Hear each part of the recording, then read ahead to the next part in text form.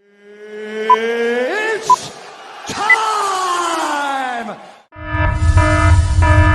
Content in this video may trigger you if you're a pansy, a feminist, soy boy, a white knight. So if you require a safe space and you don't know the real definition of tolerance, I suggest that you turn off this video and go find Drag Queen Story Hour somewhere. You might enjoy that better. All right, guys, joining me is my man Glenn Lawrence. He's the Manosphere's resident Hollywood heartthrob, and he's also the co-host of the Dragon Ship podcast with RP Thor, and he also does all the producing for Apex Mindset now. Now he makes videos on YouTube, and a lot of his videos are, he calls them correction videos. I got Glenn Lawrence with me here today, too.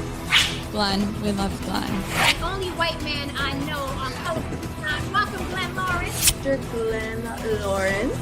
There he is, Mr. Handsome, Mr. Hollywood.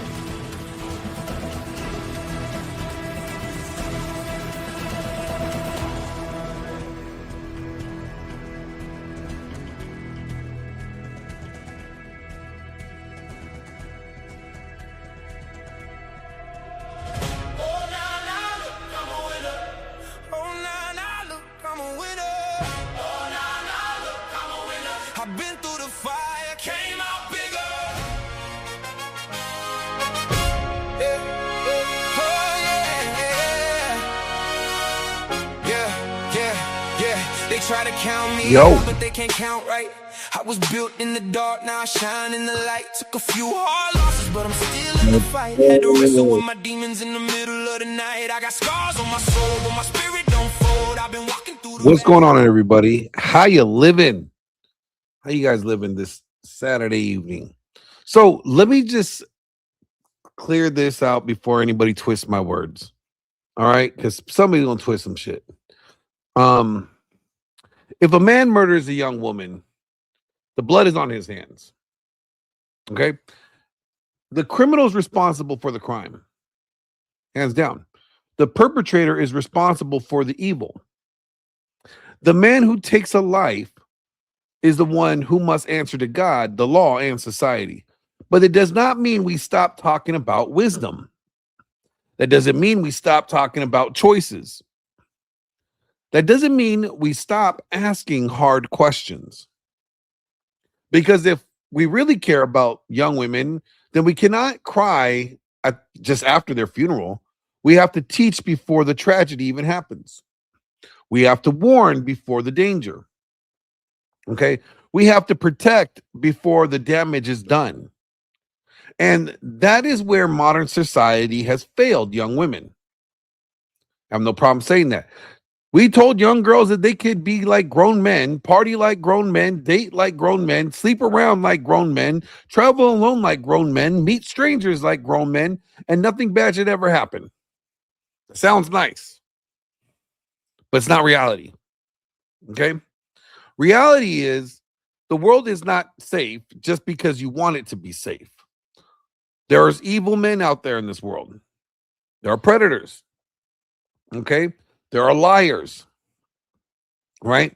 There are men who will smile into your face, buy you a drink, hold your hand, pretend to care for you, and then lead you straight to danger. That is not fear-mongering. That is the truth. And young women need to hear the truth more than they need to hear sweet lies. Modern dating has become dangerous because we have removed the guardrails. We have removed fathers. We have removed family oversight. We have removed shame. We have removed standards. We have removed the question, who is this man and why is he around my daughter? Now young women are being told, you are free. Do whatever you want. Go wherever you want. Meet whoever you want. No one can tell you anything. Then, when something horrible happens, everybody starts acting shocked. But where are the parents? Where was the father? Where was the mother? Where were the adults? Where were the people who were supposed to say, no, you are not going off alone with some strange older man? Where were the people who were supposed to say, you do not have to put yourself in a private place with men you don't know? Where were the people who will say a man wanting access to you is not the same as a man caring for you. This is the part that people hate, because everybody wants freedom, but nobody wants responsibility. Young women are not guilty when evil men hurt them, but young women are still responsible for using wisdom. Those are not the same thing. Blame belongs to the criminal. Accountability belongs to everyone involved in creating the conditions. A young woman should not be murdered. Okay? A young woman should not be abused. Right? A young woman should not be taken advantage of. But a young woman should also be taught that everyday situations is safe, every man is harmless, and there's no consequences. That's not empowerment. That's negligence. Real empowerment is not telling young women, do whatever you feel. No. Real empowerment is telling them, protect your life. Do not get drunk around strange men. All right. Do not leave with men you barely know. Right. And don't just trust a man because he's charming. Don't get confused. Don't confuse attention for love. Don't confuse danger with excitement. And do not confuse being wanted with being valued. And don't think your beauty protects you, because beauty is a dime a dozen. Sometimes your beauty is exactly what attracts danger. That's not your fault, but it's your responsibility to understand it. And fathers need to get back in position. Like, where are the dads at? A father's job is not to just pay the bills. Okay? A father's job is to guard the gate. A father should know who is around his daughter at all times. A father should ask questions. A father should be difficult. A father should be protective. A father should make bad men feel uncomfortable. Because when good fathers disappear, bad men get bold. And mothers need to stop trying to be their daughter's best friends, right? Your daughter doesn't need a party partner. No, she needs a mother. She needs correction. She needs standards. She needs someone willing to say, no, that man is too old for you. No, you're not going there. No, you're not moving like that. No, that is not safe. You know why? Because that is love. Love is not letting your child walk into danger because you're too scared that they might get mad at you. Love protects. Love corrects. And love warns. Okay? Love says the hard things before life teaches them the hard lessons. And society needs to stop lying. We cannot keep telling young women that modesty is oppression, caution, insecurity, fathers are controlling, and male protection is toxic. No, it's bullshit. Then when young women are harmed, we suddenly ask, well, why did this fucking happen? Well, it happened because we mocked the very structure that was there to protect them. We mocked fathers. We mocked marriage. Okay? We mocked the family. We mocked chastity. We mocked the standards. Okay? We mocked community. And when we mock the idea that a woman's body, time, and presence are valuable and should not be handled or handed just to anybody, then predators walk right in through the open door. This is why we need to bring back strong families. We need fathers who lead. Okay? We need mothers who guide. We need brothers who protect. We need communities that pay attention. And we need young women to understand that their choices do matter. Not because they deserve evil. No. But because they are worth protecting. Because their lives do matter. Because one bad decision can put them near one bad man. And one bad man can destroy anything. So let this be a hard lesson. The lesson is not in cruelty, a lesson in wisdom. Young women, your life is valuable. Okay? Your body is valuable. Your future is valuable. Don't gamble on it on strangers. Don't ignore the red flags. Don't walk into private places with men you don't know. Don't let modern culture shame you out of your self-protection. And parents, especially fathers, get back to your job. Stop outsourcing your daughter's protection to the police, the court, the internet, and to society. By the time the police are there and already involved, it may be too late. The body might be outlined in chalk. Your job is to protect them before the crime happens. Teach them before the danger. Warn them before the mistake. Lead before the world gets a hand on her. Because the world is not safe. Okay? Predators are real. Evil is real. And pretending otherwise does not make younger women feel safe. It makes them easier targets. And criminals, well, the criminals owns the crime. But families, communities, and young women must own the responsibility of preservation. That is not victim blaming. That is just wisdom. And if we actually love our daughters, we better bring wisdom back before another young woman becomes another tragic headline. And if you don't know what I'm talking about, I'm going to show you guys what this entire monologue was about. 1 second. I went on a rant and I forgot to pull up the video. I do that sometimes. But you gotta admit, the monologue was fire.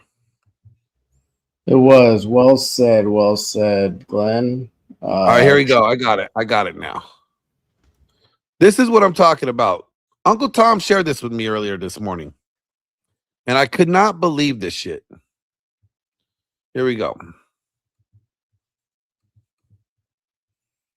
All right.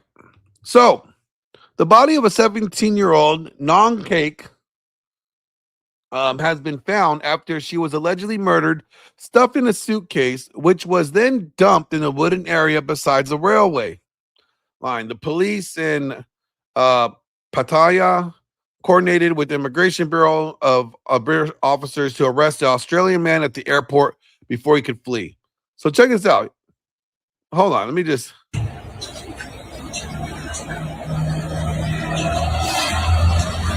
Here he is with the 17-year-old girl walking out. Whatever.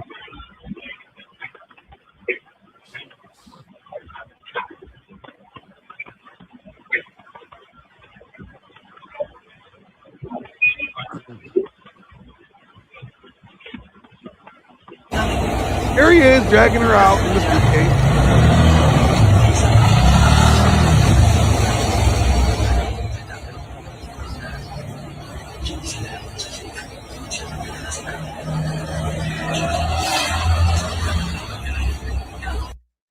Here he is riding the motorcycle with her in the suitcase on the back of the motorcycle.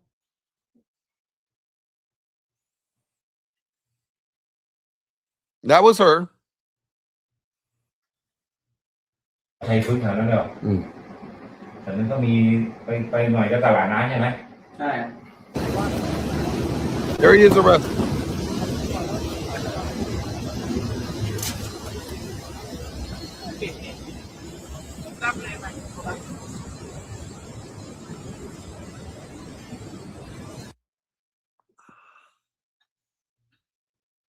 Apparently, he has some defensive wounds from when she was trying to fight him off.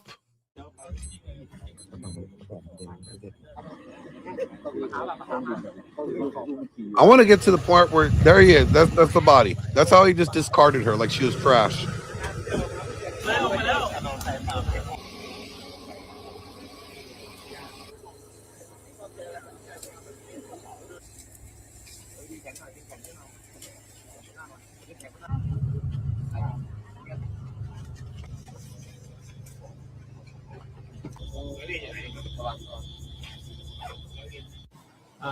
Sawadee Cup. Uh-huh. I feel bad for what happened to your daughter. It was out of my control. I hope you. I know you'll be very sad, upset. Same me. It shouldn't happen, and I hope you're okay. I know you're not, but I hope. And please tell other girls to. This is disgusting. Just to be careful and not. Don't want to tell parents.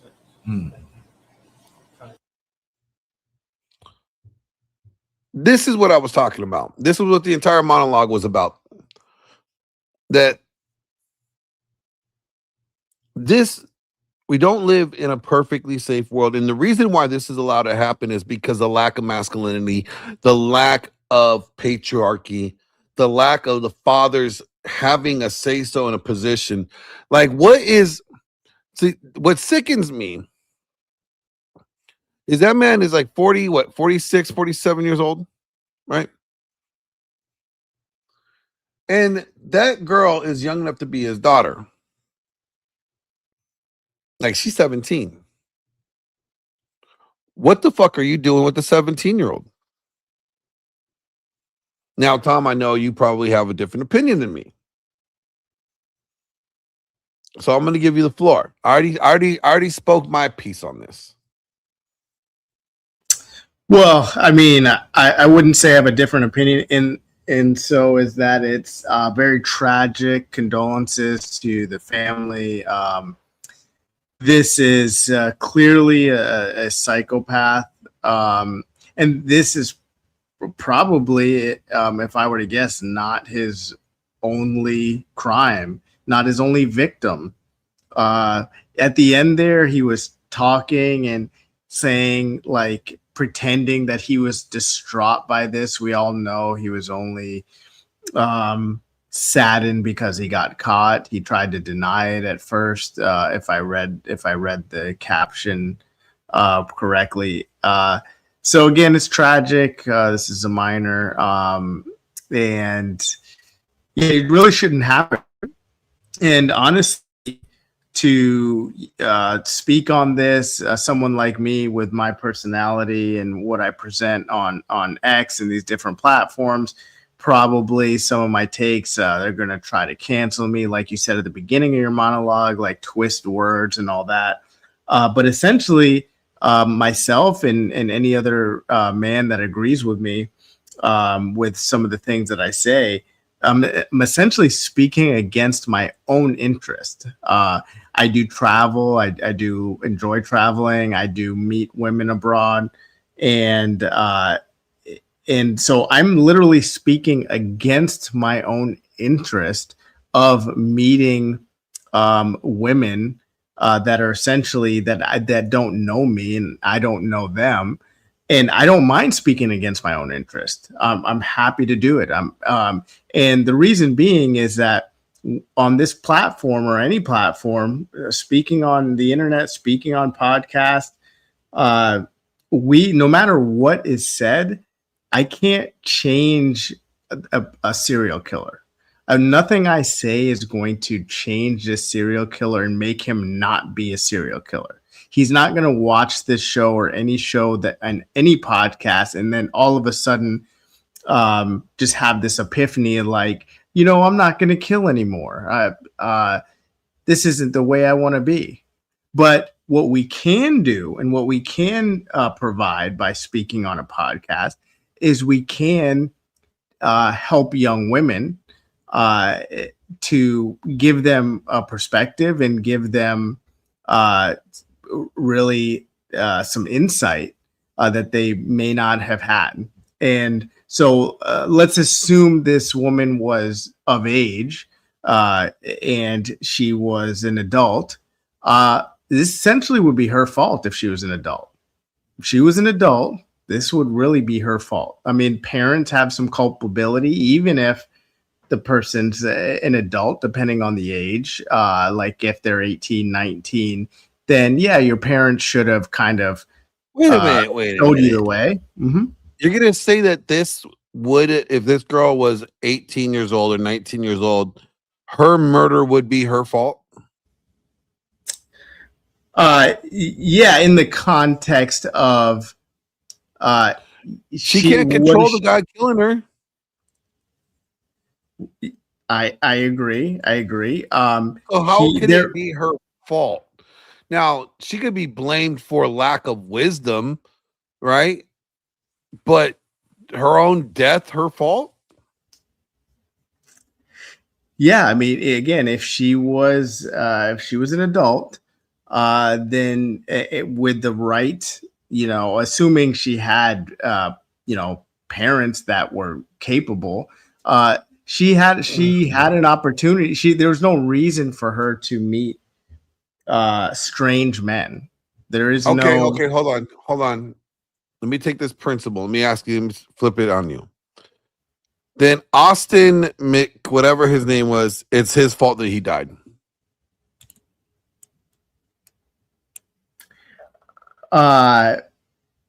So is it his? Well, I mean, you'd have to know the details of the case, but essentially, but he wasn't. He put himself in that situation.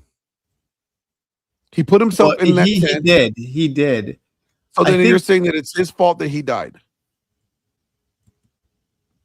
Well, he's suffering the consequences of his actions. Yes. So his actions were, he was wrong for going to attract meat.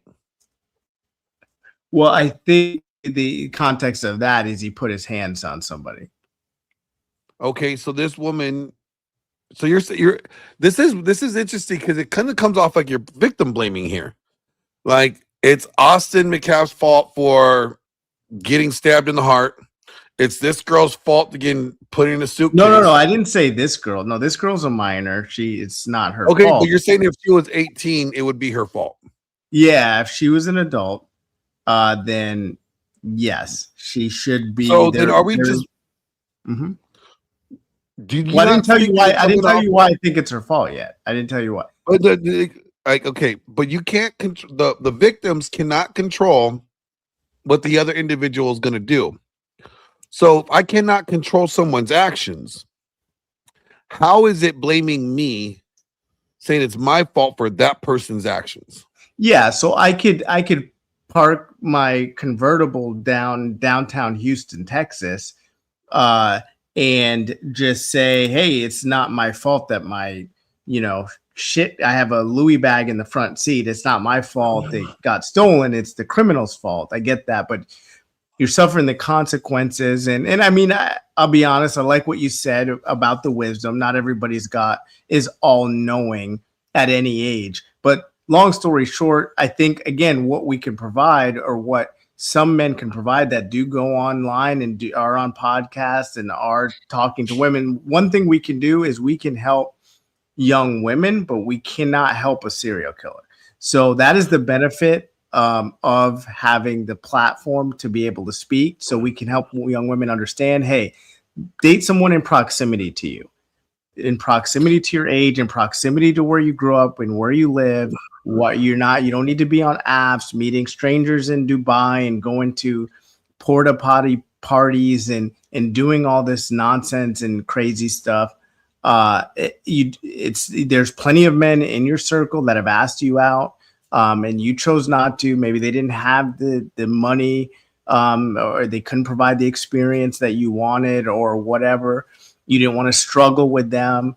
Obviously, this man, I can only assume that he offered her a way to not struggle. Hey, come with me. I'll buy all your meals. I'll do this. I'll do that. I'll provide you housing. Making these promises. And it was just because he's essentially clearly a psychopath. And I can assure you, this is not his only body. This, I think I'm sorry. I can't victim blame.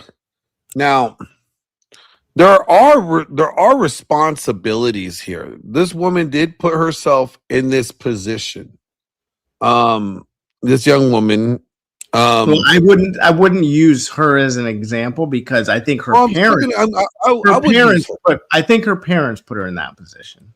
No, her parents didn't put her in that position. Her parents were absent. That's why she put herself in that position. Her parents' response failed at being absent here, right? They weren't parenting, so they let the like the saying is like when the cat's away, the mice will play.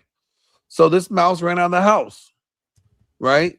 And the mother mouse and father mouse were not there to put any boundaries on her. That's where they failed. She failed by even entertaining this man. Okay.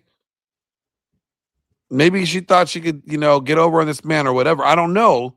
But she failed by putting herself in this position with a stranger that she doesn't know. A very much older man that she doesn't know, that other than talking on a dating app, you don't really know that person. And that's where she failed. She didn't vet him properly, but she also didn't have parents to help her vet properly. But she still put herself in that situation. She could have chose a different situation. She could have chose to hang out with her girlfriends that night. She could have chose to stay at home and watch rom-coms or anime or whatever else out there. So there is some responsibility there, but I'm not blaming her for her death. I will not blame her for the actions that the man took on her. Do you see the difference? Well, there's consequences. So if somebody is going parachuting and their chute doesn't open, you call it victim blaming if an accident happens. This is not an accident. Hold on, you're taking two different things.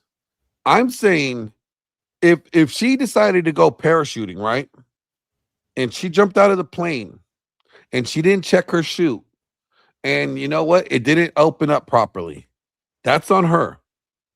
So if she was neglectful, let me finish. If she was on the plane, she doesn't have her chute on yet, and this old guy kicks her out the plane, I'm not blaming her for her death. Because it was him kicking her out the plane that caused her death, not her not being ready to parachute. Do you see the distinction between the two? I get it. Yeah, I mean, it comes down. I'll concede, but I still think it comes down to consequences. Ultimately, it did happen, and when the consequence happens, it doesn't matter necessarily who's to be blamed as much as it is as what the consequence are, and in this case, well, it doesn't matter who's to be blamed. He's being blamed right now. He's in custody. He's responsible for ending her life. He's being blamed for the ending of her life. The judge is going to see that. That's what he was arrested for. He tried to dispose of the body. He tried to do it all kinds of fucked up ways, right? So he's already being blamed for her death. But I would not say that she is responsible for her death. She's responsible for not acting out of wisdom and not being smart and meeting somebody that she doesn't know, that is much older than her. And she didn't have any like checks and balances. When my sister started dating, right? She would call me or my other brother, letting us know where she's at, or how the date was going, or when, she was going to be home. So if we didn't hear from her within that time, we already know who we were locked, loaded, and hunting down. You know what I'm saying? There was that's wise. That's responsible. Some girls give, their location, their phone location, right? So to their friends, so that they know that okay, I'm on a date with somebody I don't know, is a guy from work or whatever. Here's my location. That's being wise. This girl didn't do that. So, I mean, I would say she failed at operating out of wisdom, but she's not responsible for her death. The man that chose to end her life is responsible for her death.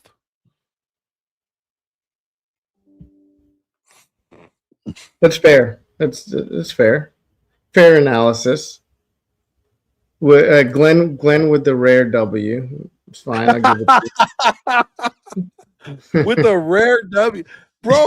that was surgical. Oh God, bro. All right. Do you know Grid One has a show right now? We could go over there and debate him. Oh man, he's not gonna get emotional again, is he? Oh my God. Here, let me, because I think we have like 3 people watching on YouTube. So we might as well go like crash his show, right? Yeah, might as well. I'm sure he'll be happy to see me. Hold on. I'm gonna call him right now. This is how it is.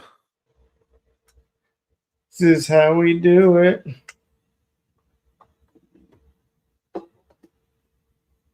We got shout out to the ex viewers. Respect. We see you. Yeah, ex viewers are running deep.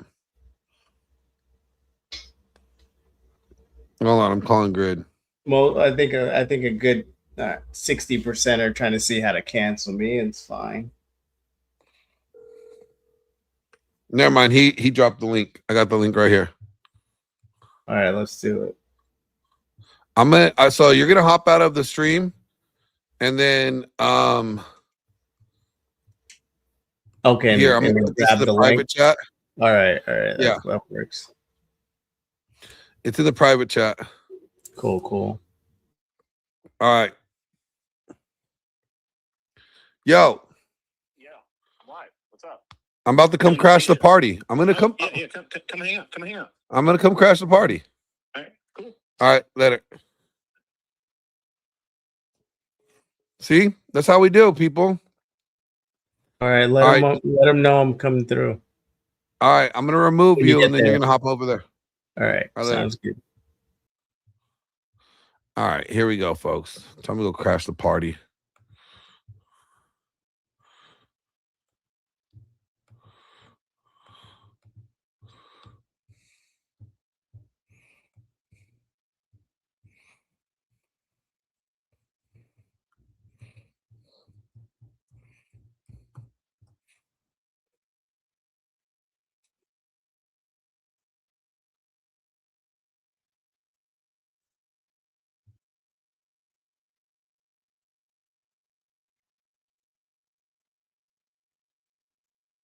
Yo,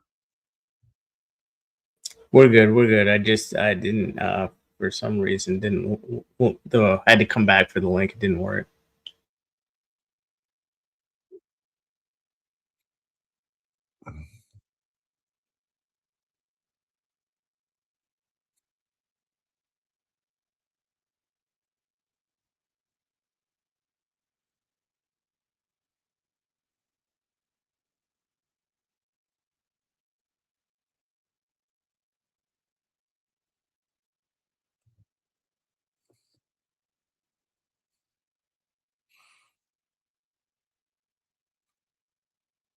The cucking. All right, here we go, folks. Was amazing. What are they mad You about? look really worried. You look concerned. Chris, Their Chris, lives. can you hear me? Am I Yeah, loud your enough? mic Chris, actually or do I works. need to go boot up the laptop. No, you're good. You're good. Sounds good. Okay. This All right, is the guys, I'll be right back. headset. Use restroom real quick. You guys Yeah, watch but this is amazing Streamlabs, video not StreamYard. about Dick Insider. Yeah, Streamlabs. Interesting. Because my headset works perfect on phone calls and stuff, just not on StreamYard. We have the great Interesting. Glenn Lawrence joining us. I knew as soon as I put Destiny on, Glenn would show up. When you put a feminine man on, Glenn's got to come over, masculine him up. A conquest to be won. That's how Resto got him. Oh, Resto's MIA, bro. Oh, feel the magic. The bells will toll. Wicked Wally's just leaving Dave and Buster, so he's he may or may not make it. So. I used to like Destiny before he got married.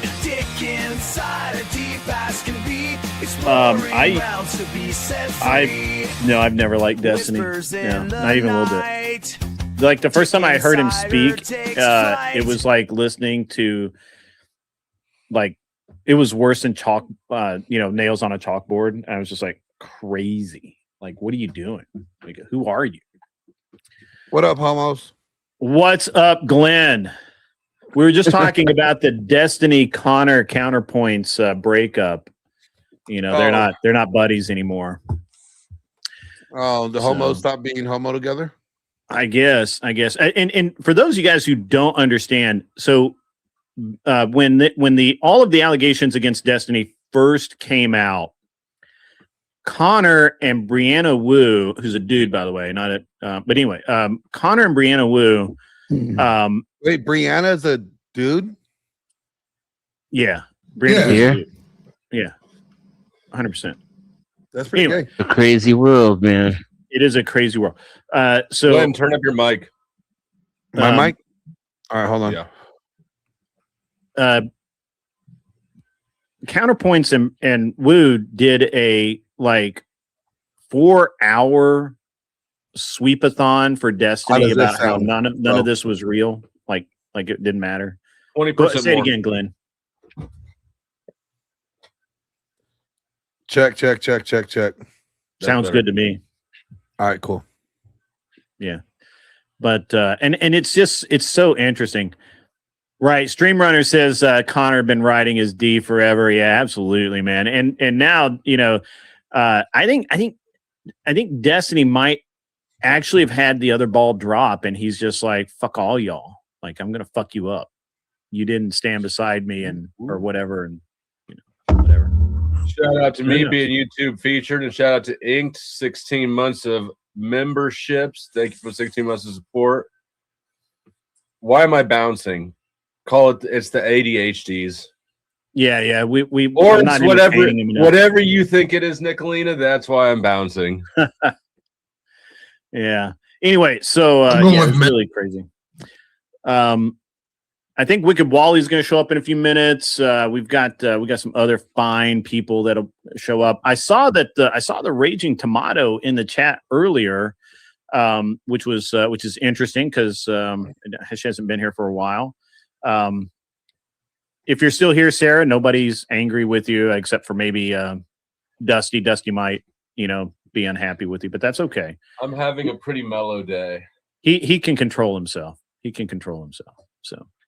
But anyway, so that's what's up. What do we, so I've got Decamp 2. Yeah.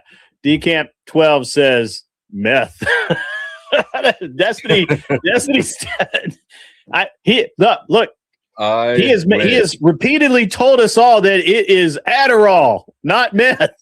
Oh, no. I graduated from Adderall long ago. No, we're talking about Destiny.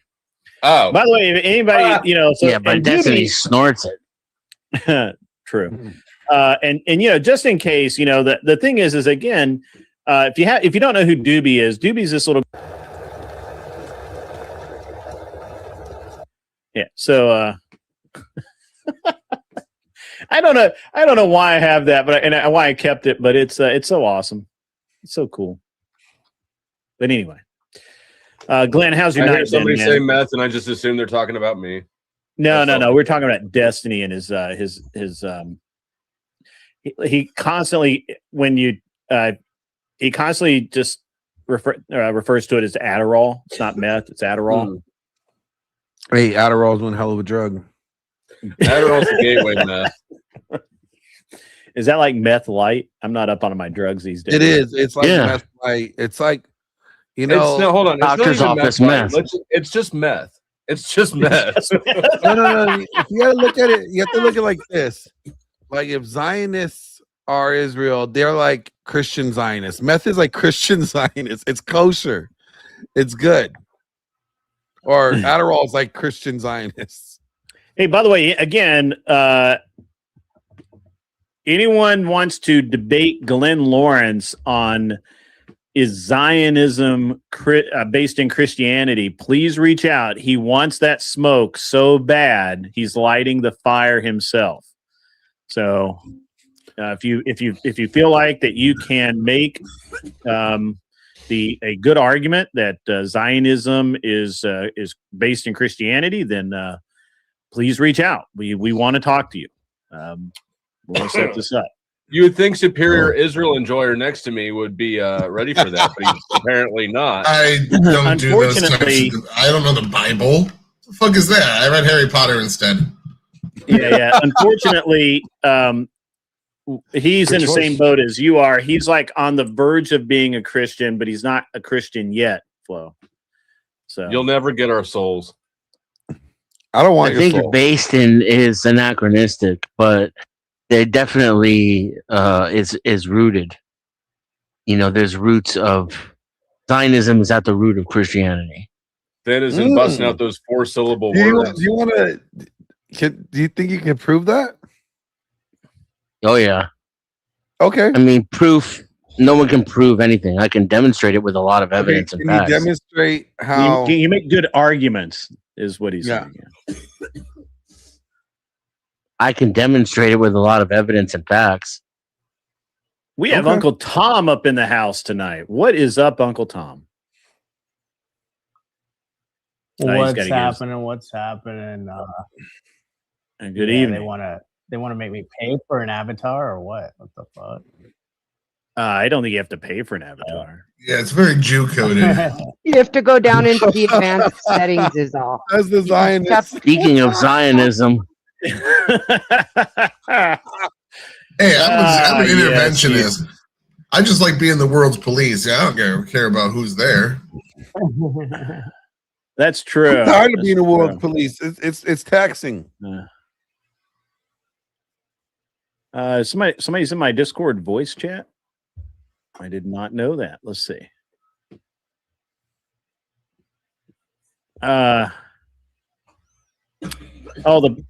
Jack, just another Canadian. By the way, who is this fucker? I got it. Been having a lot of spam bots in my chat lately, but Jack, the Panelverse, the guy, who is a, he has been living off of Andrew for a long time, sends me a message in my general chat saying that before he's kicked, I don't care enough to kick you from my Discord. Destiny said he did MDMA and got meth once by mistake. He doesn't do meth, according to Destiny himself. So he could be on Adderall, and he could be on a lot of like energy drinks because I know he likes them energy drinks too, like those Red Bulls or whatever, and they could mimic. The combination of it is not good. Ask Flo. What? Adderall mixed with like energy drinks. Not a good combination. I got Gorilla Mind. Shit once after that Adderall, the energy drinks don't do shit. Oh, really? Is that what it is? Yeah, no caffeine compared to amphetamines, no. A diet of caffeine and amphetamines. When you're on amphetamines, the caffeine is a non-factor. Yeah. Welcome in, Mikey Balls. Good to see you. It's been a minute, Mikey. I haven't seen you in a while. Oh. So, all right. So, what are your topics? Good. We have multiple topics tonight that we can get into. Depends on who the matchups are, to be honest with you. So I was hoping for a few more debaters. So for judges, Glenn, are you debating or are you judging? I'm a judge debate. You're going to judge. I'm a debate judge. I'm going to do both. I can do both. Hey, I'm new here. I'm new here. If you want me to judge, Uncle Tom, we'll give me just 1 minute. We'll line you out, buddy. I promise. What's up, Trippy Cast? Good to see you. And then I'll decide if I want to judge or not. Gonna We're gonna debate. I mean, you Because understand. we're judging you. So Denison's going to be one of our judges. Obviously, my man, superior Israeli enjoyer, will be a Wait a minute. judge Does as well. how do you enjoy Israel. have a Very man bun Jewy now? of you. Does he have a man bun now? What? You enjoy is there's a little hole about waist height in that wall that everyone goes to kiss. Oh, Right there in the wall. That's I would say that's pretty gay, but no, that's just really, really gay. It's not pretty gay. They don't call it the glory That's ugly. wall As a matter of fact, that's not pretty gay. That's ugly gay. That's No, the it's ugly actually- kind of gay. It's called Yahweh's Hole in Glory or something like that. Yeah, it's strange. Oh, what if there's a woman on the other end? All right, so I'm trying. Tyler's Like, I'm a not good- even religious, and I'm looking out for lightning. Yeah. But this motherfucker's starting to throw bolts soon. I was hoping Emmett would be here. That would be that would set it off. All right. So anybody in the chat that would like to come and debate, we pretty much I like to get everybody in as early as possible because it just makes a difference. It Trippy really does. Cast, the blind pill. Look, yes, we've heard all about the blind pill. Listen, there's no such thing as a blind pill because even blind chicks can feel fat and ugly. Okay, they got hands. It's true. That's true. They know the difference between cool and not cool. We seldom mean- find pleasing to the touch what we find pleasing to the eyes. Exactly. Yeah. So anyway, the rules are Uncle Tom. So the way this works is these are 1v1 short format debates. There's single elimination. The prize at the end of the night is a crisp electronic hundo sent to the digital wallet of your choice, whether that's Cash App, Venmo, whatever. I don't care. That's how that works. So the rules are while you're debating, you must cam up. It's okay if you're not on cam while we're just hanging out, but while you're actually debating, need to cam up. If you are, there's no use of AI or any kind of tools to help you. You can't have an earwig in and be getting directions from somebody, in Latvia or some shit. Don't do that. It's 1v1, not 1v 3,000 or whatever. So What about Neuralink? if you've ponied up for Neuralink, I mean, good on you, brother. Also tell Elon hi, and he should gift me with a couple of shares. I'm just saying, Right. Good guy. And He just automatically got an email with your request. Perfect. Perfect. Send me a few shares. I'm good for it. Yeah, Smoking Spaceman's shows it pretty good. The chat can also pick the debaters. They have to pay for it. They can also assign the prompt. They can assign the side of the debate prompt. They can revive people one time. They can change your name, and they can also extend the debate. All of those, by donating. However, once we get down to, I think it's the final four, you cannot revive anyone. There's no debate. There's none of the parlor tricks. Once we're down trying to decide a winner, the winners are decided fair and square. There are no Cash App or any other nonsense. How much secret unverified payment does it cost for you to keep the money? That doesn't happen. Okay. Yeah. I've always paid out. I always will pay out. And that's the way it works. And you're paid out. Usually I pay out tomorrow morning because I usually usually this runs a little late and I go to bed and I go to sleep, but I'll pay out tomorrow. So unless you're really, really nervous and you're really, really fast with that Cash App or whatever, then I'll pay you out tonight. But otherwise, I'm going to bed. Fuck all y'all. Just saying. Anyway, everyone is welcome because everyone's a target. So this one night, well, first of all, there's nobody really banned on my channel, but this one, yeah, but during the game, I don't care if I hate you. I don't care if I dislike you. I don't care if you're banned on Dusty's channel or banned on Glenn's channel. I don't care. None of that matters. Even Speakeasy can come here and debate. He won't because he'll lose, but he can do it. But nobody. Now save that debate for Texas. Huh? Anyway, all right. So anybody can come debate. Destiny can show up. Send him an invite. Tell him to come out here and see if he can win straight up. I've invited Connor. He's welcome to show up. Are there any other questions about how the debate works? What are the topics? I'm still waiting on deciding if I want to be a judge or not. I think we're going to do a couple. I think we're going to start tonight with. I mean, you know what I'm feeling. I want to fight. I want to fight dirty. I want to see some really good, back and forth. I'm feeling non-religion, but I do want to hear some immigration versus anti-immigration. I want to hear. I'm feeling like maybe we can get into some feminist versus anti-feminist arguments. We don't really have any anti-feminist here, I don't think. Or no, pardon me, feminist here. We have plenty of anti-feminists. We don't. I don't. Do we have any feminists in the crowd tonight?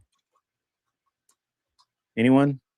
Yeah. Okay. Well, that's a pretty loaded word. I'm a feminist. Like before leftists took it over. You're a pussy. I think all of you are not too. The same thing. there's a difference. It's a loaded word because like there's a lot of like if you use it contextually, it could mean like cringe leftist shit, or it could mean like reasonable shit done 30 years ago. Do you have to be a feminist to take a pro position in a debate? Not. As a matter of fact, I consider it. I actually, find it admirable if you can take the opposite side of the debate, of your normal position. If you can defend a position that you normally wouldn't defend, or make arguments you wouldn't normally make, I consider that admirable. And I think the judges take that into account when we do that. I'm happy to take a pro-feminist side if you really want to hear feminism debated tonight when we get there. Yeah. A lot of times I do have a list of topics that we get into from time to time. Got to find those again. There we go.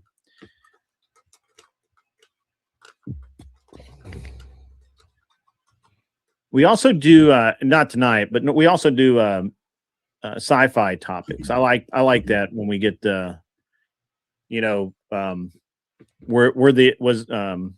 were the rebels the actual aggressors and the Empire the good guys?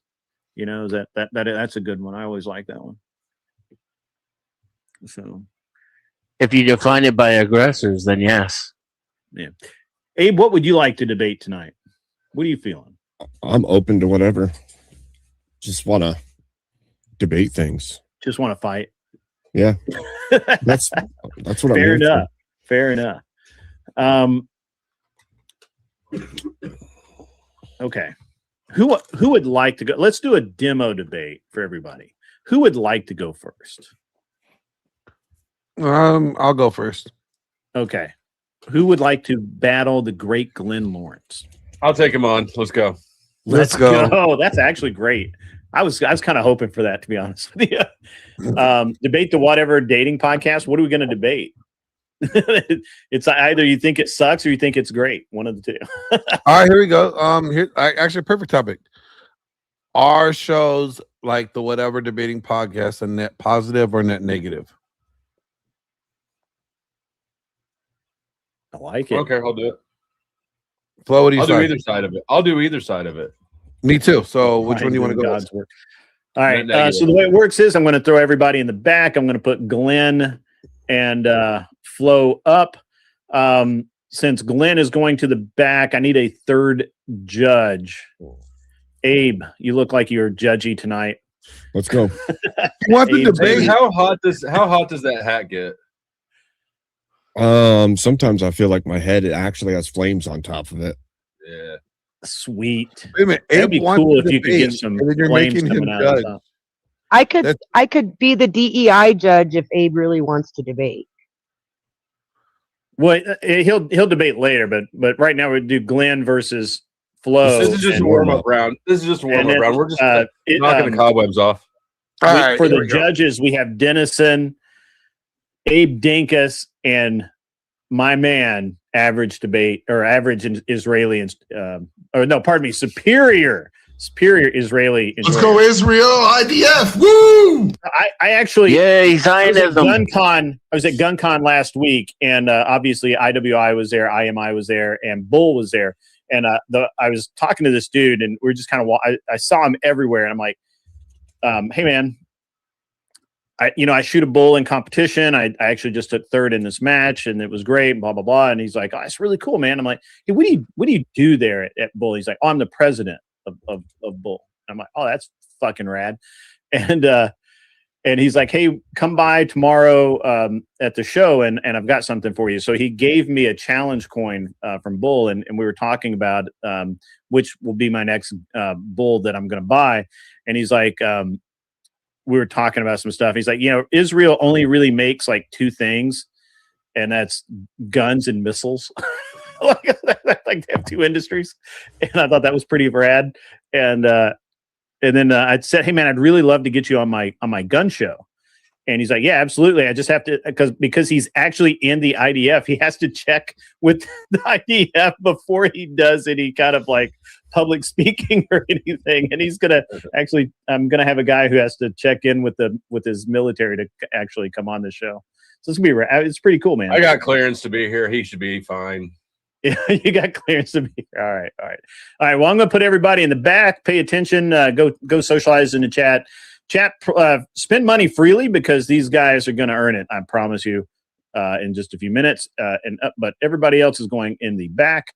You guys just hang out back there. Don't go away. Especially don't go away mad. Just kind of chill in the back. All right. Let's get me down there. Get these guys up there. All right. So somebody give me the exact prompt you guys want to debate.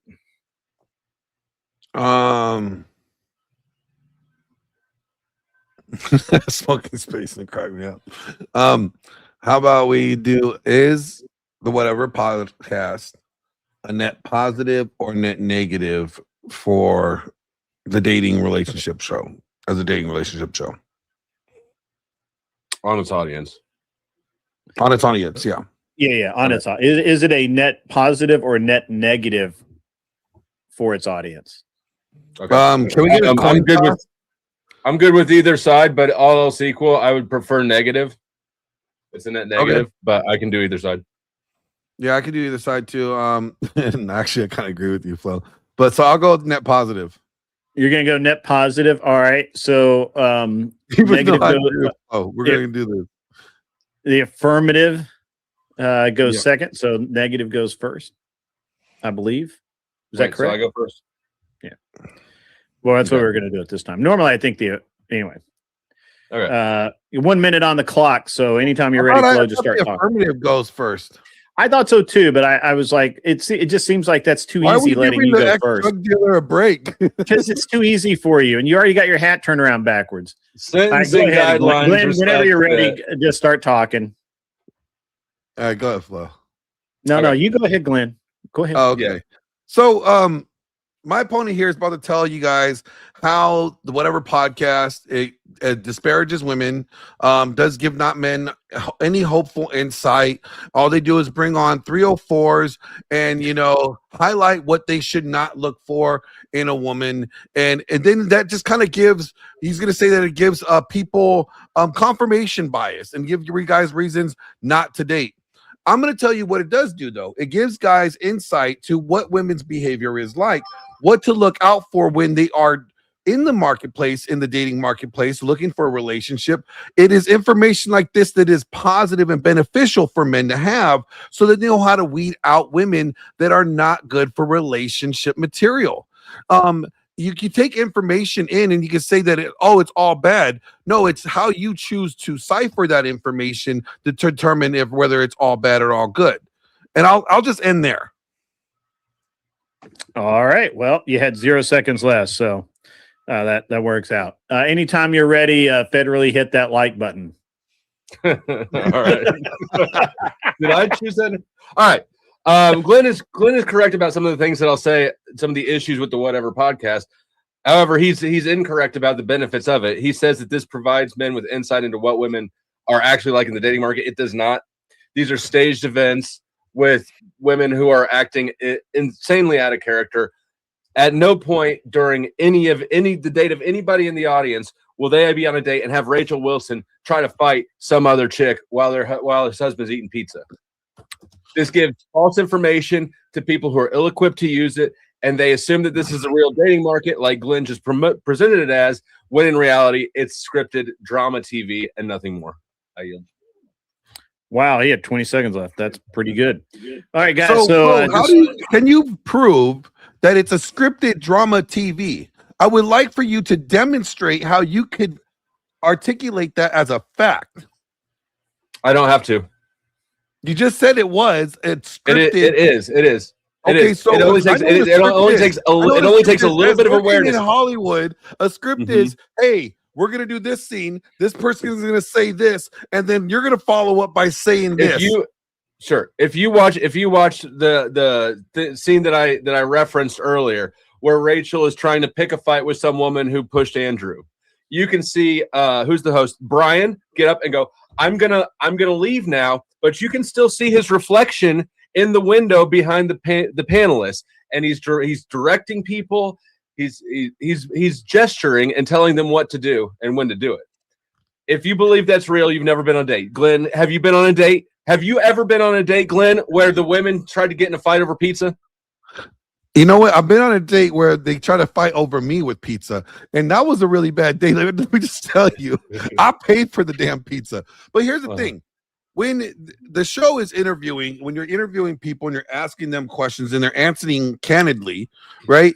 It gives people insight on a behavior. Now, you could say this is scripted, but you can't. It's not scripted because you can't dictate or determine what people's answers are going to be. What insight do you think can be gained for men looking to enter the dating market? What insight do you think they can be gained from having a woman rate her own looks? Well, what you gain is, wow, this woman is really delusional. She's 300 pounds and she thinks she's a 10. So there we go. So it's teaching men that women are delusional. It's setting them up for the fall. It's telling them not to date. It's telling them not to date. You're going to get crazy. You can't watch one show and be like, all women are like this. You can't. One TV show doesn't say doesn't depict all women. All right. It says that, you know what? Hey, you guys gotta be out there, be careful out there because there's some delusional women out there. And you know what? They may display these habits. When you see these habits, you don't need a TV show that displays only delusional women to know that they're delusional women. You don't need a TV show that only shows delusional women to know that there are delusional women out there. In fact, that gives the wrong impression. If you never saw a TV show that highlighted delusional women, would you think that there's delusional women out there? What? There are delusional. If you never saw a TV show that highlighted delusional women, would you ever think that there's delusional women out there? I would. You know how I know? I'd know from trial and error. So you dated delusional women? I have dated delusional women. I've dated non-delusional women. We like delusional women around here. We do. Yeah. We actually have a thing for it. We do. I can't debate Flo. but here's the thing. But you have to admit that stacking that week after week, stacking an entire cast of nothing but delusional women and having them at their most delusional because that's what gets rewarded with clicks and views and likes. That sends the wrong message to men who are looking to enter the dating market and who might be. Again, it's how you perceive it. It's how you perceive it. You can take this information as one, entertainment. You can take it as, hey, there might be nuggets of truth here that could be useful for me. Or you could just take it and be like, you know what? This is just slop, and I'm not going to, this is just killing time. It's the person's perspective on how they are going to take it. You can't. Everything is always the person. Yes, everything is always the person's perspective, but that doesn't negate the fact that this is giving people the wrong impression, and it is making their perspective worse. That when you give somebody a bad input, the individual has to allow that perspective to change. When you give somebody a bad input, you're going to get a bad output. This is a bad input. Information. This is a bad input. You're going to get a bad output. You got to take the information and you determine whether or not it's good or useful. If I tell you that all women actually have penises, right? I think that we know that that's false. But somebody out there might not know that. And so, yes, it will be whether or not they believe what I'm telling them is well, John Anthony Lifestyle will agree with you. He'll be like, yeah, some women have penises. But it's a bad input. If I'm lying to the audience, I'm giving them a bad input, and then assuming that they can navigate the minefield and realize that that's a bad input. But that's not who we're talking about. These are people who apparently haven't been on dates, so they don't know that it's a bad input. We're the ones who have the experience. No, I don't think that whatever podcast is saying all women are like this, because they've highlighted women like Rachel Wilson, who is not like the women on whatever podcast. If anything, she is so much of a contrast of the women on whatever podcast. So it's like, hey, guys, don't look for women like them. Look for a woman like her. Time for closing statements. Glenn, you went first. So, Flo, you get to go first during the closing. Are they? What my opponent here has illustrated is that people will believe what they believe, and ultimately that is true. However, as I pointed out, a bad input almost always begets a bad output. The whatever podcast is a bad input. It provides people with inaccurate, ratchet ass example of what dating could be like, but really isn't like. And so then, of course, they're going to have a bad output, which is the belief that this is what you could expect in the dating world when it's not. I yield and I win. All right. No, he gets his minute. Go ahead, Glenn. So, Dusty here, try to take off the responsibility of the viewer to cipher and determine whether or not this information is useful or not to them, whether this information speaks to all women. And he's making the viewer basically not responsible for how they input this information, how they utilize it. He thinks the viewers are stupid. So shame on you, Dusty, for thinking that all the viewers are stupid. And I yield my time. All right, gentlemen. That was interesting. Okay, judges, let's start with the great Abe Dingus. Oh man, this is actually a weird topic. My God, dear Lord, who's cooking? We lost Uncle Tom, by the way. Uncle Tom fled. He was like, I don't want any of this. So I think that that's a hard. There's no objective metrics in this debate topic. So I agree with at the very least, I agree with the stance mostly that Glenn had. I think that Dusty made some good points on this is going to shape at least people's vision of reality if they allow it to. But I do agree with Glenn more that I think that his stance that even if it can change people's view, that's on the person and not on the show. So I would have to go with Glenn on that. Okay. How about Dennison? Yeah, I kind of agree with Abe. I think but I would say flat out that Flo did a much better job debating. I just don't think that it was enough to overcome that default position that Glenn had in his favor, which is, viewer beware. So I have to leave it in Glenn's court, even though Flo gave it a valiant effort. Who's changing the oil on their car right now? Nah. I use push to talk. It might be that one of the muted parties isn't actually muted like it Isn't actually muted. Well, they're muted now, so okay. Anyway. Sorry, Dennison. I didn't mean to interrupt you. And then finally coming are you done, Dennison? I'm sorry. Yes, sir. Yes. Okay, good. All right. Tyler, close it out. I don't like. I was just gonna go against me because I always go against him. It's okay. No. I didn't like that the prompt kind of got lost in a lot of hyper specific weaves about disagreements on things. Like, it's fine. It happens in a debate. I feel like Glenn did more to make the overall argument of the net positive or negative.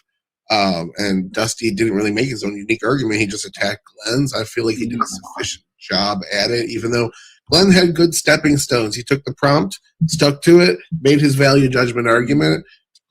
I would have liked to see Dusty kind of come in with his own. I just feel like he just bullied it so hard in the cross that Dusty kind of won it 7-3. Any Stop input being a from bully, the Dusty. other debaters? No, they both did their job pretty damn well. Glenn understood the prompt and made a nice, simple, solid argument leading up to it. Dusty understood his mission as the negative. I have to go and attack that. I thought it was great. Okay. I mean, I actually thought that the only problem I had with Flo's argument was that the show is staged. I've been there. It's not staged, unfortunately. It would be way cooler if it was. But no, those chicks are just that insane. Like, they're just that bad. I wish Dusty had used the word produced instead of staged, because it is produced like reality TV. It's not staged. How do you mean produced? So they kind of set things up. They look at the personalities, the online personalities of the people they're picking, and then they use the right triggers to set them in motion the way that they want them to go. So like a producer on a reality TV show will amp up a fight between two of the participants in order to get it more. Like the hallmark is already there for the fight, but they amp it up intentionally to make it more than what it would have been. Do you know what the word produced means in filmmaking? It's a kind of performative improv. Produce just means to the funder, the person that's paying for it. It's the purse. A producer is somebody that pays for the production. Well, or controls the production. An executive producer, but we're talking about like junior producers, assistant producers. These are this is what happens in reality TV. They have people there. I've been on you might reality call it a handler if you prefer, but yeah. So I think that there's a perception issue here, because like I was there for one of the shows, and the girls are talked to beforehand about, hey, can't say this, can't say that. It's okay to really speak, because a lot of girls won't speak their mind, and they are to some degree they're told, hey, wear something that you feel comfortable in or whatever, and they're given very strict directions about, hey, we understand you're trying to get clips for your Instagram, but don't wear something where your boobs are going to pop out or something, right? Like they're giving very clear direction about that. Beyond that, they're really not told to do anything or not do anything. They're really just like, that's literally just them being them in front of a camera. Now, you could say that with once the camera's involved, it changes everything. That's certainly, yeah, they give you some suggestions, but once the camera's involved, all bets are off. But yeah, I don't know if I would say that it's like scripted or anything like that. As a matter of fact, I would say that it's 100% not scripted. And certainly Brian's very good at talking to these girls and getting them to come back even when they want to leave or whatever.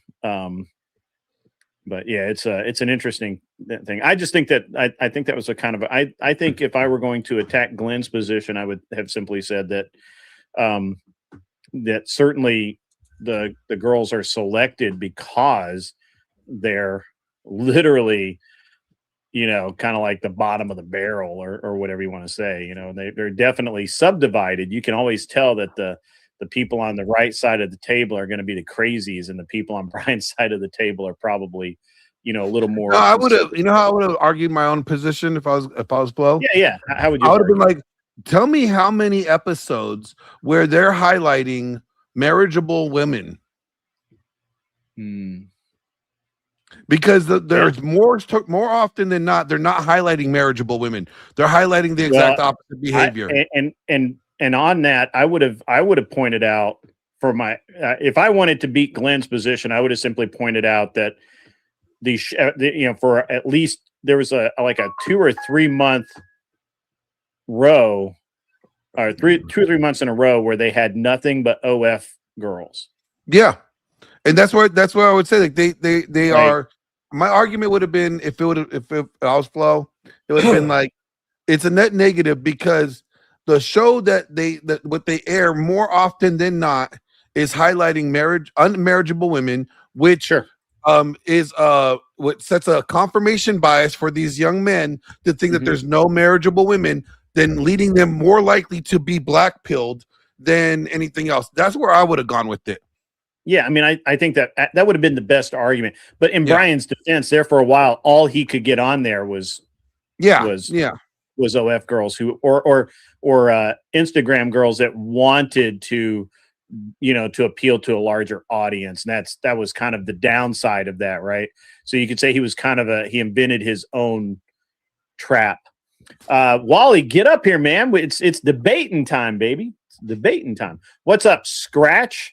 Not familiar with you. Tell us a little bit about yourself, man. I'm 19. I'm a market socialist. I debate on here. I have a small YouTube channel, about 1,000 subscribers. Oh, I changed the scene by accident. Let me get a sec. About 1,000. You say you're a what? You're 19 and you're what? I'm sorry, I didn't hear you, Miss Scratch. 19, market socialist. Market socialist? Debating. Yep. Okay. You like debating? Market socialist. I have no idea, Flo. You and me are old. So we don't understand basically these young kids' worker-controlled terms these days. It's a worker-controlled means of production via worker co-ops instead of via syndicates or like a government nationalizing industries. And then the co-ops compete in a market. Your mic is a little low. Your mic is very low, or you're speaking too far away from it. One of Hello? the two. It was Okay, very. how's that sound? It was like you were muttering. Is that better? I turned up the That's gain. way better. That's way better. Okay. More of that. Smoking Spaceman is correct. For a while there, Brian intentionally pitted panelists against each other with certain questions like the rate the girl to the right to induce drama. I agree. I can agree with that because really the show is just becoming a bunch of Instagram and OF girls who are just trying to get their face out there. And that's boring. That's boring. Part of the issue too is that it's marketed as a dating show, but those aren't dateable women. So that would have been a great. Honest Flo, you could have killed him right there. You could have killed him. Or I'd be like, how is it? I honestly don't watch the show enough to know that though. Like, who is it a dating show for? Is it like Brian gonna select one of these women to date because he's the only eligible dating person show there? It's meth addict dating. No, show. I'm the meth. Beth, I'm come on up. I'm the meth addict You here, and need I'm to be up sitting here. here saying, "Don't date these women." Not from what I've seen. Yeah. Find All you a nice let's get- sacco. Now that everybody knows how the debate works, Beth, I expect you to be up here. I don't know why you're not on the stage already. Anybody else that would like to debate, make your way to the show. The link is pinned. It's the only time that the link is ever pinned on my channel is on debate night. Scratch, do you understand the rules of the game? I do not. This is my first time. Okay, well, I'll give them to you really quickly. These are speed debates. They are They're 1v1 judged debates, single round elimination. You get 1 minute to make your opening statement. There's a 5-minute back and forth, and then a 1-minute closing statement for each of the debaters. We try and find prompts that both debaters can agree on, but if not, that's fine. No big deal. And then at the end of the night, if you're the last man standing and that you've impressed the judges well enough, then you take home a crisp electronic $100 delivered to Cash App or whatever. So, yeah, and I actually pay up, unlike some others. And let's see what else. What else is going on here? The chat there are various chat moves. Smoking Spaceman has posted those to designate a 1v1 debate that I may or may not agree with, or maybe they don't agree with. Maybe you just feel like ruining someone's night. It's $40 to assign a prompt.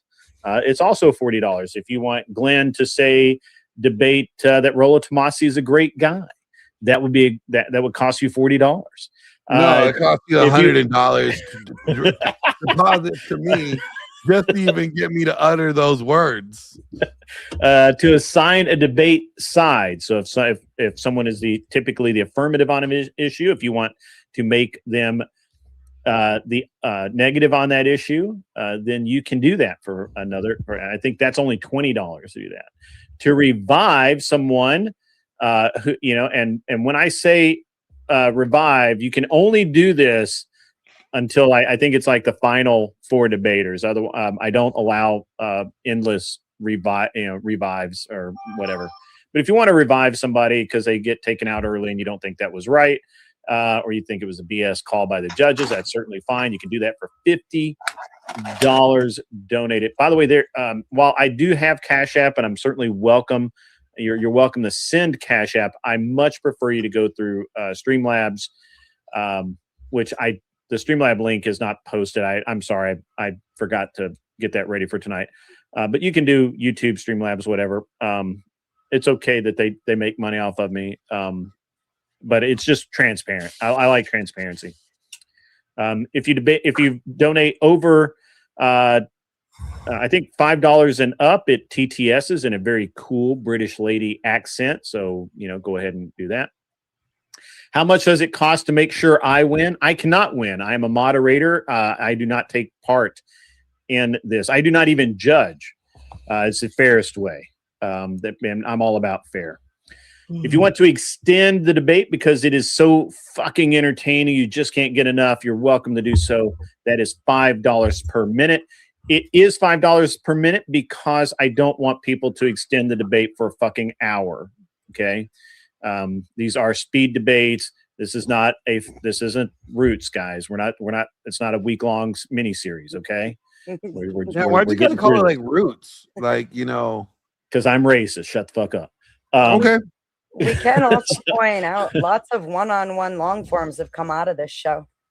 Yeah, and a lot of obviously we come up with a lot of really cool debate prompts. You're welcome to debate those on my channel or many others.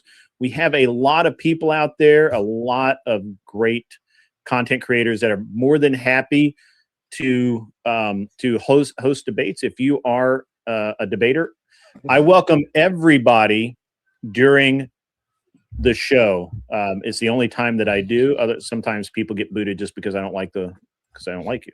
In the meantime, at some point there are going to be people who get mad or disgusted or think that they know more than me. And in that case, I want you to remember. Did you know if you put your top lip and your bottom lip and you press them together, you will experience how to shut the fuck up?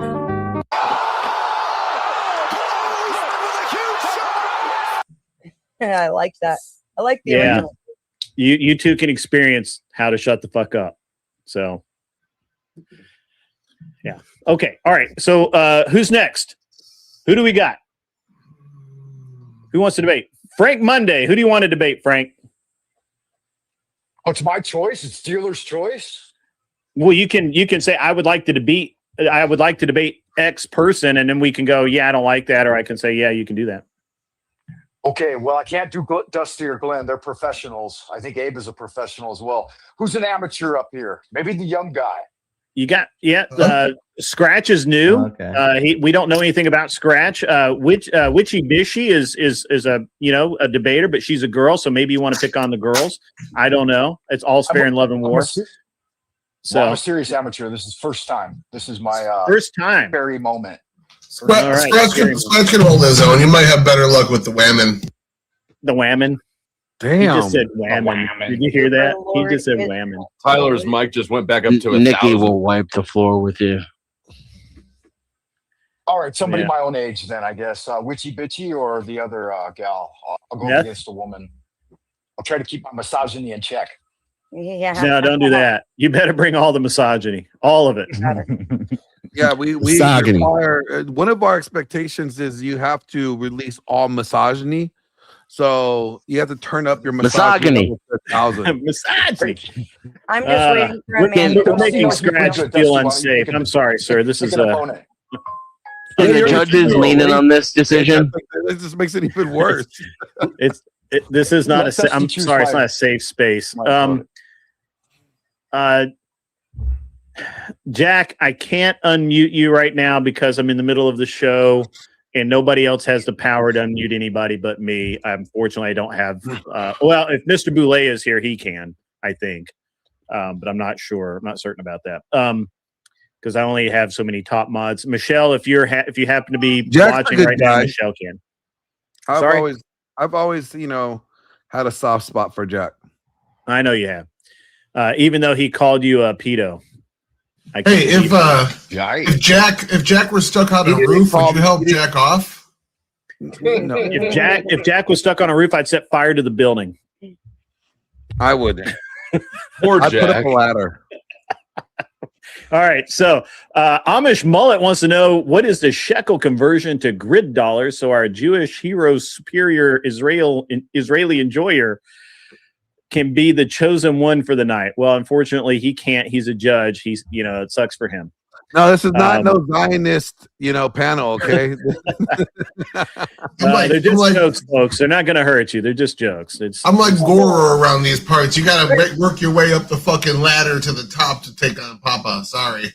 Good. I found Yes. somebody who's a kind of a lefty, but he's from California, but wants to be a conservative. Can I send him the link to come Absolutely. hop on? Anybody is what everybody. I would even Sarah can come up. Speakeasy can come up. Imperius cannot come up because Imperius, I don't like Imperius. Fuck Imperius, I'm with you.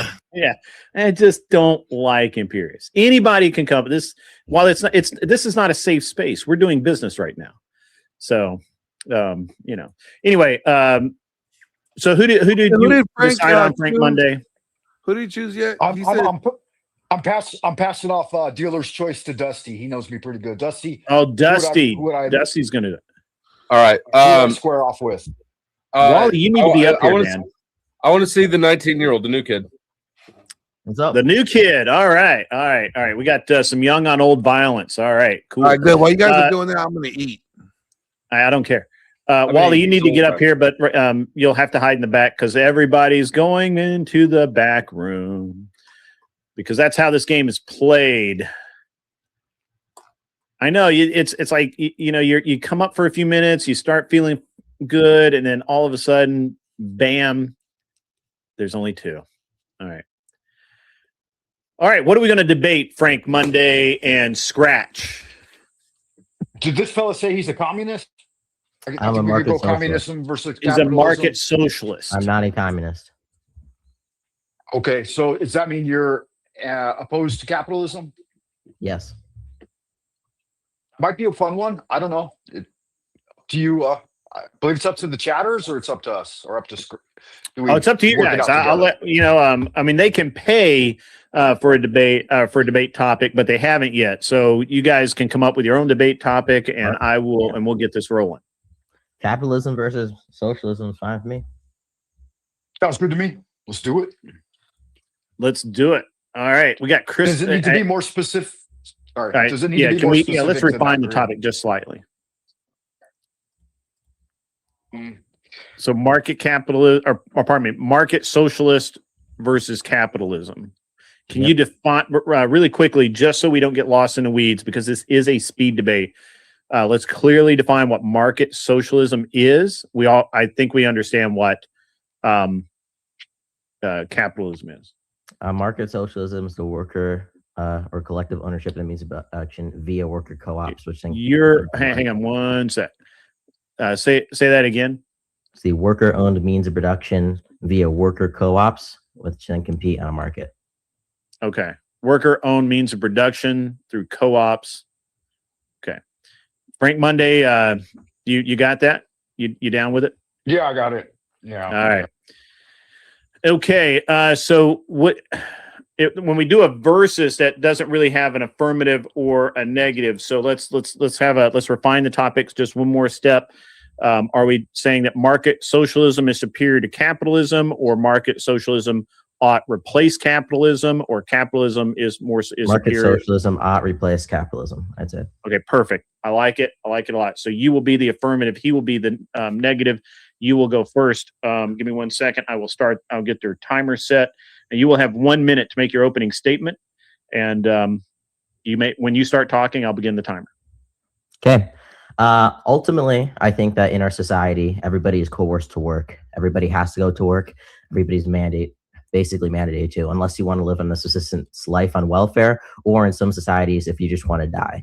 And because of that, I believe, just like in a democracy, where if you exist in the government, which is necessarily going to impose its force, and you have some kind of say in what happens and what goes on, that should also apply to your workspace, right? The average worker goes to a place where they have no say in what happens, where it's completely top down from a dictatorship from the business owner or from the board of directors. And at the same time, I acknowledge the fact that markets are the most efficient way to redistribute resources. So how do we get a system where we can both take in consideration the aspect of the fact that these workers need to have some kind of representation, but also the fact that we need to implement market socialism? We have seen that worker cooperatives tend to be slightly more resilient than traditional capitalist firms, according to some meta-analysis.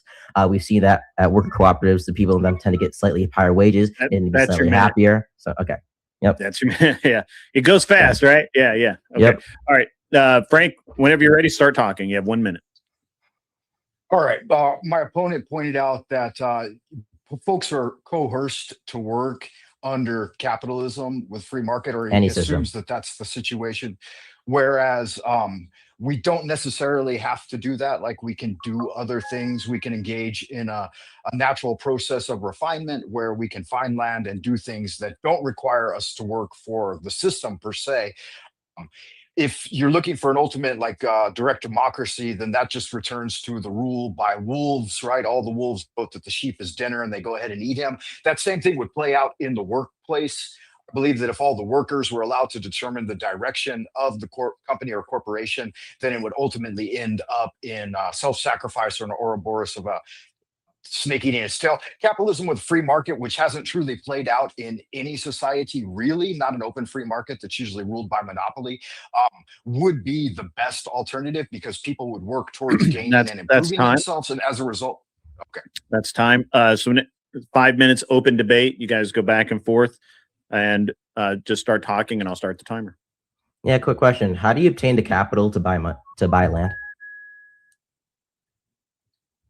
You can do it through government grants, so you don't even need capital per se. What do you need to Are get you a talking grant? about currency or capital? Capital. If You I just wanted need a writ of capital to buy permission. land, generally. Not necessarily. There was a Land Act movement in I believe the late 1800s and 1900s. I'm as not talking well, about where you. they I'm just gave away talking free about now. land to If I people. wanted to right now, the average person wanted to go there's- and buy land, how are they going to obtain that capital? There's plenty of places in the United States where you can get land available, either still under land grants for free or for very, very low money. Like where? Nevada has places, Dakota. Like where in Nevada? You would have to check specifically. I Like, don't let's need to just be honest. research The those average things. person, if you want to buy anything, if you want to obtain land, you're going to need money. You're going to need capital. What do you need to get capital? Oh, you need what? What do you need to get capital? You need to work. You need to work to get money, which means ultimately most people in the society are coerced, okay, into working. The average person is going to have to work to make their living. The average person can't own land and just make a passive income. The average person can't be the business owner and just make passive income from the workers, right? The average person is going to have to work, and that's for any system. I acknowledge that. That's for the system I'm advocating for. But what I'm saying is, just like in the current system we're in, if we believe, right, that the average person, if they are forced to be in a system where the government is going to act upon them, is going to do things that affect their lives, that they deserve some kind of representation of that. If the average person is coerced into working for a capitalist business, or for any business that matter, they deserve some kind of representation. I think your premise is flawed in that we're not actually coerced. Nobody's holding a gun to your head. There are alternatives. So I would say the foundation of saying that they're forced into it is erroneous to begin with. If you can't correct that, I believe that my argument wins by itself. You don't have to hold a gun to somebody's head to be coerced. You think it's the only way to be coerced? Can you show me overt forms of coercion where people are forced to work? Well, look, wait, are you familiar with the Coconut Island analogy? Hypothetical? Is that in the United States? So, like, okay, let's pretend like me and you are on a plane, right? Right, me and you are on a plane, and we crash land on a deserted island, right? And the only available food source on that island is coconuts. And I wake up before you, and I collect all the coconuts on this island. I check and pile and say, this is my property now. And the only way that you can get these coconuts is if you suck my dick. Is that coercion? Yeah, that's not true, though. That's a erroneous hypothetical. I could just take. How is that erroneous from you. hypothetical? If I have greater force, I could just take the coconuts away from you. Just because But you is said that- are you- lay am I out coerced- your stipulations and say that I need to do a certain thing in order to receive coconuts, that doesn't mean I have to do that, right? I could just do other things.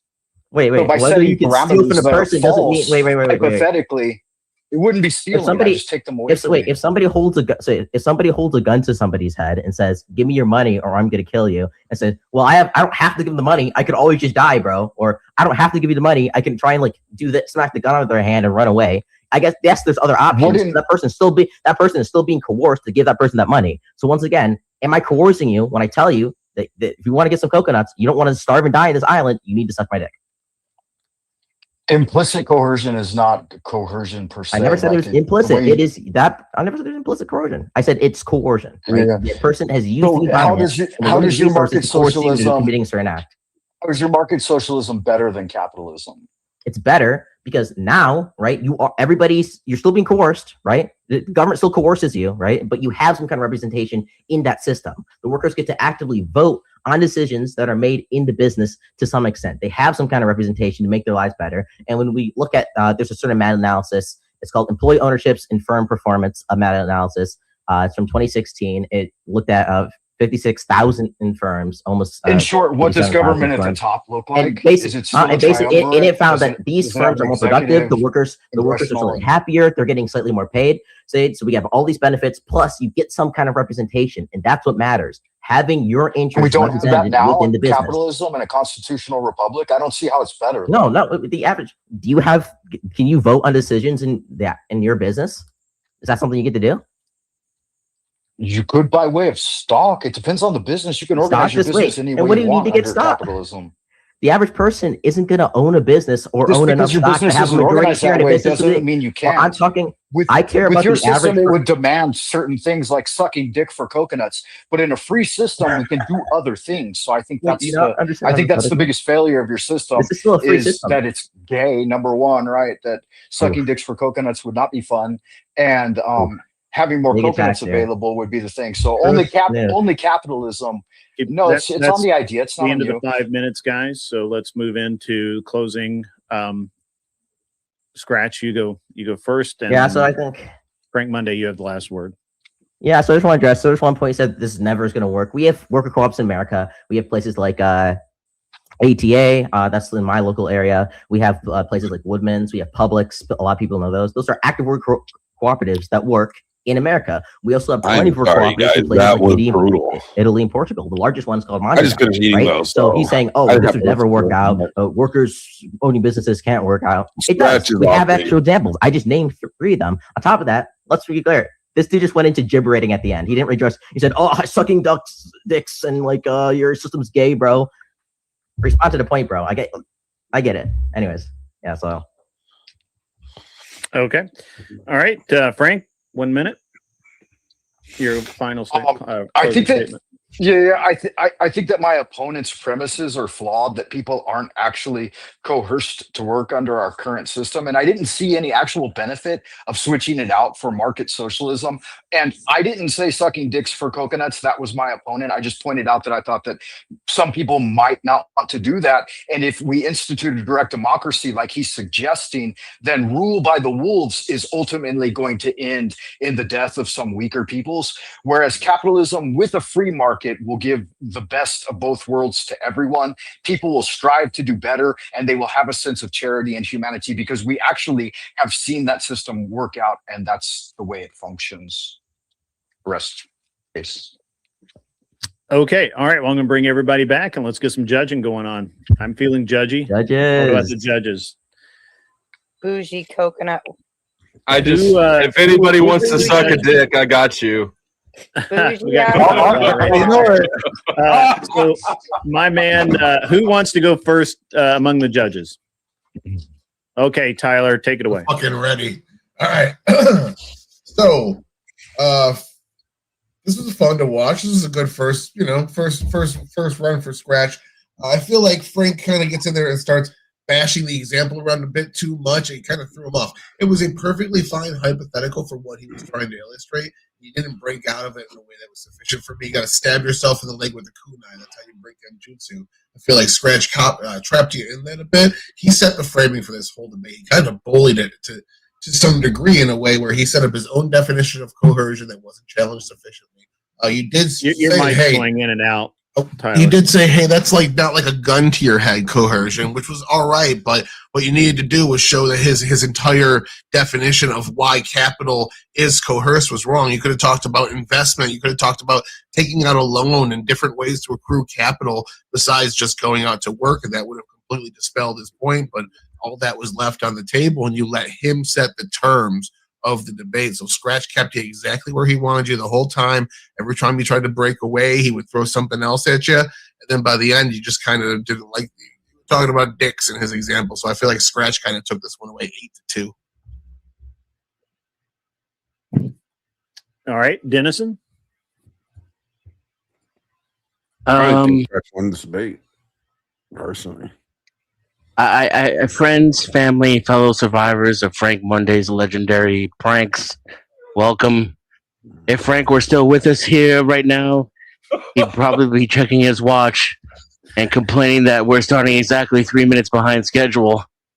For those who didn't know him well, Frank was a man who treated life like a never-ending sitcom. I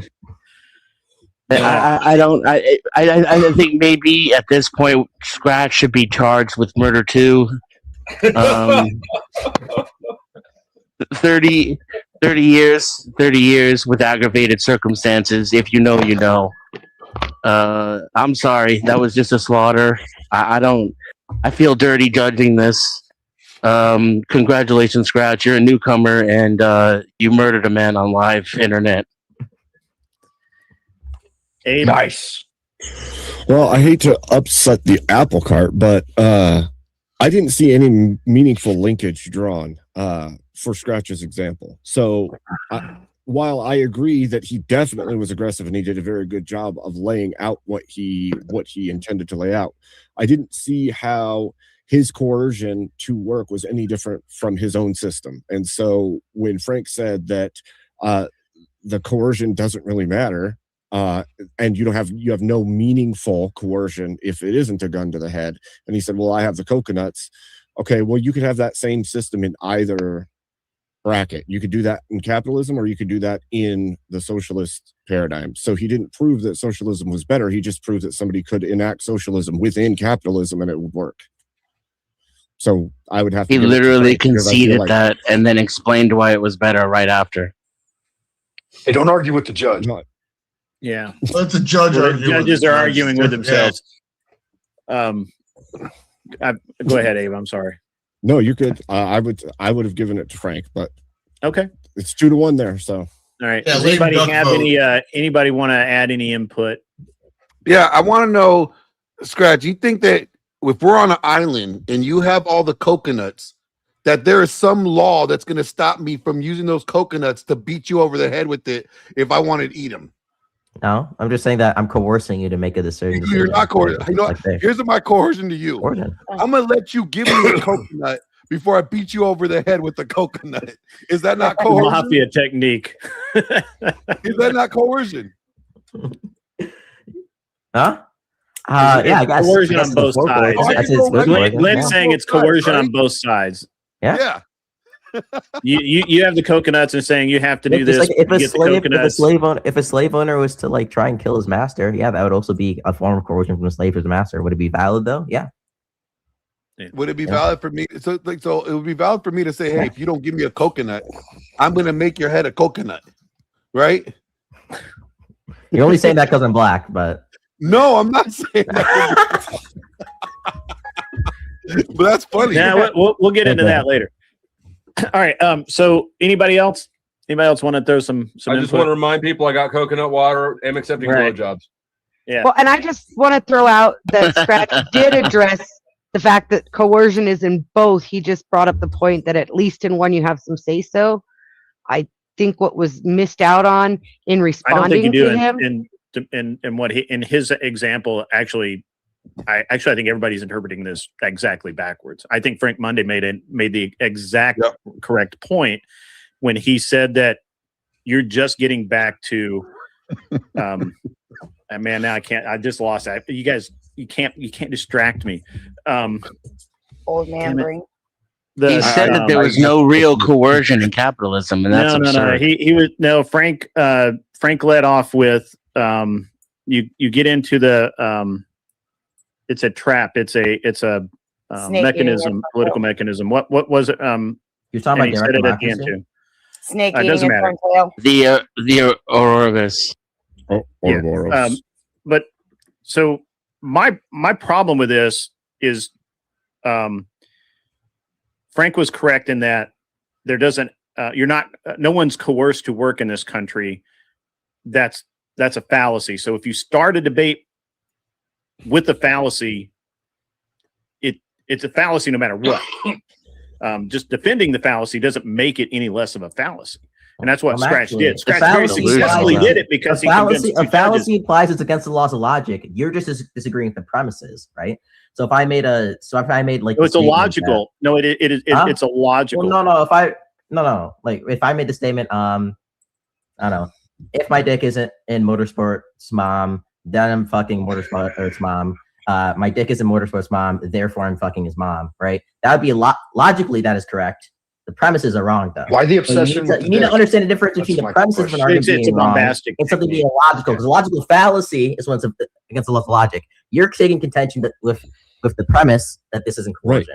Not that they actually one of the differences. Leaving Grid's mom out of this. One of the differences, though, it's okay. is She's a very nice lady. Hold on, there was an incoherent statement made at the beginning.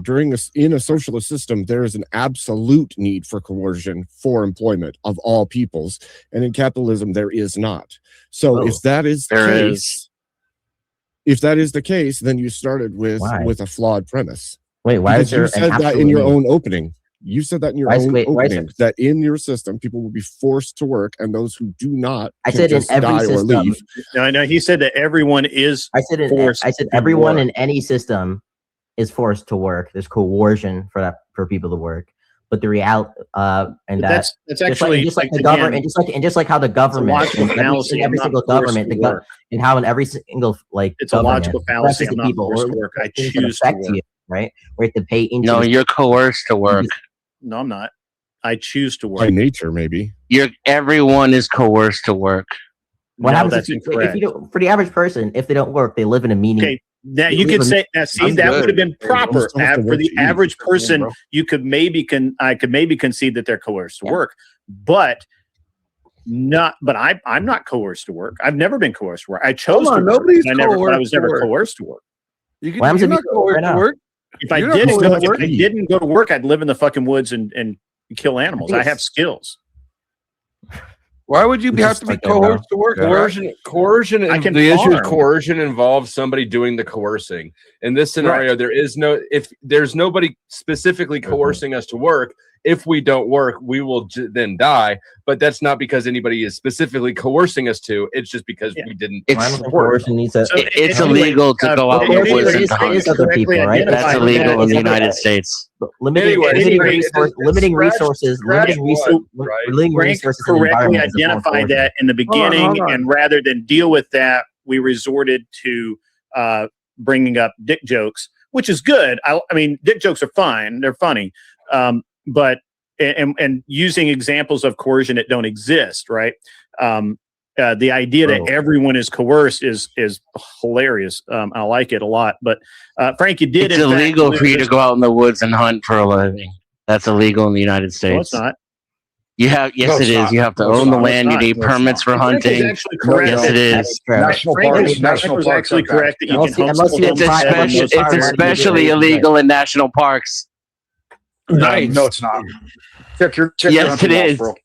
Look, it doesn't matter whether it's legal or illegal. I can do it. When I said people are coerced, I'm talking about the average person, right? If I say Mexican, the legality is what would be coercion. Literally if I say Mexican speak Spanish, I'm not saying literally every single Mexican speaks Spanish who has Mexican citizenship. Okay, I'm Spanish. I think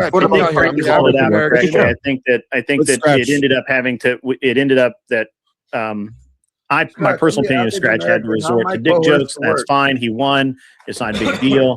I wouldn't have given him the win myself because he did have to resort to dick jokes, and also the representation that people are everyone is coerced to work in this country is insanity in and of itself.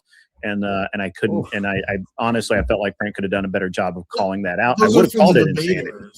I'm a very You're a noob debater. It's good. Well, go hang out in the chat and be cool, Frank. And honestly, I can't believe any of you went against Frank Monday over here, who looks like a kind of hung over Frank Castle. No, he looks like a young Christopher Walken. It was his job in the debate to actually define what coercion was, and I feel like the only time it was a hollow statement. You need to say, like, what capitalism requires is free enterprise. It's a contract law where both sides agree before the board. No such thing as free enterprise. Those are the things you can litigate that later. The contracts are always uneven. Gentlemen. Capitalists are inherently delusional. That's what we found out tonight. I get it. I'm a good debater. Sounds like a great opportunity to debate. Frank, you will have to go. I can kick you or you can just leave. Either way, thanks for coming. Please hang out in the chat and root everybody else on. We do have to move on. I will go to bed. Good show, gentlemen. Thank you. And really appreciate you coming by, Frank. Where do you normally hang out? Do you have a channel? Do you want to throw out some lyrics or anything? Go right ahead. I do have a channel, and I usually hang out with Chats with Jack a lot, Monday through Fridays, and sometimes on the weekend. So good looking out, gentlemen. Yep. Great having you, Frank. Come back next Saturday, and we'll do the same thing over, and maybe you can win.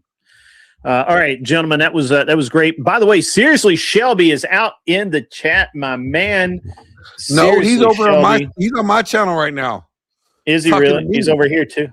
No, he's talking to me. He's over here too. Yeah, I know. I'm just all right, so let's get back into the let's get back into the debate, and we'll have some more fun. All right, so homie? Who's next? Who's next? Nobody. I'm next. Beth versus Witchy on eugenics. Witchy and Beth. Let's get the girls in. Let's go. Girl fight. Yeah, eugenics. Yeah, girl fight. We can't hear you, Witchy. Wait. I'd rather one of us debate a guy first because it's automatically one of two girls gone right away. She's okay. She's got a good point. That's a good point. That's a good point. Solid. How does that matter? Yeah, it doesn't matter because if one of you guys are going to lose either way. Witchy versus Glenn. That's my call. Yeah, I'm for that. Thank you, Dusty.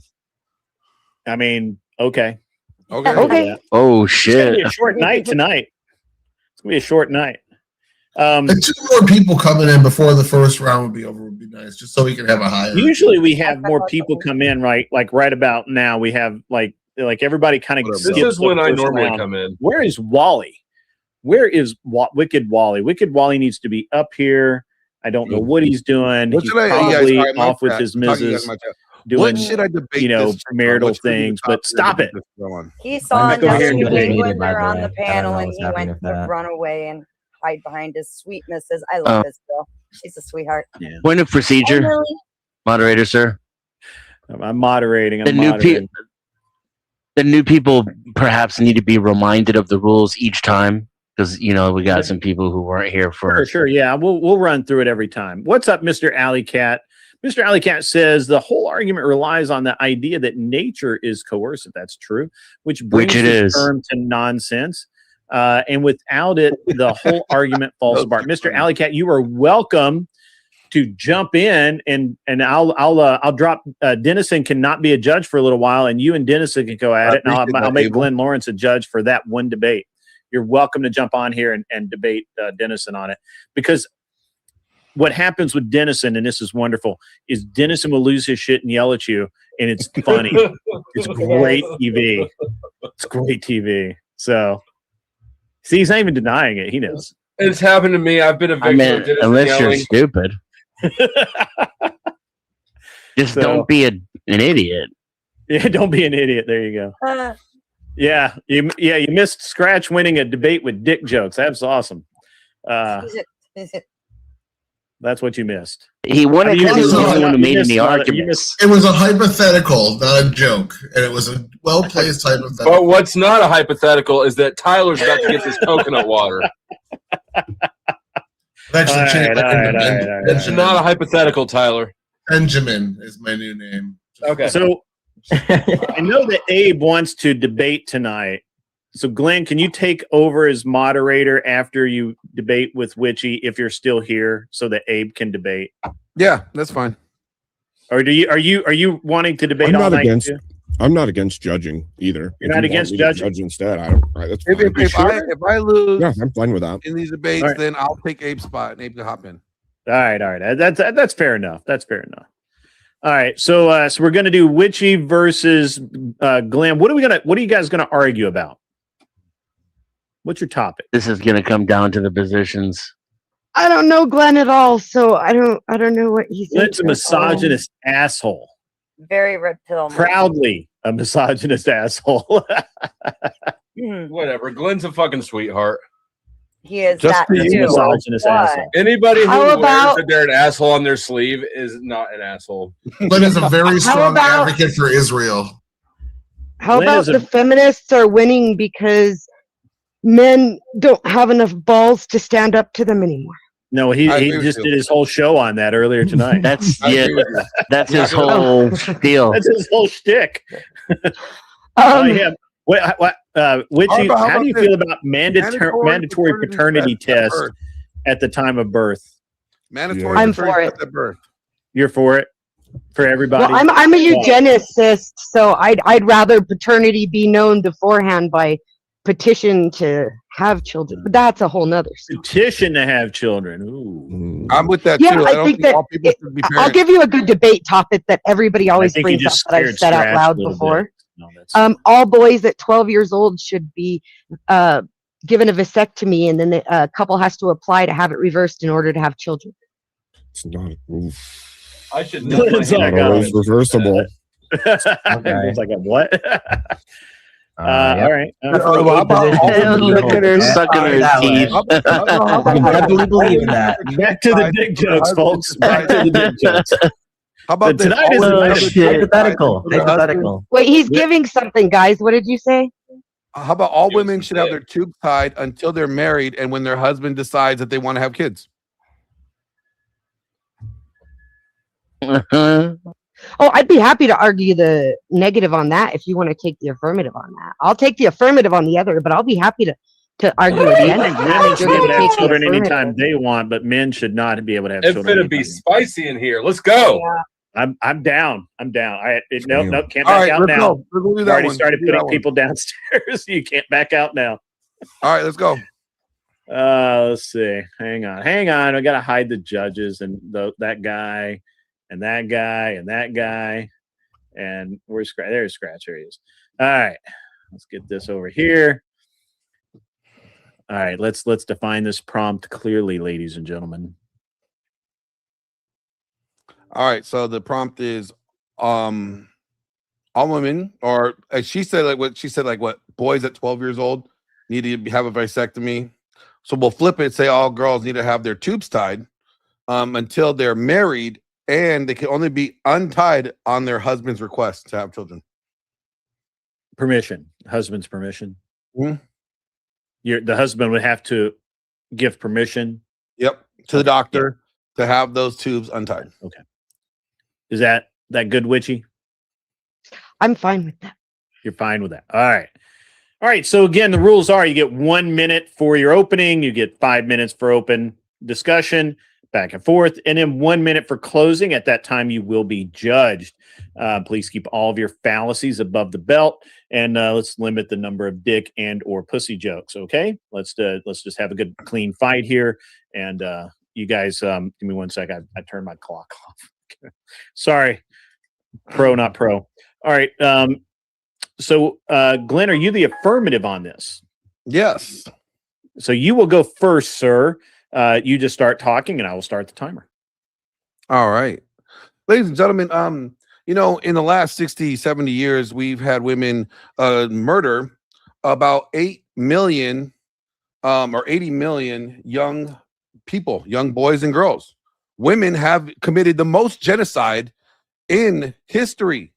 Infanticide, right? These women did not want to have children. They wanted to have sex without consequence. And you know what? Since we're not going to charge them for murder, how about we just do this? We make it a policy that, when the young woman is of age, she's hitting her period, that she has to get her tubes tied to keep her from having any unwanted pregnancies. Therefore, she also, when she gets married, upon her husband's request to have children, she can have those tubes untied so they can reproduce. That way, there's no more unwanted deaths of unnecessary children dying, right? Because a woman made an oopsie. It was an accident. Since women don't want to be accountable, then we take away the privilege of them making the choice to get pregnant and put it back in the hands of the ones that are going to be responsible and accountable. That is time. Witchy, when you're ready, go right ahead, start talking, and we'll go. So I'm going to agree with what he said there at the end. We need to take the accountability out of the hands of just women and put it back into the hands of men. And that's why I would counter that, being that a hysterectomy is more fiscally expensive, more physically expensive, and more difficult to reverse. It also can result in ectopical pregnancies that can be deadly for women, whereas vasectomy cannot. Vasectomy, you continuously produce sperm every day, whereas women produce eggs, have their eggs from the moment they're born. They don't produce them. So blocking up their eggs while they're still children could prevent them from having proper puberty, whereas blocking the sperm from getting into the ejaculate will not cause men to stop going through puberty. So I think that in order for men to have more control in whether children are born, I agree with the petitioning for having children, and that a couple has to come together and do it so that we don't have unwanted children. But I think the better option in our society today is the vasectomy. It's more easily reversed, it's cheaper to do, and it doesn't cause physical damage to the person. That's time. Good openings, both of you. Let me know when, just start talking when you're ready for the 5 minutes. Well, I just have to say that your premise is wrong. My girlfriend is a nurse, and she just told me, she's listening to your point. The hysterectomy doesn't necessarily cause all those problems. So that is a moot point. In Arthodiah, it's also in the chat, who's also a nurse. It's just that her medical knowledge is just wrong. So hysterectomy is not what you're talking about. You're talking about tubal ligation. Let me point this out. You want to risk men getting ED because there's some cases, and there's been many cases where guys have gotten snipped and they've had erectile dysfunction. That means they cannot perform. So now they're going to have inadequacy issues. They're going to feel that they're less than a man because they cannot to satisfy their woman. That's probably going to open up the door for more cheating, right? But a woman getting her tubes tied doesn't cause any of that problem, right? And also, you want to punish the men who are not the ones responsible for killing 80 million children. You want to punish the men for that, but not the women that actually have had the abortions. So how about we just go after the children? Vasectomy isn't a punishment. The ED rates are really low. And you said hysterectomy. You meant I can't take your medical advice because the nurses in the chat say you're wrong. You don't want to say hysterectomy. Hysterectomy means they'll never have children. I've had one of those. Tubal ligations are less reversible for most women, and they're more expensive. They're more time consuming as far as time away from work to recuperate from. Women that get their tubes tied could also get subject for Syndrome X. It's not a very common side effect. Oh, it's just not common enough for you. But you know what? Your medical It's less common than ectopic pregnancy after tubal ligation, but that may just be because there's more tubal ligations already performed. A lot of women are getting them done. But if men really want control over who's having babies when, they could do it by controlling their own body. Well, how about women just take responsibility of their own body? And since they can't, we will tie their tubes for them since they don't want to be responsible for their own body. Most women are being responsible for their own By bodies. murdering the children? That's not But men aren't being, most men aren't being responsible at all. They'll drop their seed in any 304 who lets them. Men are always held responsible. Women are not held responsible. We have a court That's system that will hold men absolutely not responsible. true. Even if men don't want to be held responsible, we have a court system that does that. We don't have a court system that holds women responsible for murdering the children. So we weren't talking about abortion, and you're dragging it off here into a straw man argument because men having vasectomies will prevent abortions just as much as women having tubal ligations. So the entire point is irrelevant. Like, you're talking about abortion, you're trying to throw in a hot ticket item to get an appeal to emotion on your side of abortions. That's exactly right. The reason why we should tie their tubes is because they are not being responsible when it comes to life, and they choose to end the life, which is murder, which is not even, I don't even know why it's even practiced in the United States, because you know that our Constitution. We're not having a debate on abortion here. Can you bring it back to the topic? And that right there, abortion ends the life. So right there is the whole new point. So since women do not want to be responsible, we will take that away from them by tying their tubes. What percentage of women are having abortions? When their husbands are allowed to have the children. You're saying that women are irresponsible. What percentage of women are having abortions? Do you have any idea? Yes, we have 80 million children that have not been born since abortion has been happening. That's how many women have been doing it. Yeah, at least 80 million. How many of those are repeat abortions? You don't know what percentage of women are having abortions. You're just assuming that every woman is irresponsible. And the men who participated in that are just as irresponsible, because like I said, they'll dump their load in any 304 who lets them. The men that are, you can't hold that to them because the woman has already ended the kid's life. The man has not even had the opportunity to be a father. But the woman already How do you know? How many of those men are paying for those lives to end? I don't know. Do you know? Rather than having to pay child support, because you just said it yourself. The court system is weighted against men, according to you. So why wouldn't he pay for her to just have an abortion or take a morning after pill? Who's taking the pill? The woman. Yeah, but the men buy it for them all the time. She shouldn't have a choice. She shouldn't have a choice. Since her decisions tend to end lives, men's decisions tend to protect lives. So then women should not have the right. So therefore, they should have. That's not the truth. And then when their husband says they're allowed to have children, you don't have any numbers to back up the fact that men aren't participating in the decision to make abortion. 80 million women have killed kids. No, 80 million abortions have been performed. That doesn't mean 80 million women have done it. Or 80 million vaginas. No. All right. That is time. We can go into closing statements. Glenn,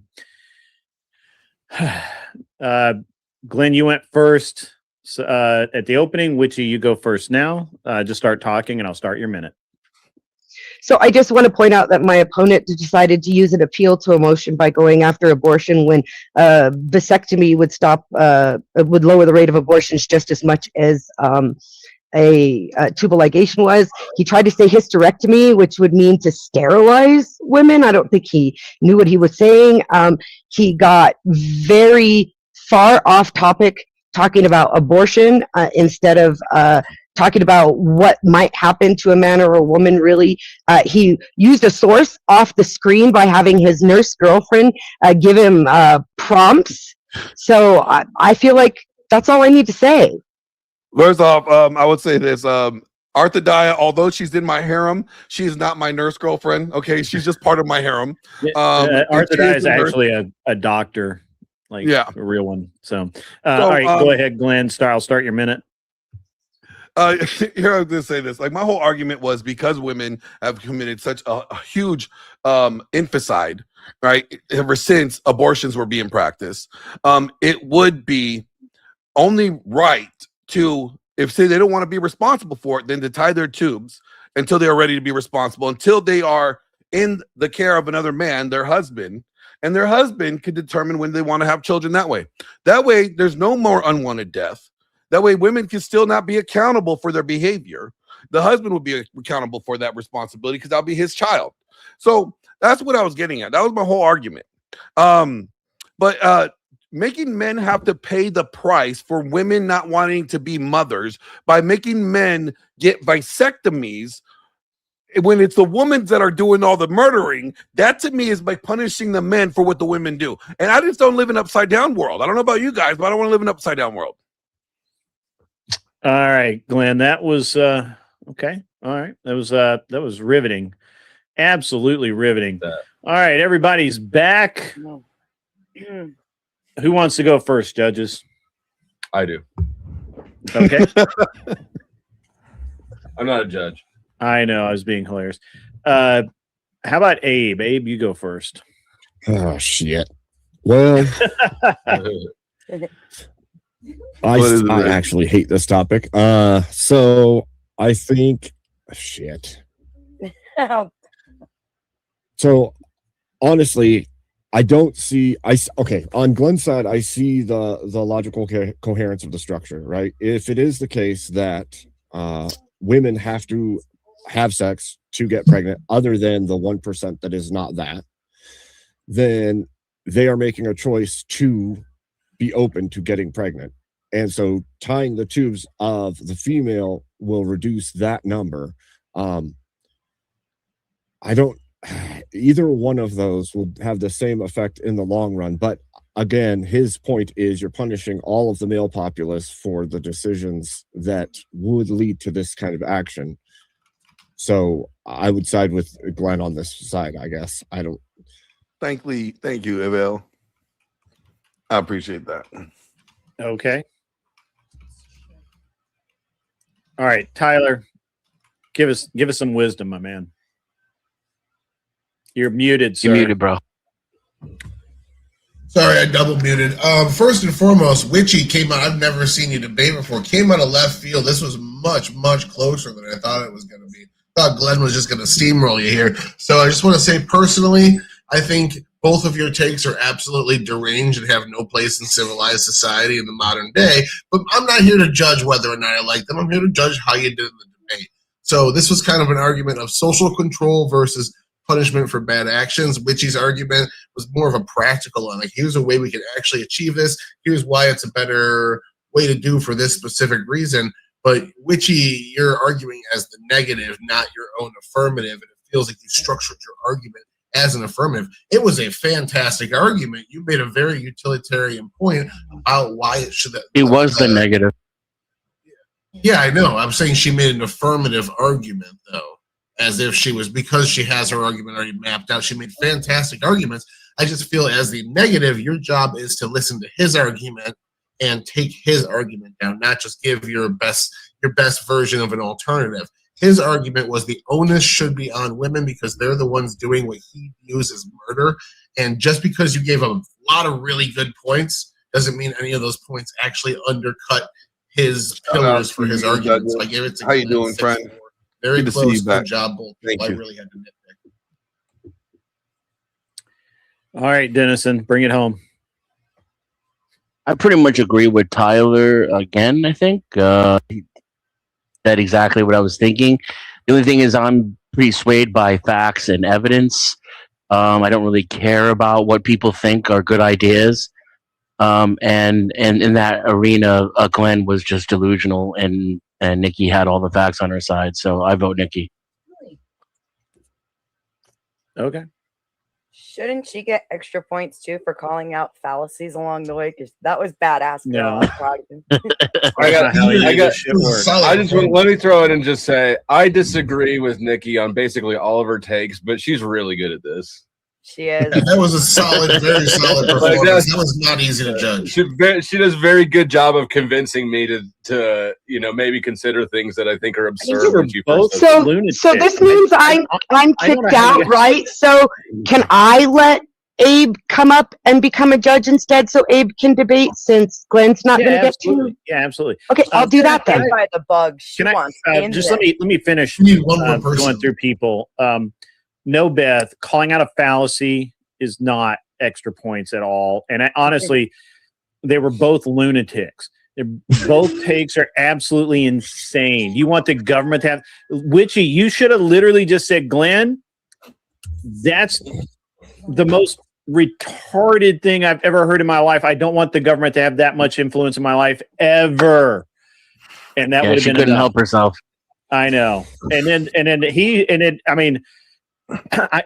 mean, there's so He many might have won, aspects of too, if Glenn's he did argument that. that you could have actually attacked his argument instead of what Tyler is very accurately and Dennison is ignoring that you did, which was substitute Glenn's argument for your argument, which is bad form. He did both and wrong. Y'all just didn't pay attention to any of her criticisms.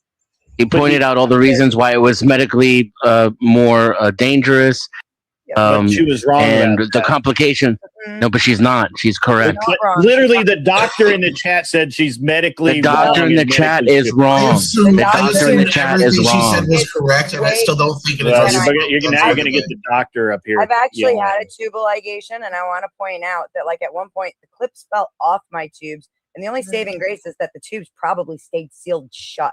It's much harder to Also, reverse we them, don't. We and the surgeries But require again, way more. that's not. and we don't let young women get them either. It's illegal in the United States to get them when you're going through puberty, because when you're younger, it causes even more problems and it's more damaging to healthy puberty. That's why they only let women 18 to 21 have them to begin with.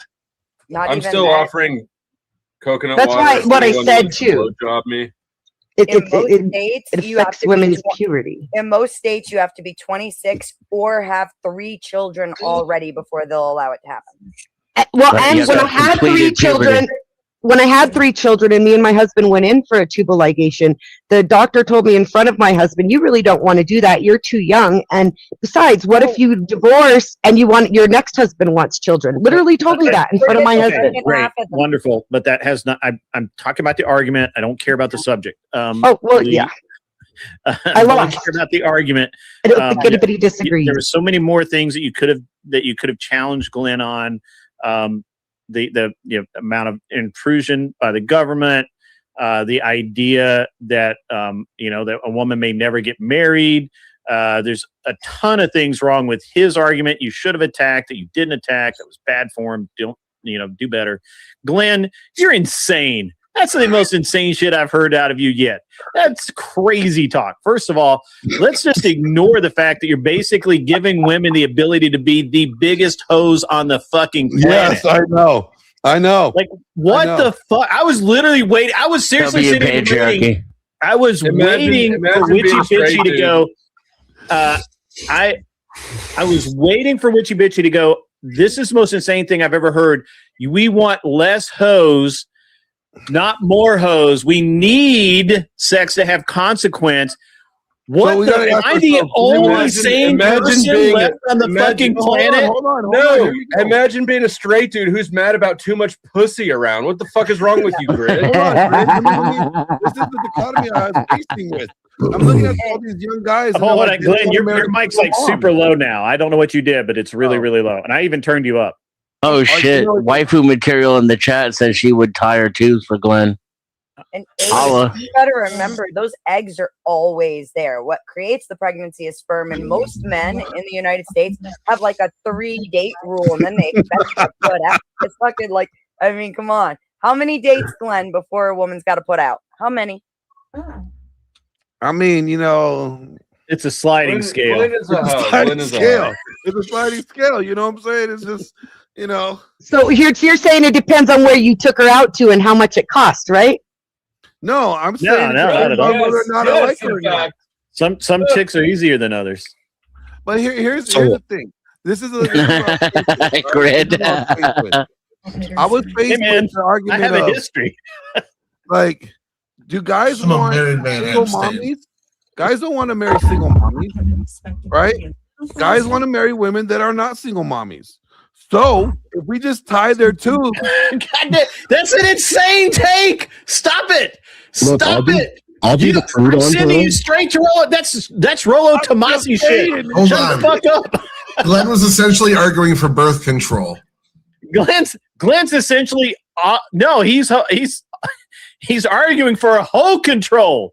Hoe control. That's what he's arguing for. I'll be Hoe the control. It's not that I'll be insane. Listen, I'll be the prude on panel. I waited till marriage, and if people could handle doing that, we would have a better chance. I agree. Just, I didn't do that, but I agree with him. We're going to seek that My on the God third date almighty. every single time. Then maybe that would be a better system. Maybe if guys, I'm a born again virgin. After the third date every single time. Who's next? And We they wouldn't got expect two it. more round ones. El Perro is saying something. I'm not sure what's up with that. Anyway, listen, you're both insane. Glenn is probably more insane on this one. Make better arguments, which you could have beat him. All you had to do was just call him out on the arguments and not substitute your own, in my opinion. And you would have won. But yes, certainly you can stay and be a judge, and we'll let Abe get a chance at that. Abe versus snappy Tyler crisp on saving hundo. it for marriage. Woo! Abe versus Tyler on saving it Abe for versus marriage. Beth on saving it for marriage. Woo! Oh boy. Abe versus Dusty. I can make some We need arguments. one more I head. can make some arguments for this. One I more? can do it. Hold on. We need one more head so that we have 8 people. That way, 4 winners will move up to 2. Head winners. We'll does have a not higher- count. Head is not. You can get head. One and more, still save it for one more marriage. individual streamer to come. Are on you and- asking for coconuts? We Are you what? do we need, yeah, I think it was a good. I think it was an entertaining debate, Ghost. I wouldn't say it's good. There's no good there. It's all bad. All bad. Ghost was knows what I'm talking about. Entertaining. Ghost is on It my was side. entertaining though, but it was all bad. Entertaining. It was entertaining. It was all bad though. Bad. Glenn, oh my God. Oh, yes. What? What? I see what he's saying. There's three debaters left, so we need one more. Yeah, I need see one what more he's saying. debater. Somebody go get me a debate. Where is Wicked Wally? Does Did he? anybody in my chat want to join in and debate? Join the debate late. Let me know. Here, I'll just drop. The Yeah, link this to is the the last. We need one more, and then we're locking it down so we can get to that. We need a winner. Got to get to a winner. Winner. Winner chicken dinner. I think I'm already 2-0. I'm 2-0. Yeah, but you Johnny and Dusty Cash. fucked around. Johnny, you want to jump in this? Hush up! I got your coconut water right here, big boy. He won the forced tubal ligation debate. What a beast! Yeah, Dusty, you're probably debating. El Perro, whoever you it bring could have in, been. You so- could have been mentioned as an at everyone. It may not have been that she may not have mentioned you by name. I have all that shit turned off. No offense to anyone who like at everyone's me, because I just fucking ignore that shit. But That don't was a ignore good mine. debate, you guys. I was eating a lot of Nutella while you guys were talking, just like with a spoon, just out of the can.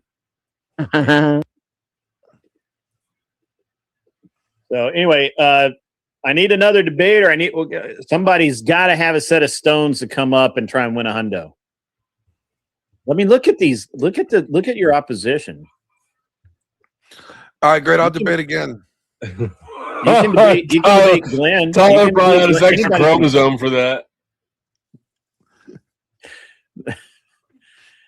Okay, so what are we doing?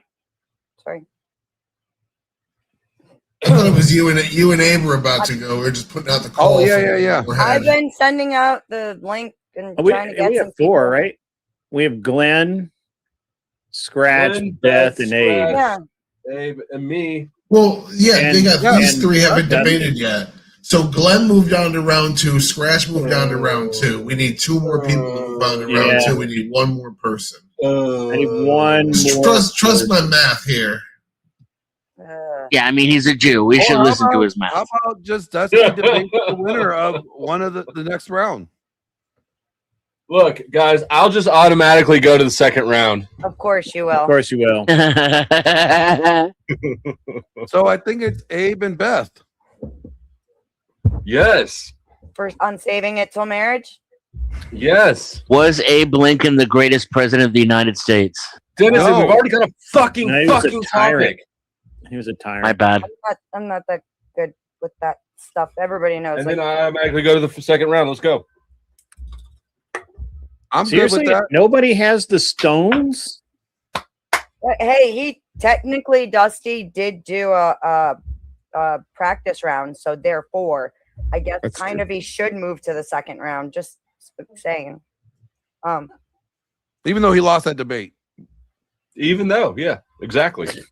He was the perfect example for everybody to show how to Yes. He lose. lost. He had to Yeah, demonstrate but how to give him a lose free with grit. pass. If we're going to give anybody a free pass, shouldn't we Look. give it to the woman? I mean, This that's is my best shot. No, This that is my sounds best very, shot. that sounds very like we're misogynist. Marte as still fuck owes me around here, $100. Yeah. Aren't we misogynist? Grid one, as the fuck around feminist. here? I mean, I'm sowing some hate and discontent here. Can you guys give me a minute so I can sow the hate and discontent? The Shouldn't patriarchy that turned just into the feminine wander army. on? Scratch, you entertained yet? I'm bored. Are you entertained? Bored as fuck. I like debating. I don't like watching other people debate. Okay. Oh yeah. I get that. That's Hey, why I have Scratch, to me make ask you fun a of people. question. Do you think Carmelo Anthony should have been locked up? Yeah. Me too. Do you think he I should have got think more than that- 30 years?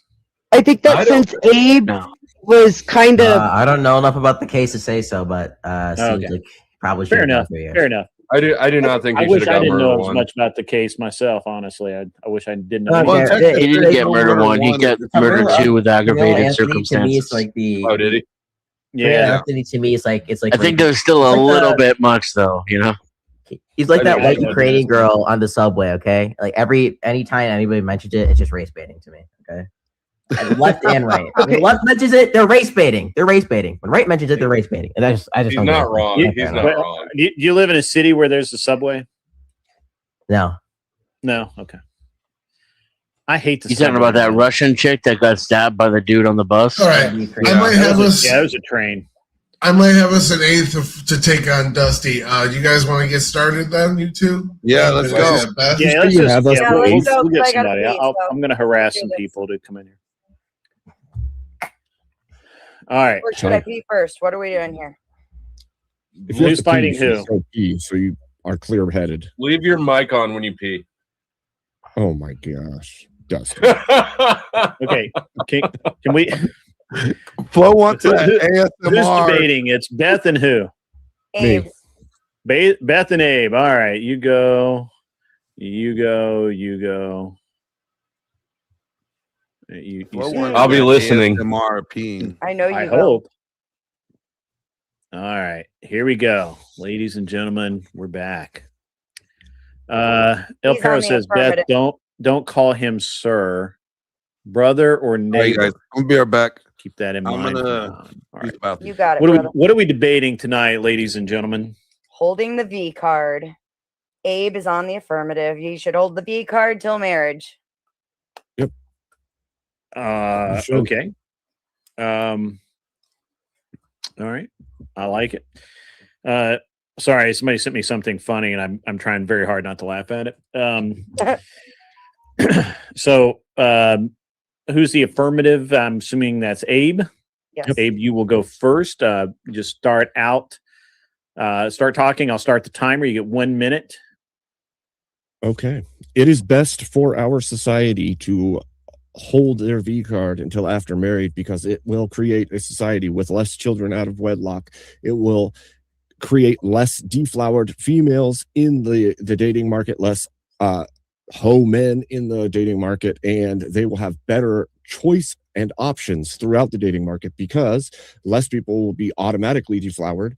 It will be frowned upon by all of society, and and it would give us better grounding for keeping marriages together. I think that the disproportionate sleeping around that's happening in our current society actually has led to the dissatisfaction of all parties seeking mates in the current era. And so I think that it would be better for all of society if we waited till marriage to have sex. Fair enough. Go ahead, Beth. Okay, so while I agree that there would be less kids out of wedlock, because that is the whole idea, there are things that can certainly prevent that already without holding on to your V card. The bottom line is that men like sex and men want sex. And yes, until society changes, which would be men, which have been completely flooded by the red pill, they automatically are going to demand sex. And I don't see how it creates better grounding for marriage when some of the best marriages that actually lasted began with a pregnancy to begin with. The bottom line is that you get these people who get into a marriage and wonder if they ever really had good sex, and maybe they should have tried on a few more. Now, I'm not advocating for heresy, but I am saying you do need some way to combat that and build a good ground together for your marriage. All right. Abe, or actually just either one of you just start talking. I'll start the timer. You'll have 5 minutes. Why again do you think that this is better for society, that everybody holds on to their V card? What is so special? Like, what's the point? I think that people are going to be more selective about who they end up with. I think there's going to be a lot less jumping in the sack with a bunch of random people, getting somebody pregnant and then having to marry them, or have a woman who has a child outside of wedlock that then has to have child support for the next 18 years. Oh, but the child support can come when you're married anyways. And as a matter of fact, it's mostly divorced men, I think, who were long-term relationship men who end up paying it. But it's like, that's practically marriage under the way that this law is structured anymore. Although we're starting to move away from common law, but do you think overall though that waiting until marriage in all cases is going to lead to more or less divorce in the long run? I don't think it has any impact on divorce, as a matter of fact. If anything, actually, I think waiting till marriage ends up leading to more divorce, because you're gonna end up with these women who have it in their head that maybe this isn't the best of the world. When it comes down to sex, really, it's more about communication as to whether it's good. And the best way to build a good sex life is by having it, not by holding on to it. And that's how you build the grounding for a good marriage. What do you say about the men who demand? What do you say about men who demand? What do you say about men who expect sex after 3 dates? Like, how do we combat I think that that? it's wrong. That's why I said that it should be ingrained in people from a young age, and it would be better that we ingrain it in all people. We've tried ingraining it in people from a young age. How long has abstinence been pressed in schools? Is it still pressed in schools? Because I don't think it is. I don't think it has been since, I don't know, probably the 90s. So I think that they used to say that. Schools, but they recognize that kids are going to do what their bodies are calling them to do anyways. And so they thought that teaching them safe sex is the best way to go about it. And I can't disagree with the lack of self-discipline is the best way to go about that. Self-discipline. It hasn't worked ever since they've started pressing abstinence only. I don't know why you're expecting it to change now, because the bottom line is that sexual appetites are a biological thing that are going to come no matter what you like or how much. But it would still be better for society if we had a system by which everybody waited till marriage. I honestly believe. So then, with sex ed, so then you're saying sex ed should become how to masturbate, less STDs. No, all of that is irrelevant because you get people who are married who are cheating on one another, creating kids that end up out of wedlock. You'd rather have them sleep around than masturbate? You'd rather have them sleep around than masturbate? No, I'm not saying that at all. What I'm talking about is reality rather than preference. Because the bottom line is that the body gives those urges for a reason. The body gives those urges for a reason. Why aren't we focusing on making sure that people are building some sort of bond where they do get married directly out of high school? Or why aren't we letting them get married? You know, well, this is part of it. I think that men, if they knew that they couldn't have sex with a woman until they married her, are going to actually try to win women over that are worth winning over, which means that they'll have to hold on to having sex with a bunch of different women, and they'll have to build something of themselves so that they can get a woman that they find attractive in their life in the long run. And I absolutely agree with the sentiment, and I think it's a beautiful thing, and I would love to push that. However, the bottom line is that you're going to have to expect animals to do what nature that God has given them causes them to do. Okay. God's first commandment was go forth and multiply. Your body tells you when you're ready for sex. It's just, and maybe not emotionally and mentally, but the bottom line is we've tried to stop kids from having sex. They're still doing it. So unless you're offering something better than what abstinence only was teaching, then really seriously, I don't understand why What makes mankind the apex predator is our ability to suppress baser instincts and plan for the future. Really, has that worked so far? We're the apex predator. We have conquered the whole of the earth. We have traveled everywhere. That has nothing to do with sex. That happened because of It sex. should. It happened because of sex. Not to mention, we're also in a birth rate crisis. We need more people to begin with.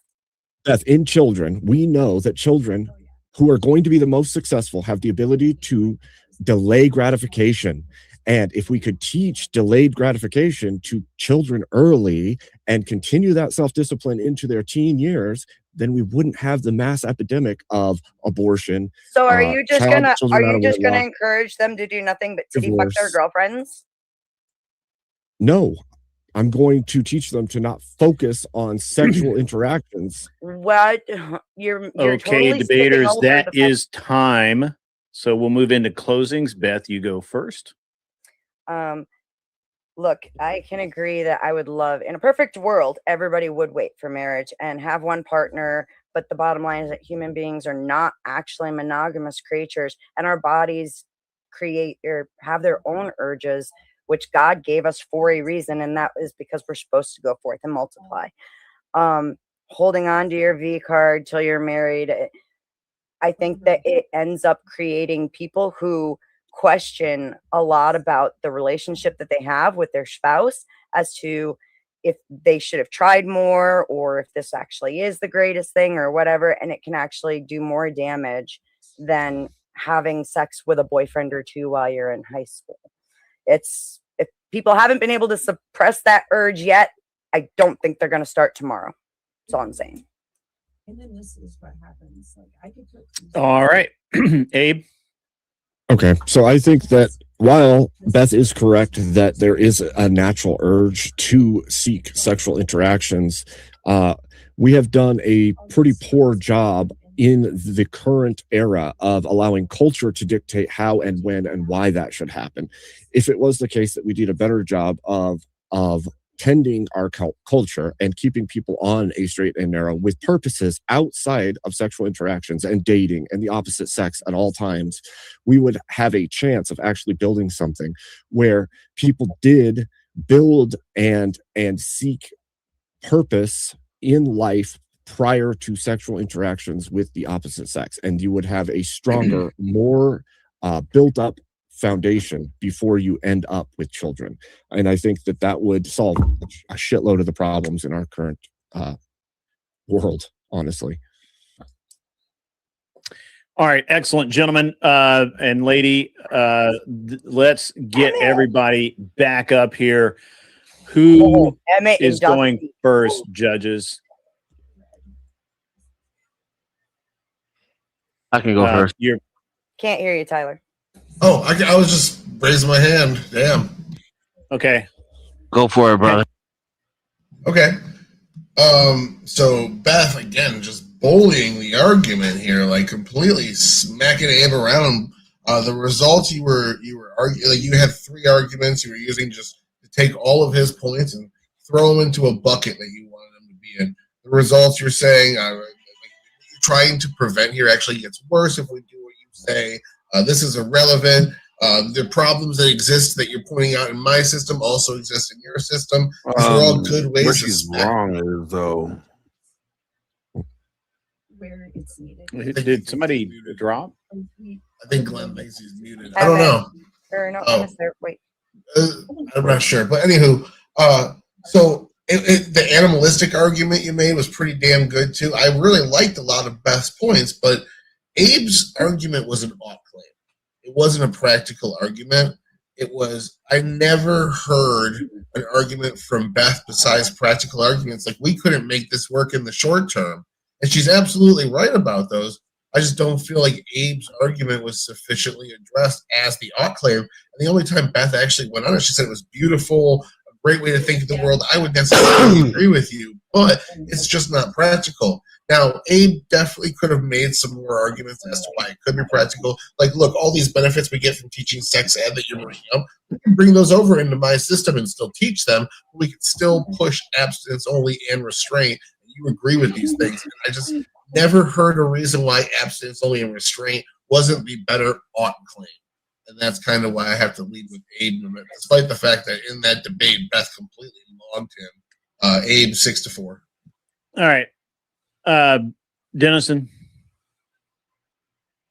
Again, I largely agree with our Israel enjoyer. Pretty much summed up the debate the way it went. The problem with Beth's arguments were that Abe wasn't arguing he was arguing ought, and Beth at one point conceded that his proposition would make a perfect world, and that's the end of the debate. Are judges allowed to question the debaters? Wait till Witchy gives hers, and then then we give feedback to the debaters. Okay, because I was going to say, I'm obviously not for Abe's position because I don't believe in marriage and I love blowjobs. So I was going to ask him if blowjobs are okay. But since I can't do that, I just have to be a fair judge and vote in favor of Abe. Beth did a great job arguing, but she conceded the point, and he stayed pretty hard on the facts. That was another thing too. Facts appeal to me, and the facts are on Abe's side. His claims are backed up by actual evidence. Hers were not. And Witchy. Yeah, I really wanted to take one for the team and go for my girl, but as soon as she conceded in a perfect world, when it's an ought claim, she conceded the debate on her own. I can't vote for somebody who conceded, so this is probably the first unanimous vote of the night. Yeah. I'm sorry, Beth. I just want to say that you're both fuckable in my book. So Wait, did anybody hear me? Beth, I've got to be honest with you here. I have to be honest with you. That was the worst I've ever seen you do. I haven't Literally every single thing you said was feelings. It was bullshit. You were factually incorrect. People who marry as virgins stay married longer than any other class, any other group. You were factually and they're happier, incorrect. more satisfied. You were absolutely wrong. So while normally I think that you're you have great potential as a debater, you would have. Marte could have made the arguments that Abe Dinkus made and would have beat you. Oh, that's a low blow. That's a low blow. Great. I'm just saying. Look, and look, Abe, you did very well. Appeal to Marte. Flag on the field. Look, Abe, you did very well. I liked how you stuck to the ought claims. You should have called her on a bunch of the points that she made. You need to be more aggressive, which I know is not typically your style, but you need to be more aggressive because she was just factually incorrect in a lot of the things she said. And you can't let people be factually incorrect. You have to say, no, that's wrong. It's actually the fact that we teach sex ed in school. You can literally track the epidemic of sex and abortions directly linked, follows sex education in school. It literally is the cause. It's the root cause. And she knows that. She knew that. She knew it when she said it. But you didn't call her on it. You need to call people on that, Abe. You're too nice. You need to be angry. You need to be angry, Abe. Tyrant Abe. I'm not Dark Abe right now. I'm sorry. Come out. Suspend habeas corpus, I have Abe. to Suspend pee. habeas corpus. I have to pee, so have fun. Thank you, Abe. Much love. Yeah, and Beth, I know I'm being a little hard on you here, but you just normally do much better. This was a Marte. Dude, I just slept all day recovering from my son's graduation party. So I'm like, I came up here because She called made me. the best pasta salad. I did. It was good. Well, I didn't have any pasta salad, and I don't care. All I care about is that you made a horrible argument. Please do better. I really don't care. I don't care. I just don't really care about any of that. I just need you to make better arguments. Okay? Thank you. Appreciate that. My God, I'm so let down right now. AVG, you top of your game tonight. Top of your game. If you're feeling adventurous, if you're feeling adventurous, do I know you by chance? I debated him. Somebody I brought in from the horseradish panel. Oh, gotcha. I was like, I don't know. Yeah. Yeah, I don't recall making your acquaintance, sir. No, great. Well, are you aware of the format of the show, sir? I can't say I am. Okay, perfect. We'll explain it really quickly. We have 3 judges and a moderator. That's why I have so many people on the screen right now. These are short format, single round elimination debates. You get 1 minute to make an opening statement. You have 5 minutes of back and forth and 1 minute for a closing statement. At the end of that, you will be judged. You will either win or you will lose. If you lose, you have to leave. If you win, and you actually win all night, you get a nice, crisp, electronically transmitted $100 bills to the in whichever means you like to take your winnings. You are not allowed. You must be on camera when you are debating, and you are not. We prohibit the use of AI, phoning friends.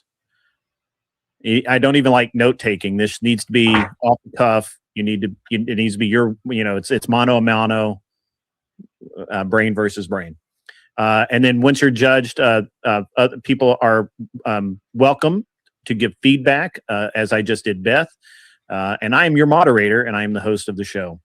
Emmett, welcome. I'm glad to see you here.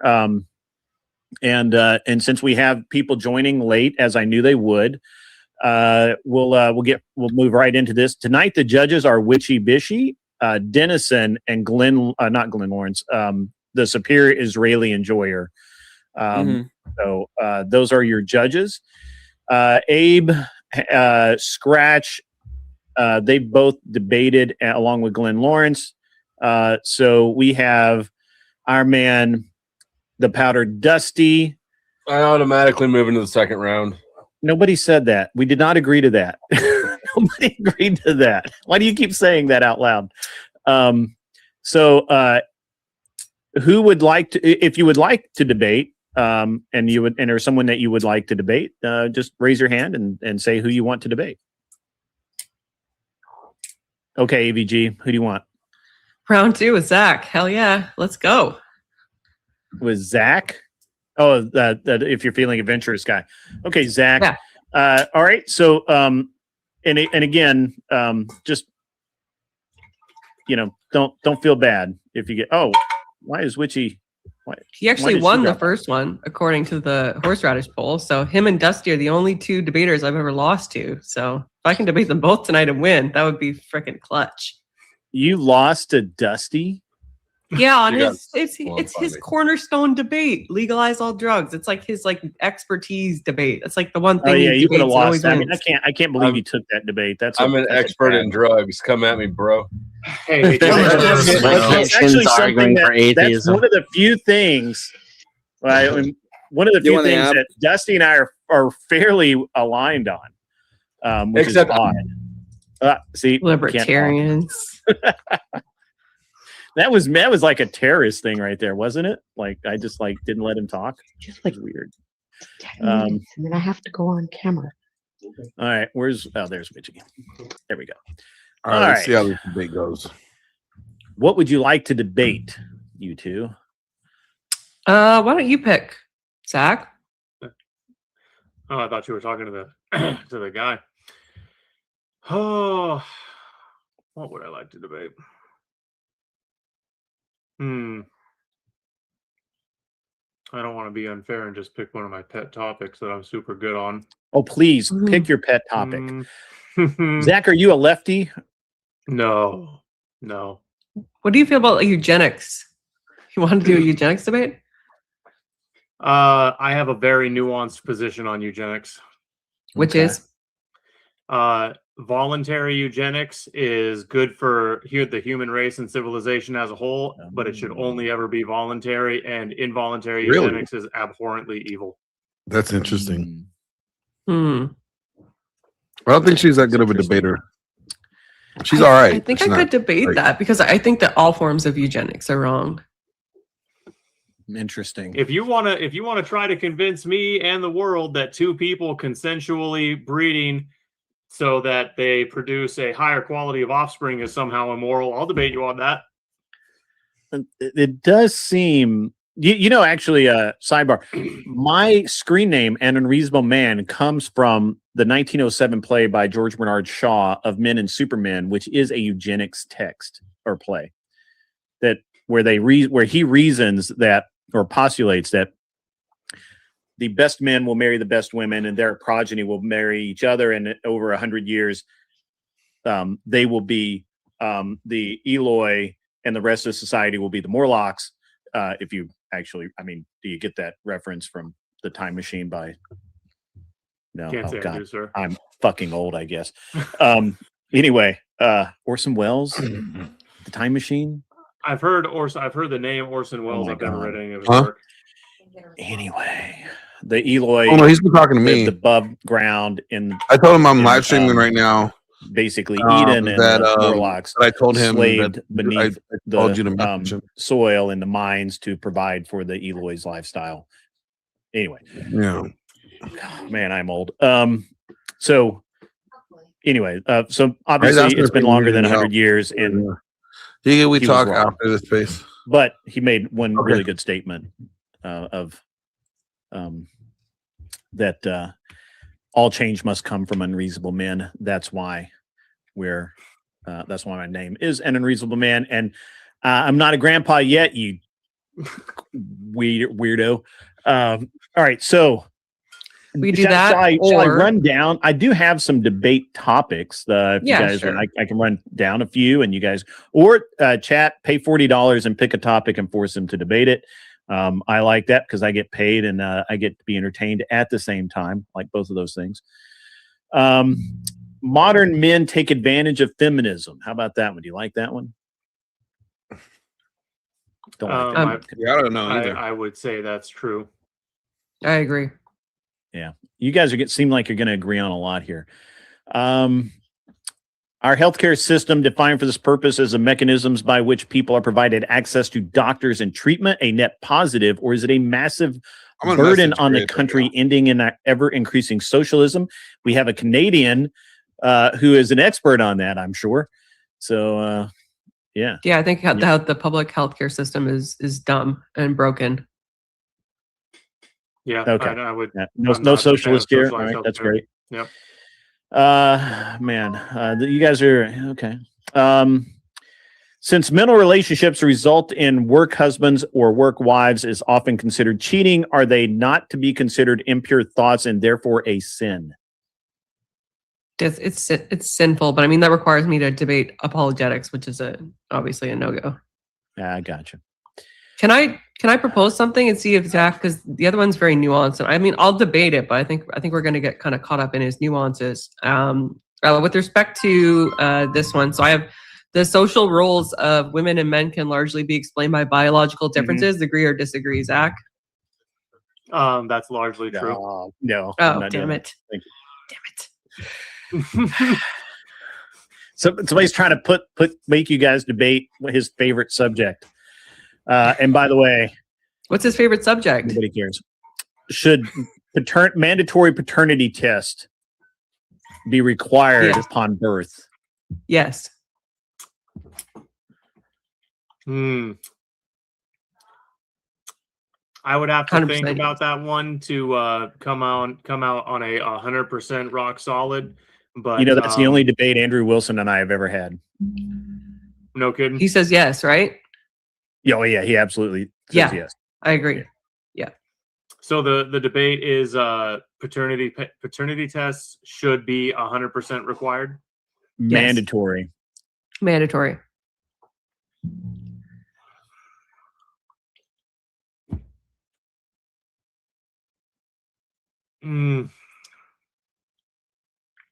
No, I can't get behind that. Perfect. I can. Will you debate it? I'll debate that.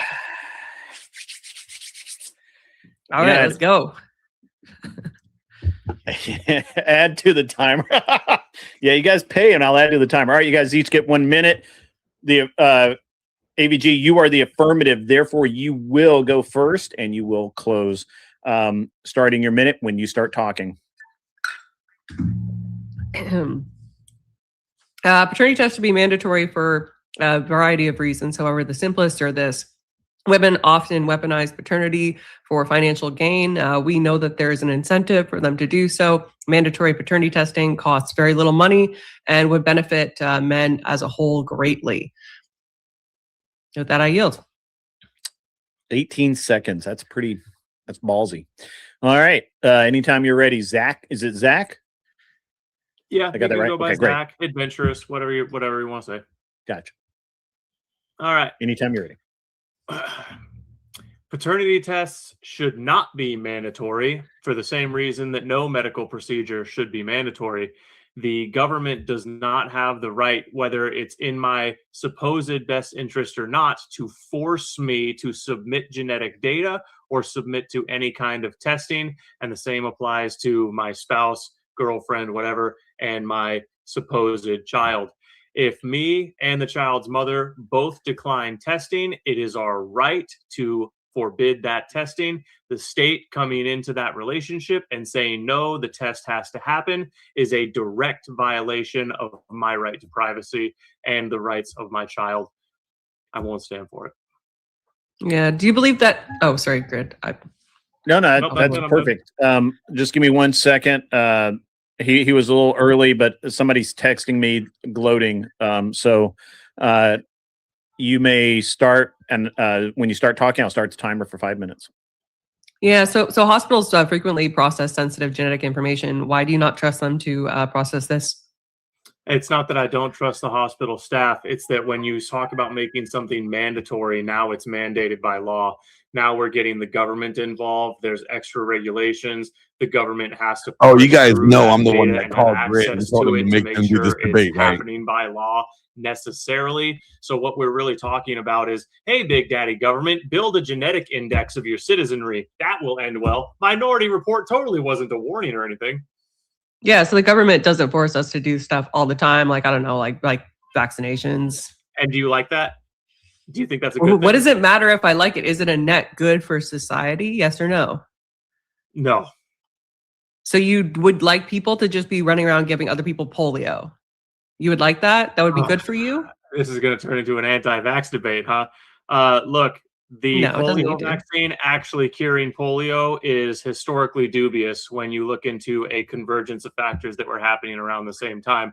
But let's say, for the benefit of the doubt, that the polio vaccine was the single-handed cure for polio and it eradicated it hands down, and making everyone get the vaccine was a great thing. Explain to me how that same principle, how making people get DNA testing for their children, submitting their genetic data, explain how that has a moral equivalency to the polio vaccine. Right. So we already know that there's a lot of fraud that goes on with respect to paternity and custody disputes and so on and so forth. It's a very simple thing to take saliva or blood at the time of a baby being born. And they don't even need to keep it on record. They can just simply verify that the father is who the mother says he is. And then they can just discard the data. It's just for the purposes of verifying that the child is actually been fathered by that man. That's all it is. And it eliminates a huge amount of fraud. It secures men, right? Because, have you ever heard the saying that, that the evidence proves that you're right? What's the harm in producing right. it? She's right. I can't say I have heard that saying. It makes sense, Oh, though. it's a court saying. Here's the harm in producing it. It never is just a one-time thing with the government. Regulations never. Slippery slope shrink. fallacy. Slippery slope is not a fallacy. It's a principle of human behavior. It is a fallacy. It's literally a fallacy. It's the slippery slope fallacy. I reject that is a fallacy. The people that decided that were a fallacy were simply wrong.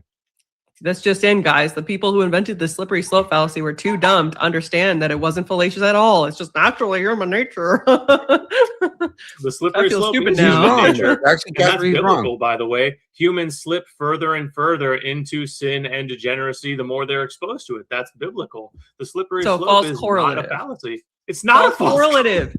You're comparing the government taking a step to secure men and their finances because to, the government sin. always expands power. The government always reaches further. It always goes the next inch. If you give the Yeah, it is. government 2 years a old. centimeter, they Here- here's- take a here's- mile in here's- a couple of years. That's here's what where they they're both wrong. always Okay. do. All right, because It's the not a birth certificate is not fallacy just if some it keeps few, happening. hospital paper. Okay, so it's been legal demonstrated in other document ways. So you think it's that going to be the creates a same record. here? I'll take that argument. Where exactly do you It think it's going to affects go, Zach? identity, It affects Well, like I inheritance. said, I think a genetic affects database of child support, everyone it affects custody. is literally affects a family couple rights. of years after we It affects a mandate man's genetic testing. life and a A woman's life, database is the and most next importantly, thing. a child's life. After that So database, before the now government we're going to writes start down a having man's death name panels, as just the like they legal did to father of a Charlie child, Gard in the UK. Oh the man, truth should be your verified. kid is 70% likely to We be require born with proof this of almost horrific everything deformity. else in life. We're just going to terminate the pregnancy now. I don't want to You need terminate an the ID to pregnancy. open Yeah, up but a it's for the bank best account. of the gene pool, so we're going to do Right? it to you You anyways. need an ID That's to where it get a goes. It's passport. always You need gone there. ID. Canada is So killing you need people with records MAID. to buy a house. Norway is killing We people. verify Denmark records. is We killing verify people. documentation all This the is just what time. governments do. You just Why not get scalping. Okay, mandate great. So in this verification I think case, it's for 100% paternity? relevant. the government, right, takes our blood all the time. Have you ever gone for blood tests? What do you think that? Do The you think they're storing government that doesn't- information? Okay, maybe it's different in Canada.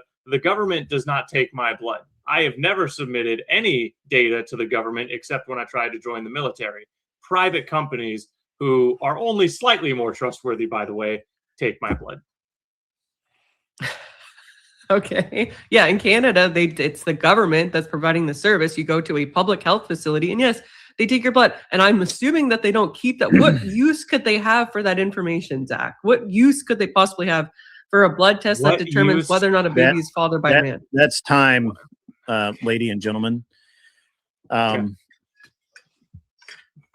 Zach, it's your honor. Yeah.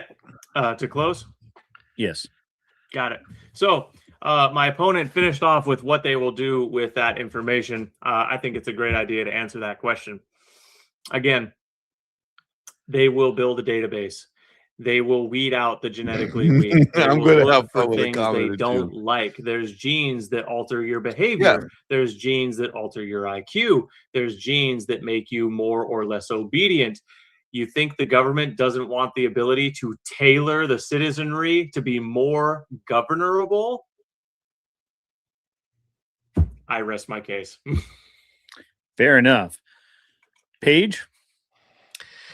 Great. So my opponent's entire everybody's wearing position rests on a glasses. slippery Listen to me slope in fallacy. glasses. Yes, a fallacy that somehow the government, because he hates the government, I get it. You know, paranoia is a thing. Is out to in some kind of move genetically alter the population into subservient twats. How are they going to do that through paternity testing? Are they just going to stop people from breeding? It's no logical sense in terms of where he thinks this is going to go, and he still can't provide any rationale for the other steps the government takes already. Without our wanting to have that done, this is just a fact of living in a society that is governed. This is just reality. go This so is not rocket science to understand, okay? If you like it or don't like it, doesn't really matter unless you want to leave that society, you're fucked. And with that, I yield. All right. Well, let's bring back everybody and Find the swab. this is going to be pretty interesting. All right. So, Great. I have to which- say, I am the real winner because I wanted this debate, and I know you did. I You know, it is the gayest thing that you continuously do. It is the dumbest argument ever. He does And so I'll many get into- gay things. hold on, I'll He get does into so it. I'll many get into it. Let me give me a minute. First, I will get into it. I promise. I know you want me to. I mean, It's the hanging only, out it's with the Uncle only Tom is debate gay, that eh? Andrew and I have ever had, and I got him to a stalemate. Go ahead. Who wants to go first of the judges? All right, go ahead, Israeli. We're Alright, Zionists Zach? over here, so I guess we let the Israeli go first. This kind of went in an interesting direction for me. It kind of wove off, and it didn't really ever weave back. It stayed off into this weird microcosm tangent, but Paige made some really strong arguments out the gate why it would be good for X, Y, and Z reasons. A couple of those had to be repeated a few times during the debate. Now, the biggest You're breaking up a lot. Oh, the biggest counter argument. I turned down. Maybe I turned down. Palestine is bombing your microphone. Oh my goodness! So Palestine is not a real country. Zach the wasn't Palestinians to stop. That's the Palestinians. Gentlemen. Yeah, tell the Palestinians to stop attacking. Listen, just like Israel, I can handle a 6-on-1 front. It's okay. Anywho, free Palestine. So sex life is like. Paige started out making a great fucking argument right out the gates. Zach actually made some really solid arguments, and he was starting to counter what she was saying, but we kind of got off on this weird tangent where it was fear-mongering, it was a slippery slope, and it was countered with a really good point. Like, we don't have to actually put that in the hands of the government. We can have the government form being signed off on by a doctor. The medical staff just does the testing, throws the data away, and the government never actually gets a hold of your DNA, and it completely destroyed the slippery slope fallacy. But we kept hearing that same argument over and over right up until the end. Even in the closing, it was mentioned again. I feel like the hypothetical was destroyed there, and that was the only argument that was really trying to addressing her points. Otherwise, her argument stood. I gave it to page 7-3. Congratulations on your revenge. Thank you, sir. Go ahead, Dennison. So I finally get to disagree with our, resident Zionist. Israeli? He's been doing an excellent job judging these debates, and I think he has a decent take on this as well. I just happen to disagree entirely. The slippery slope fallacy is the fallacy when you call something a slippery slope when there's no evidence of it being a slippery slope. And in the case of the government using initial takes of power in order to take more power and more power and more power, and to keep a database of information against the will of the people that's giving the information. These are things that are called historical facts, not slippery slope fallacies.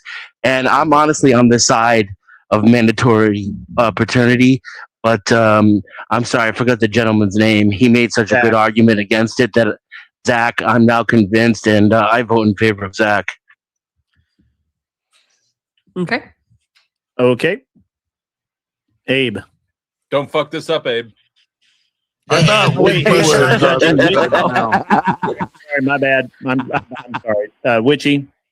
I get to be the tiebreaker. So this is my issue with the argument is the going to the genetic code slippery slope. Paternity tests don't have to contain more than just the data for paternity. Like, it's going to cost a lot more money to go down this genetic testing that he implies would be happening more than just the paternity test. So I was had a hard time following that slippery slope. I think Paige needed to address it more. I, from the start, was with AVG on this, and I think Zach failed to convince me on on arguing it. So I'm going to give it to AVG. Thank you, ma'am. Well, Abe, you fucked up. Yeah. What did Abe do? So first of all, and what may be a record, I agree with Dennison. There was no slippery slope fallacy. It's a fallacy to call when you put something out as a slippery slope when it is not. That's the fallacy. But actually saying that this is an incremental thing that happens over time, that's not a slippery slope fallacy. Zach, you are right on that one. Your biggest argument fell apart when you got into the genetic material. You should have kept it to government overreach. The government has no place in our relationships.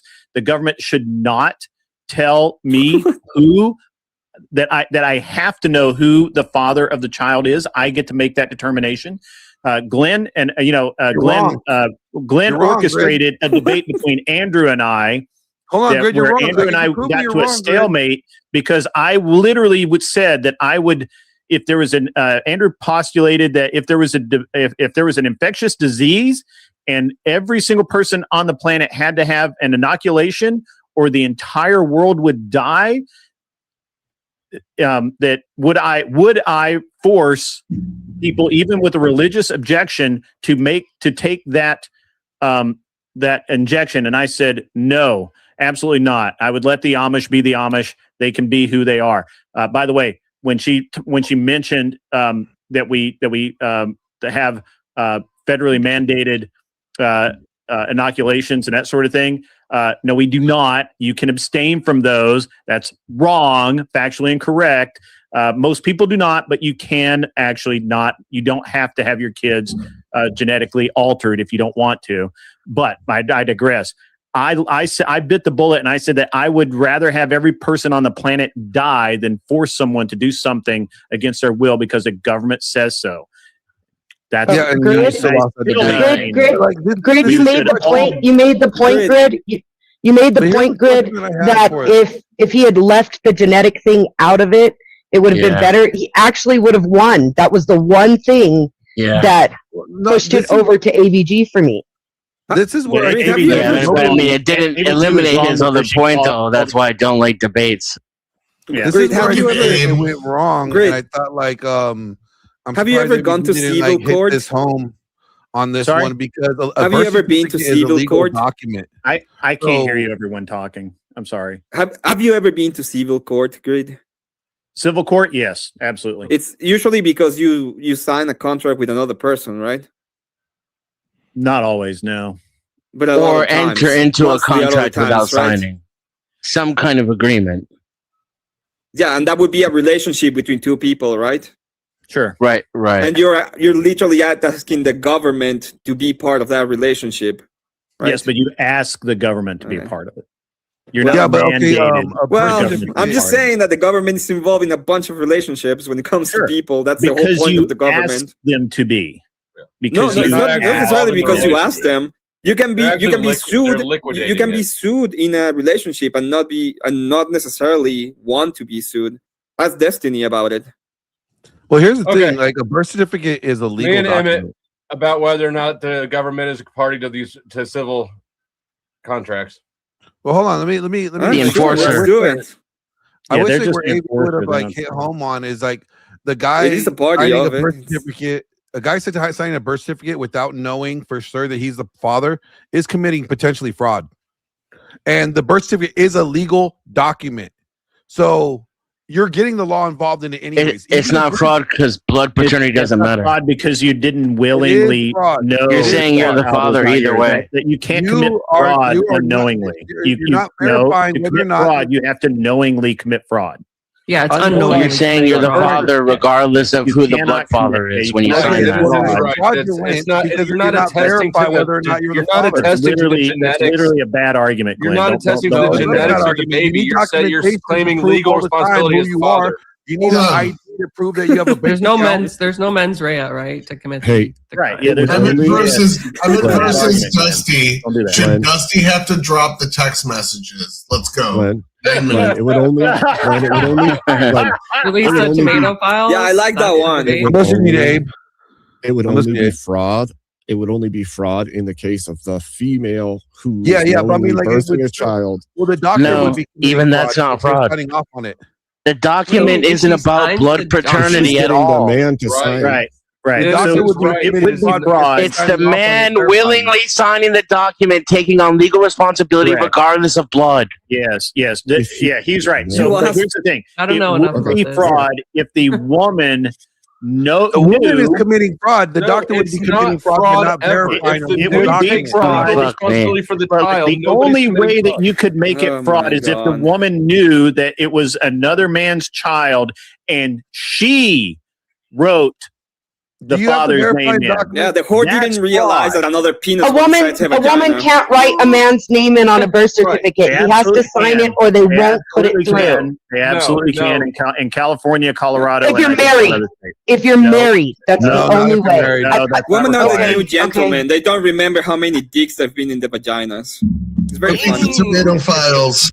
Yeah, now I'm saying that I there's only like forgot. three. So I don't Glenn know. and There had was a this dick argument inside of me. It before. wasn't yours. Oh, I'm Glenn sorry. and I had this entire argument before, and I had to look it up. He was right, and there's like 3 states, and I know California, Colorado, and one other where the woman up until recently could write in the father's name. The father didn't have to be there. She could just write in any dude's name, and that person was legally the father of that child, and it is considered fraud if she is found out and the guy makes a question of it. But that's only like 3 states. Like, it's not all 50 fucking states, and it's not federal. Okay. So, but I had to go look it up. Glenn made the claim and I didn't believe him, but I went and looked it up, and he is. Glenn was right.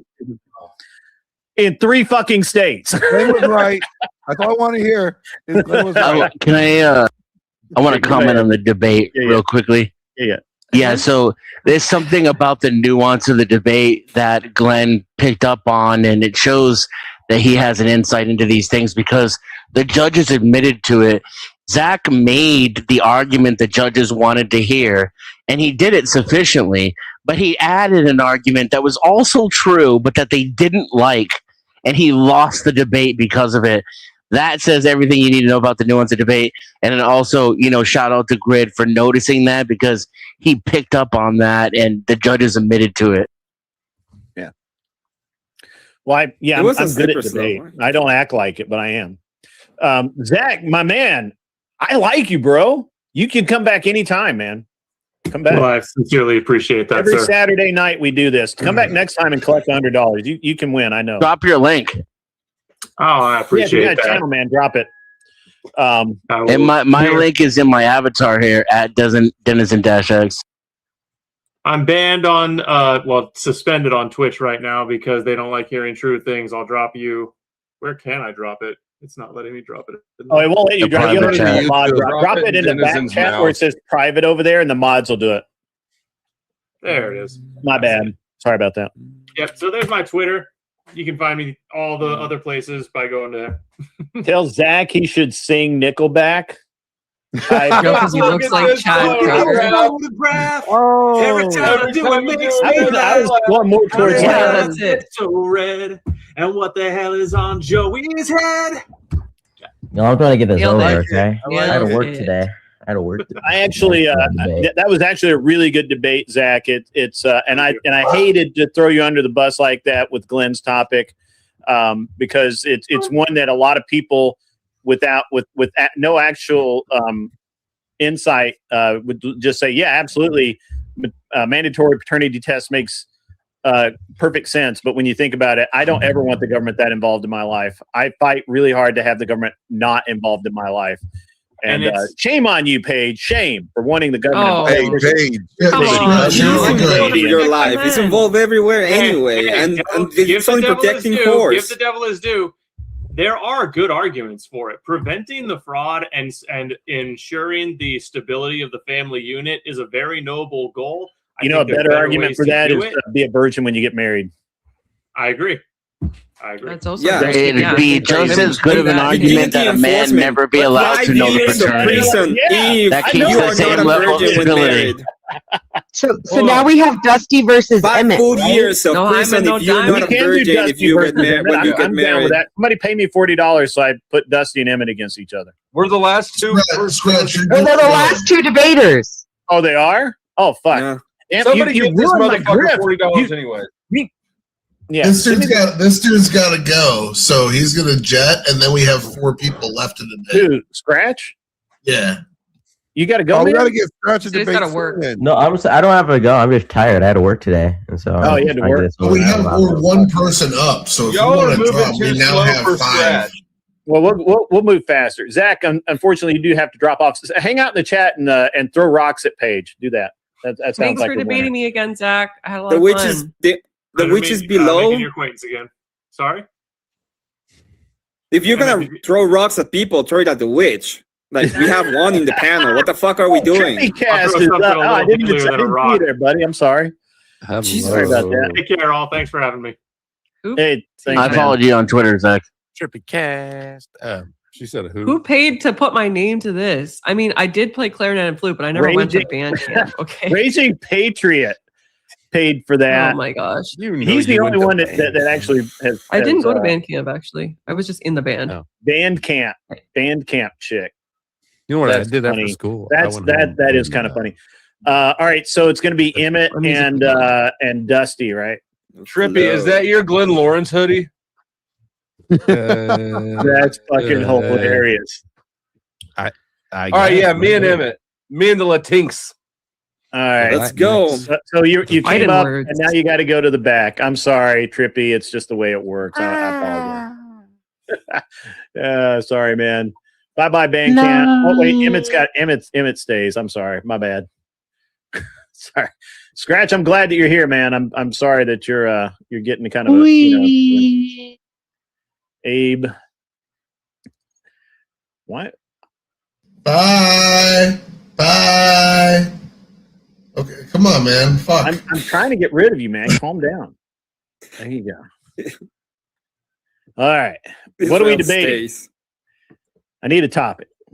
You want to do government is not party to the contracts of its citizens.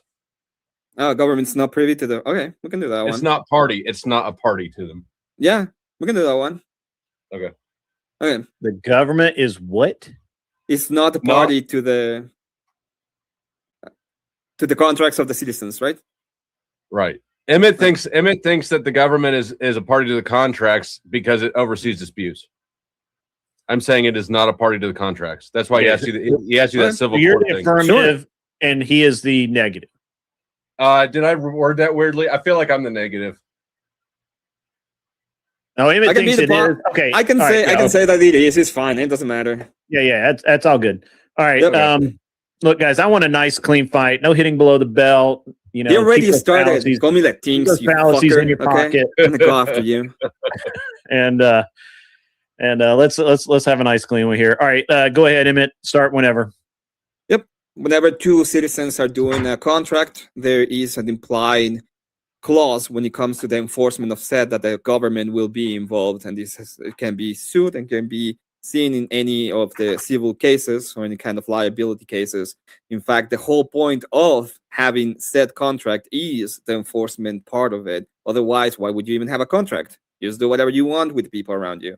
Thus, it is an implicit cause, as he said, is. It's not as ought, it's not as should, it's an is. As of right now, the government is a party simply because they are the enforcement and they are being called upon in case that the contract is not fulfilled. And with that, I'm done. Thank you. Wow, that was really fast. Okay, go ahead. Yeah. The government is not a contract or a party to private citizens' contracts. It is an oversight mechanism if and only if things go wrong, and it is requested to come in and oversee the dissolvement of that contract. However, assuming the contract goes according to the rules set out therein, the government has no part in it and remains completely absent from the process. It is only when the stipulations in the contract are not upheld and that the two parties wish to dissolve the contract that the government oversees the dissolvement. That does not make it a party to it. It just oversees the liquidation of the contract. We can look at divorce court and the example. Did you hum at me? Mm-hmm. Oh, okay, sorry. I'll yield. I'll yield the rest of my time. I thought that Grid hummed, and I thought that was like the. I did not. Okay. Anyways, I'll yield there. All right. So, give me 1 second, guys. All right.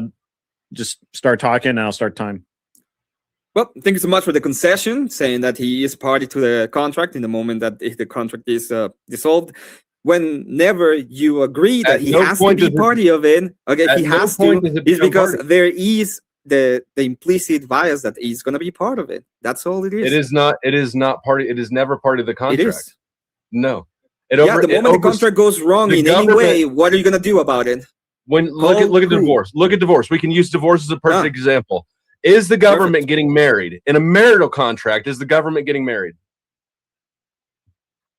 In this case, listen, it's implicit. The point of it is if the government there is your implicit wife if you get married. No. You're getting this wrong. The party is they are the enforcement arm, right? So you get married to the other person, but in case something happens and there is a divorce, who are you going to call? They're not a party to the contract. Who are you going to call?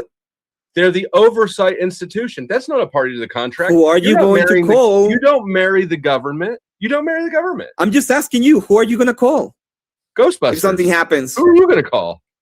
Oh, well, whenever But I'm I not- need to, the moment If- I will get divorced, I will go ahead and call the judge and tell him, get this bitch out of the house because I don't want her anymore. And that's exactly what's going to happen. We're going to go ahead and call them. I've been divorced, so let me explain how this works Uh-huh. to you. I married my Yes. ex-wife, right? The marital Did you contract go to court? is between the two people. Then, when the marital contract, when we were ending Yes. the marital contract because it did not work Did you the go way to that it court? was stipulated to, then we invited the government in, not as a party. At no point did the government become Did my you wife go or to her court husband. at any the point? The government oversaw the liquidation. That's all it did. It was not Was a there a party judge ever involved? in overseeing the liquidation. Was there a judge? Yes, there was. Were there laws involved? Was there loss involved? Yeah, you had to I hire lost a a lawyer. 94 Honda. see I the lost a different- 94 Honda Accords. She got the Well, Honda there Accord. you go. At the end of the day, you're calling upon the government so that they will oversee the fact Emmett, that the people involved are not there anymore. He becomes a party of it. He's part of it. Otherwise, you don't need a contract. The contract between the two parties, Mm-hmm. right? We invite in a third non-party. If the government were a party to the contract, if that's the case, if you the don't need a government- contract. hold on, If the government were a party to the contract, it would be a conflict of interest in overseeing the divorce. It's not a conflict of interest because it's not a Okay. party to the contract. What happens if I have a girlfriend? There's absolutely no contract, okay, and we leave each other. Can we call the? Yes, actually, you can. Yes, you can. No. Before before being married, according Yes. I have a girlfriend. 6 months. We leave Yes. each other. Can I call? Can I call? Yes, you can. You No, can you call. can't. You can. Not If the she's, same way. if she's not giving back your stuff, if you want a protection from. Well, yeah, but that would be because she's breaking the law when it comes Emmett, to theft. It has nothing I to can, do I with can the take you way to that court right it's, now. I could take you. I could file a lawsuit Well, against yeah, you you can right take me to now. court right now. And invite. I True. can invite the government in. You know right about now that. with- I mean, you talk with We Tomato, don't right? even- we don't even have exactly. We need those. We need those texts. We We really don't need even- those texts. Oh, we look- need to know look about at you them texts, deflecting. okay? Look at that You're saying. Tap because- out. Tap out, Emmett. Tap Tap out. I'm not tapping out. I'm You're telling you, tapping out. you literally are calling upon Right, upon the government exactly. because We of can- we contract. can use- He is a party. No, we can use that example. Did Andrew Uh-huh. and Sarah, as far as you know, did Andrew and Sarah have an actual contract? No, what happened was that Sarah believed that Andrew did was she his husband. still invite the government in She's to oversee fucking the retarded, dispute? and she's gonna be called retarded in court. And It has that- nothing that to doesn't do matter. with That with illustrates him. my point. That illustrates my point. There was not even a contract, and the government was called in to oversee the dispute. Perfect. It's even worse for you then, because then the government can be party to anything. So it's still a party. They're When it the- comes to yes, they're contract, the you're actually oversight drafting. So agency. it's easier for the government to be a party of that. They're not a party to the contract. There was They no are. contract there. They're being called. Emmett, how can they be a party to not a contract? When you call upon somebody that is overseeing the contract, that is party to the whole contract. Okay, he is the enforcement of it. That's the point of it. Why do but you there's even not- have a but there's- why have a there's not a contract if you're not contract going to have somebody There's that not a oversees contract. it and enforces the it? The oversight institution, the government here, sorts out the facts of the matter. They're sorting out: is there a contract? Was the contract followed? And if it not, how do we Yes. dissolve this thing? That they are the enforcement. But there They're was a party no in the contract. contract. There was no contract. So you acknowledging that the government can get involved in things where there is no contract. Yeah, it's even worse. I agree with you. There should be contracts with All people. right, We should have gentlemen. more involvement with the government Gentlemen, in that case. That was spirited. I like it. All right, closings. I believe Dusty, you go first, and Emmett will close. Yeah.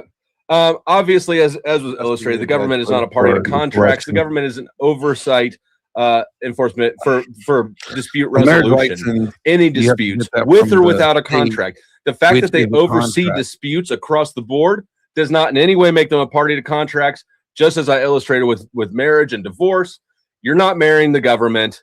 If the marriage falls apart, they oversee the dissolution of that. Same thing that I illustrated with the Sarah Andrews situation. In the case of no contract at all, they still oversee disputes. That does not make them party to contracts. I yield. All right. And Emmett? When it comes to the contracts in the moment themselves, you're actually calling upon the government to be part of it. Otherwise, it would be non-enforceable. And the point of having a contract is to have it enforceable. When it comes to the Sarah situation, just to put her ahead, she's not claiming that they had a relationship that fell apart. She's actually claiming that Andrew broke the law. Okay, so she's claiming some kind of against the law action.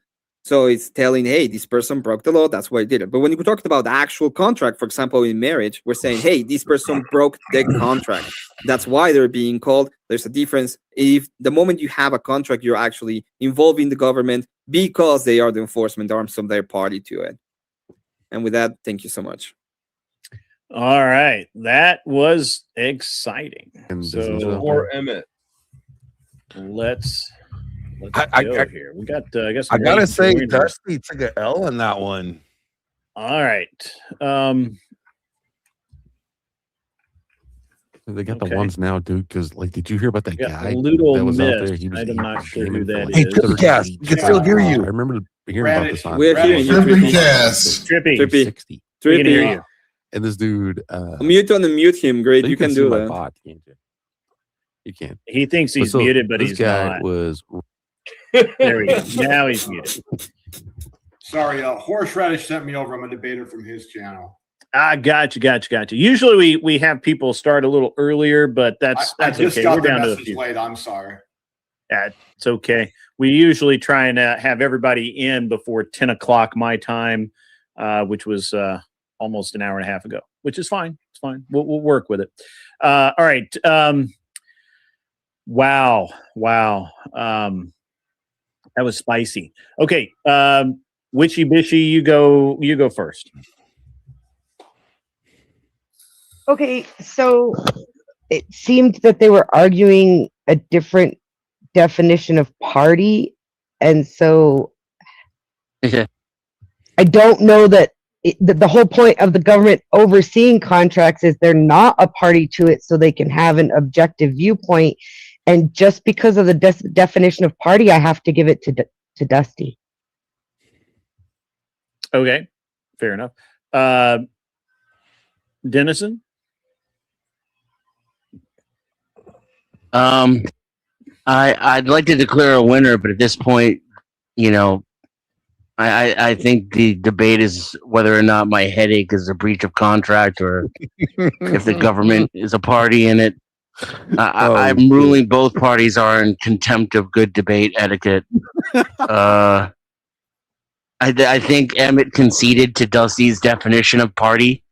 When it comes to private contracts, parties involved is not the same thing as when you're talking about, say, a case of enforcement. And so while Emmett could be correct about his definition and Dusty's correct about his, I think in his closing, Emmett conceded to Dusty's context, and therefore Flo is the winner and he's correct. Okay. Tyler? Well, I guess I'm the lame duck here. It doesn't really matter what I say, but like what I was watching is this was a definition debate, and definition debates are always the most fucking boring debates. I generally side with Emmett on the definition of this. Like if someone just fucking flat out asked me, I don't want to judge the debate based on if I agree with the person before the debate even happens. So I try to judge based on what they were arguing over. Dusty kind of meant it was like a person involved in the financial transaction, and Emmett means it's just a participating party in the contract, and they were just kind of arguing past each other a lot. I feel like the example, so it's kind of judging who was using the best arguments, who was defending themselves the best, essentially. I feel like Dusty really was proud of an argument where he kept saying that because government enforces different types of laws like tort law and criminal law, that means that their role doesn't make them part of the contract because they're enforcing other things elsewhere. And I just don't see that as compelling. Like just because X thing is doing Y with Z thing doesn't mean that it affects this relationship with this set of laws at all, which are different laws. So I didn't find it compelling, and I feel like Emmett held his ground, so I gave it to Emmett, even though it doesn't matter. Facts and reality are not compelling. Okay. Anybody else have any comments Abe, I you did. look like you want to say something. Oh, sorry. You sure? Okay. Anyone? Actually, Go I ahead, can't- Glenn. I was gonna say when you get a marriage license, Flo, that marriage license is the contract issued by the state, so the state is involved as a party because they're the arbiters of the said contract. So They're the recorders of it. They're the institution that oversees everything and all disputes. But therefore, they're a They're not- party to it because They're you're not a making party. that. They are not entering. No, they're into the not. contract. They're not. They're not entering into No, it. they're not.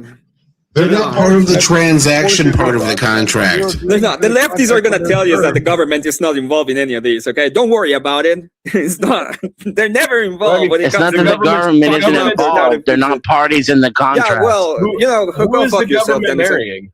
Okay, and go fuck yourself, Witchy, and go fuck yourself, everybody. 'Cause I'm gonna get out of here. So, but when it comes to all of these, yeah, you can all go fuck yourself. Have a good one. I was with you, Count Chocula. I voted for him. He told me to go fuck myself too. Well, Yeah. you're That's what dying you to get. thought. That's what you get for voting with him. I Yeah, mean, legally, the government is not a party to private contracts. That's how it's always a able to weird be. thing. That's how it's able to be an arbiter, a fair arbiter. They're only a party in public contracts. And if you're talking about parties involved in a case, say for example, if it went to court, then yes, the judge is technically a party to the case, but that's a different definition of party than we were arguing about in the Yeah, debate. And by I think the it end was of it, Emmett conceded to Flo's definition several times. it's a very interesting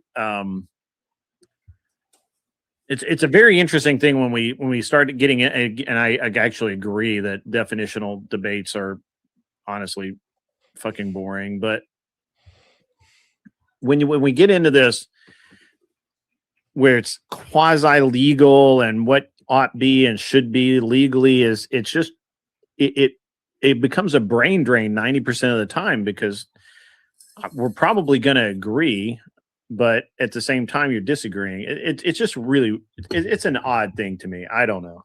What does the lawyer say? What do you say there, Paige? I mean, AVG. Sorry.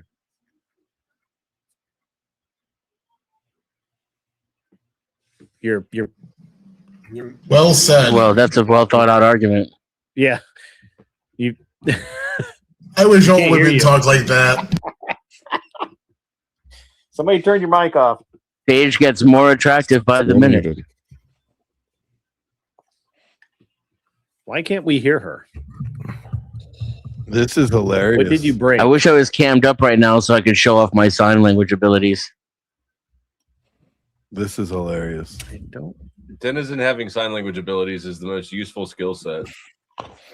I don't know why you're not. useless, the most useful skill set. Yeah, Grit is going I to can't get hear you. When I went to Can't hear you. Go out and come back in. There we go. All right. That's normally what she says. Can people hear me? Yes. Yeah. Oh, okay. Yeah, we can hear you. We can't hear Trippy because I have him muted, but Have a claw, a little mask. he's probably talking to somebody else. Like we get Emmett or somebody, we'll make them big. Yeah, he is. Trippy, we can hear you. Not where We I can said hear that. Trippy. Oh my gosh. Say it's something special saved. Hey, Trippy, what do you have special saved? Okay. Trippy. All right. Let me let Trippy, see if what Paige do is you back. have Paige is special back. saved? There's Paige. I mean, Can you hear me AVG, now? Sorry. Yes, we can hear you now. It was weird. Weird. I think it's Talk Studio. Okay.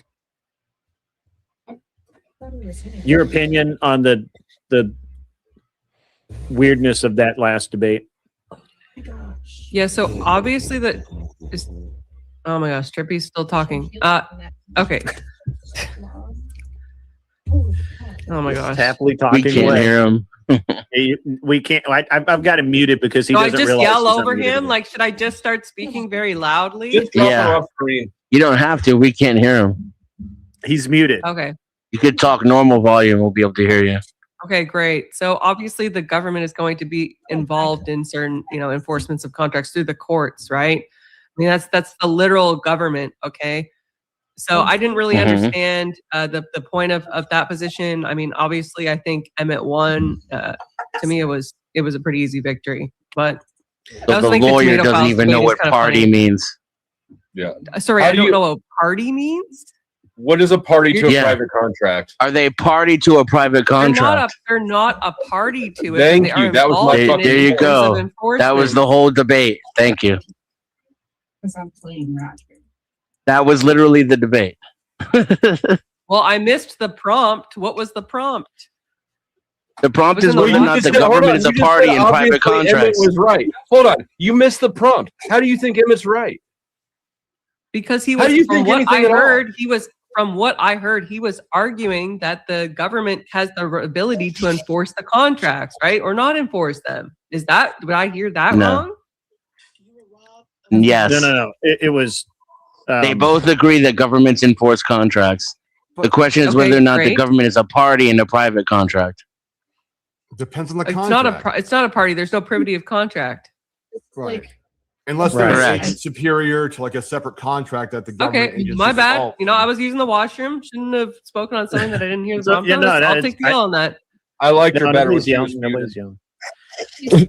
Enough. You can- I just think that it's always an interesting kind of debate. Was that a real rage quit? No, I think Emmett was just being funny.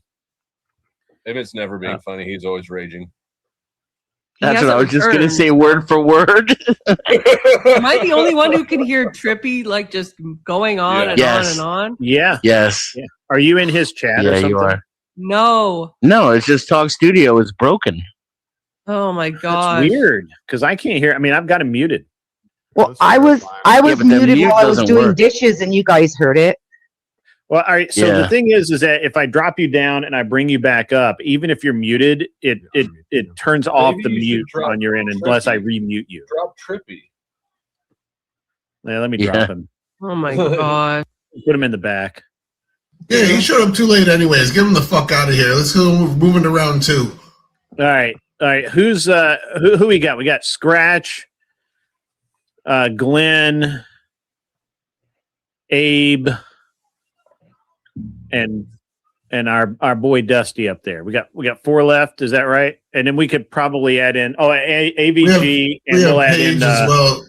So we have 6 people now. We got 3 debates to get through this round. yeah. All right. So and then we got Loodle Miss up here. What do we want to do?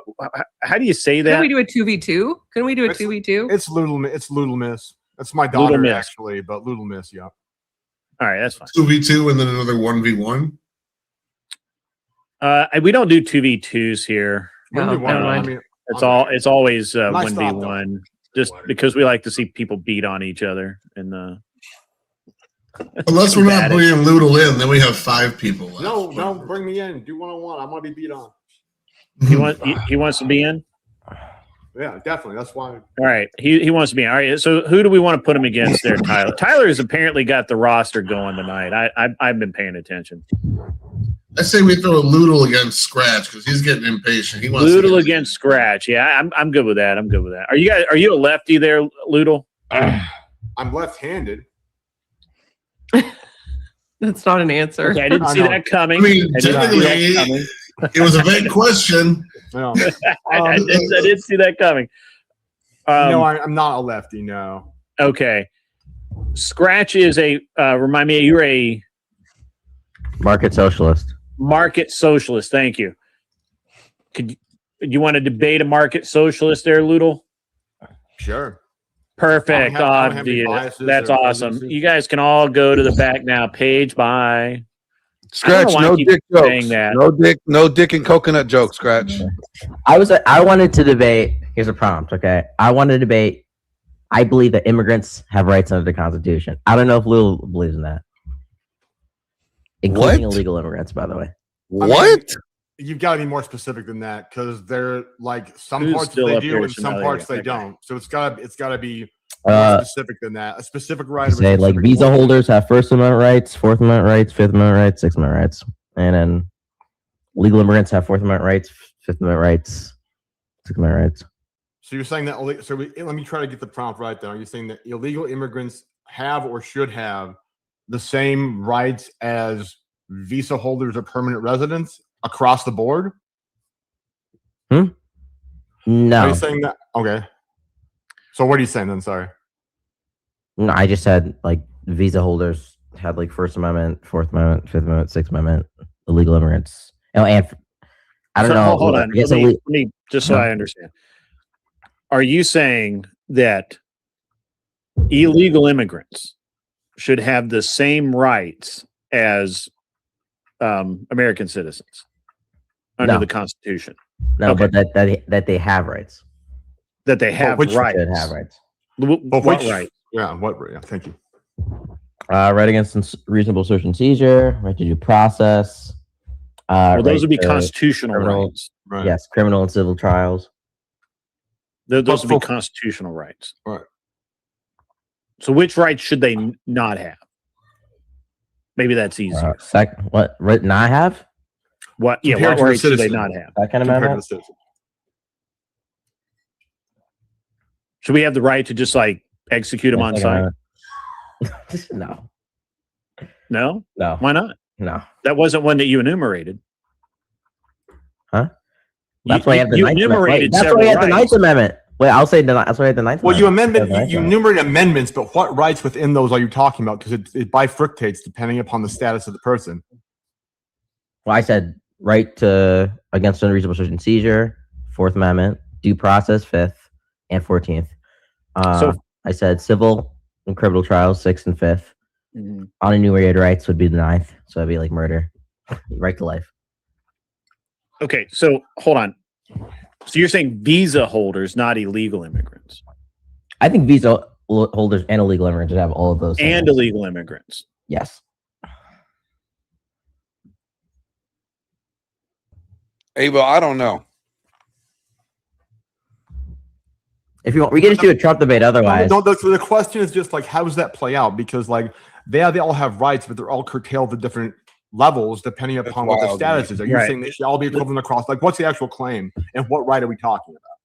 I'm I happy mean, to I do think it. you would have to pick a specific right because, like, for That's too example, complicated. visa holders do not have the right as a term of being a visa holder to not be searched, right? Like in theory, if you have a visa as part of holding a visa, the United States government reserves the right. The government has the right to come in and search you at any time they want to, right? That's and surveil you without a warrant as well. and surveil you without a warrant. There's a bunch of other things that honestly make sense. Now, if you want to say that they ought not have that the United States government ought to grant them the same right as an American citizen, I think that would be. First of all, I think that'd be a very long debate, and we have 5 minutes here. So let's, you could pick one. You could say that they shouldn't have rights to search and seizure. I think that would be a relatively easy argument on both sides. But anyway, I don't know. I mean, I'm not trying to tell you guys what to debate. Well, no, I'm just trying to get something that's actually clear to talk. I'm happy to. Yeah, we can do Fourth Amendment. Yeah, visa holders have the right to search and seizure against search and seizure. Dennison's telling me that I'm factually incorrect about something. I don't know what I'm factually incorrect about.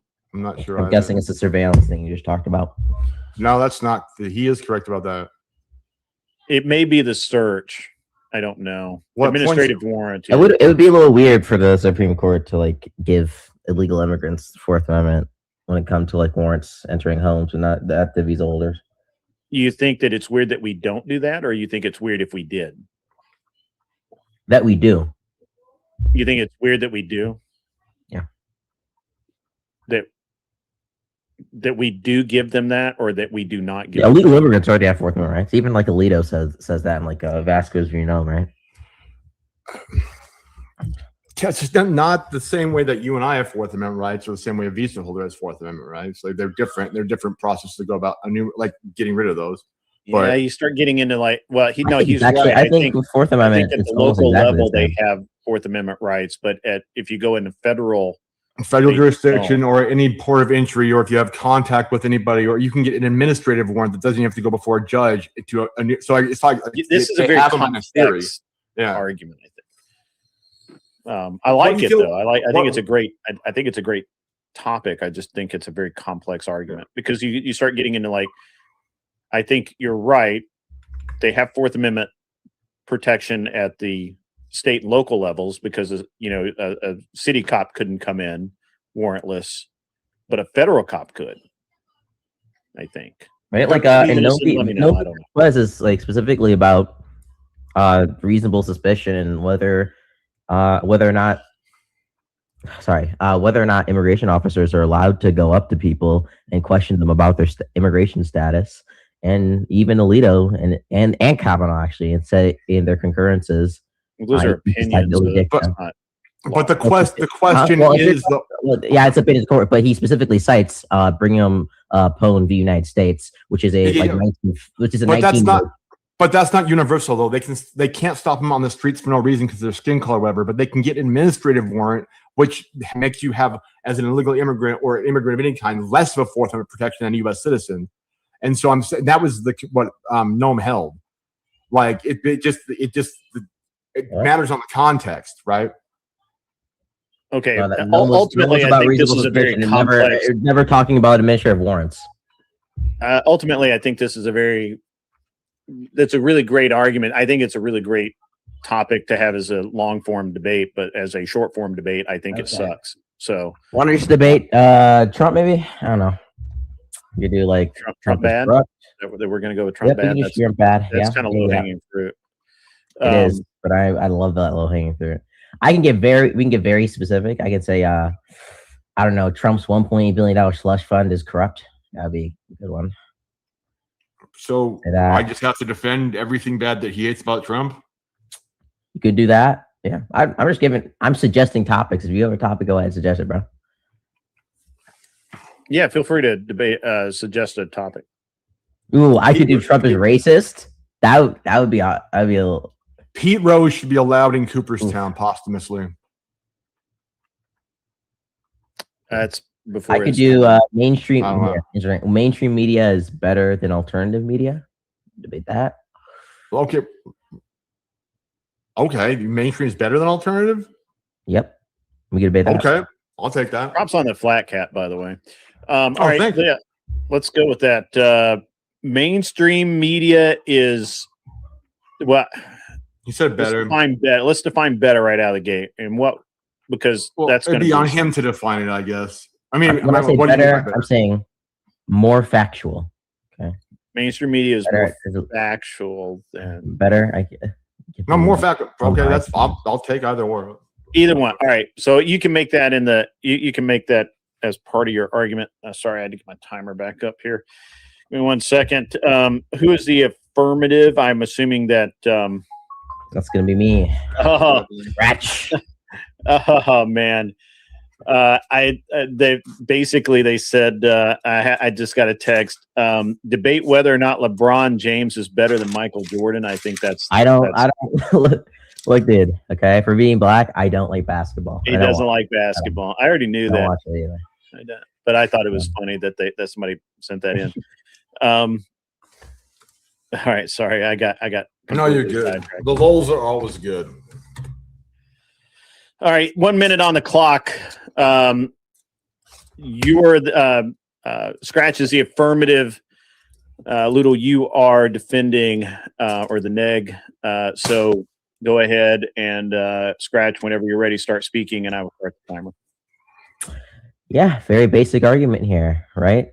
While mainstream media has its mistakes, and mainstream media has lied and omitted facts in the past, it is better than alternative media because alternative media sources aren't accountable to anybody. Anybody can go online, post disinformation, and they're not on this platform defame anybody, and it can't be held accountable almost at all. Versus mainstream media corporations, which have to be more mindful of things like defamation lawsuits, and also the fact that thousands of eyes are looking at them, and oftentimes that means that they're willing to do things like print retractions. For instance, New York Post, the CNN, and even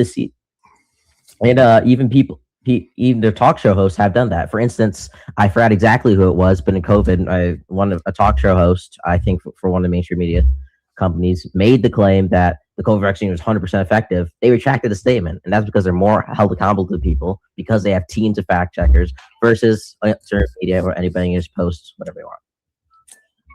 All right, perfect. Okay, just start speaking, and I'll we'll go. Well, I think alternative media, and by alternative media, I mean those who aren't mainstream, the same kind of dichotomy he's drawing, those who aren't a corporate media outlet, those who are independent journalists or small organizations. I'd say Tim Pool would be a good example of an independent journalist media. And so the first thing I'll say is that mainstream media, corporate media is captured. They have a large percentage of their individuals who are running the news desk and the editors-in-chief are CIA operatives and have been in the past. It's been for example, let's look at the Iraq conflict. The mainstream media reported on all the lies that Bush said, that Powell said, that Rice said, that got us into Iraq. They also reported on lies that kept us in Iraq. They reported erroneously on the origins of COVID. They reported erroneously, or there are people out there, doctors, like the Great Barrington Declaration, if we're going to talk about COVID, right? Which was the idea that we should stop the spread by getting the most vulnerable vaccinated, leaving the others to mingle around and get herd immunity. That was blacklisted by mainstream media. You were taken off everything if you said anything about that. Corporate media wouldn't, and it turned out to be right. So more facts. All right, that's your minute. All right, gentlemen. Again, keep it clean.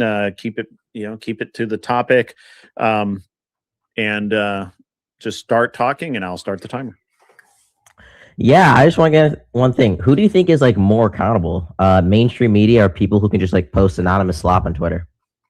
But people who are posting anonymous slop aren't independent media. They're just slop posters. I didn't ask whether I asked who do you think is more accountable, right? Like who do you think has more of a priority of not like facing a defamation suit? Who do you think has more priority, has fact-checking teams behind not it? facing a defamation suit. Yeah, or is the independent media doesn't have a team of corporate lawyers behind them. Definitely.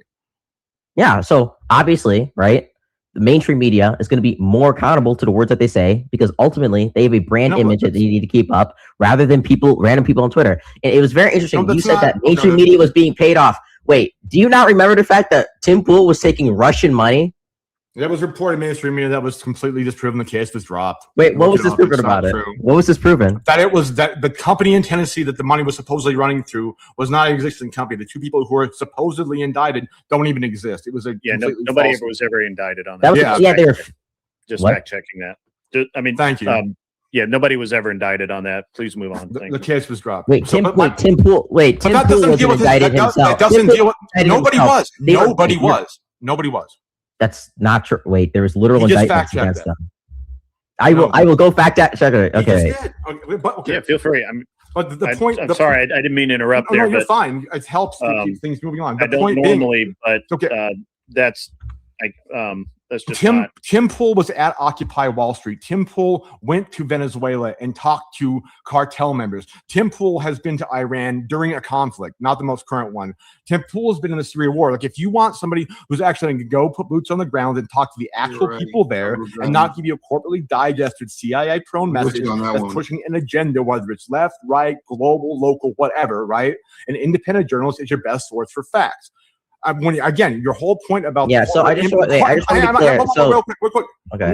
No, I need to get this. Hold on. I'm gonna just because this will derail everything. I'm sorry. I'm just stop the time really quickly. The supposed Russian interference with Tim Pool, Lauren Chin, and her husband. That was never proven. If anything, that was an attack again on alternative media by we don't know what political machine that was, because literally the agents were never prosecuted. Nobody's ever been prosecuted. Nothing. It was a news headline reported in the mainstream media. So I'm just factually, and I should not have done that. I apologize. I interceded, so I had to make sure that was checked. Continue on. I'm sorry. I'll make sure the time. You have the remaining amount of time. The correct. Are you guys able to view my screen? I appreciate right your fairness. Are you guys able to view my screen right now? I can see your face. Okay. I can. We can. I think we can. You can share screen, and I can share. I'm trying to share my screen. I'm looking at the indictment right now. I have it on my computer. I can send the link in chat. But it was dropped. That's the same article he's talking about. You guys, you just said that they were never indicted. None of Tim Pool's people were ever indicted. I never said Tim Pool was ever indicted. You guys said nobody was indicted. You just changed your claim. No. I said nobody from Tim Pool or the alternative media organization. I never said Tim Pool was indicted. I just said Tim Pool is taking Russian money. But that case Tim never Pool- went it's not a forward. crime. Wait, I never said it's not a crime for Tim Pool to take Russian money. But he's will not, take and he Russian money. hasn't People been. Where's that allegation coming? Okay, even if he does, what does that do with his credibility? Well, because if you're trying to say, if you're trying to say, wait, if you're trying to apply that mainstream media is getting paid off by corporate media, and we have people like Tim Pool over here literally taking money from the Russians, obviously that's a little bit of a contradiction. It was never paid off. But hold on. You're The trying to say problem that is that influence- headlines that's part of the problem here. It's the headline in and of itself is misleading. It never went anywhere. There was never any prosecution. There's never been a court case about it. It just never happened. Go find where There's where- I'm sorry. Wait, You've got to do this. If somebody's indicted, not there's correct. a court docket. A judge has looked at it. If somebody's indicted, there's a court docket. You could go in court. No, later. a grand jury indicts you, but Tim Pool and nobody from Timcast universe was The indicted. That's two what I said. people that were involved, go find where they went to court. The Chens from Tennessee. You could literally look Lauren up Chen, court Lauren Chen, there. Lauren Chen and her husband. They just happened to be near me, and it was local news for a while. I followed the case fairly closely. Tenant Media. They took Russia. The entirety of the case depended on not that the money came from Russia, but that these two people were supposed Russian agents that had not registered as not agents, but there's a term for it. The foreign lobbyists. It took me 2 seconds. Yes, thank you. It took me 2 seconds to find the docket What'd you find though? for the District Court of New York. I where found the they docket for the court. where it actually went to court. Find the court reporting. Find it never went forward. It just no. If you're trying to find say it. that the case, if you're trying to say the case got dismissed or the indictment filed, fine, that may be true. I don't know about that, right? But when the indictment is filed, on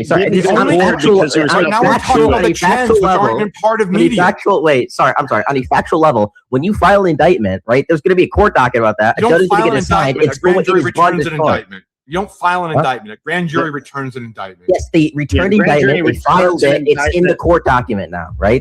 They came to the probable cause that there was some kind of crime that was Not committed. about And the grand Tim jury Pool gave it true at will. all. And the mainstream media misreported that Tim Pool and the gay guy. There were three Nobody others said- involved. But There was- Ruben, and there wait, was I'm another. sorry, you didn't read any reports. Around the time, what happened? I read like actual articles on this. Hold on, This I'm is going what to the start your mainstream media time. said. I'm sorry.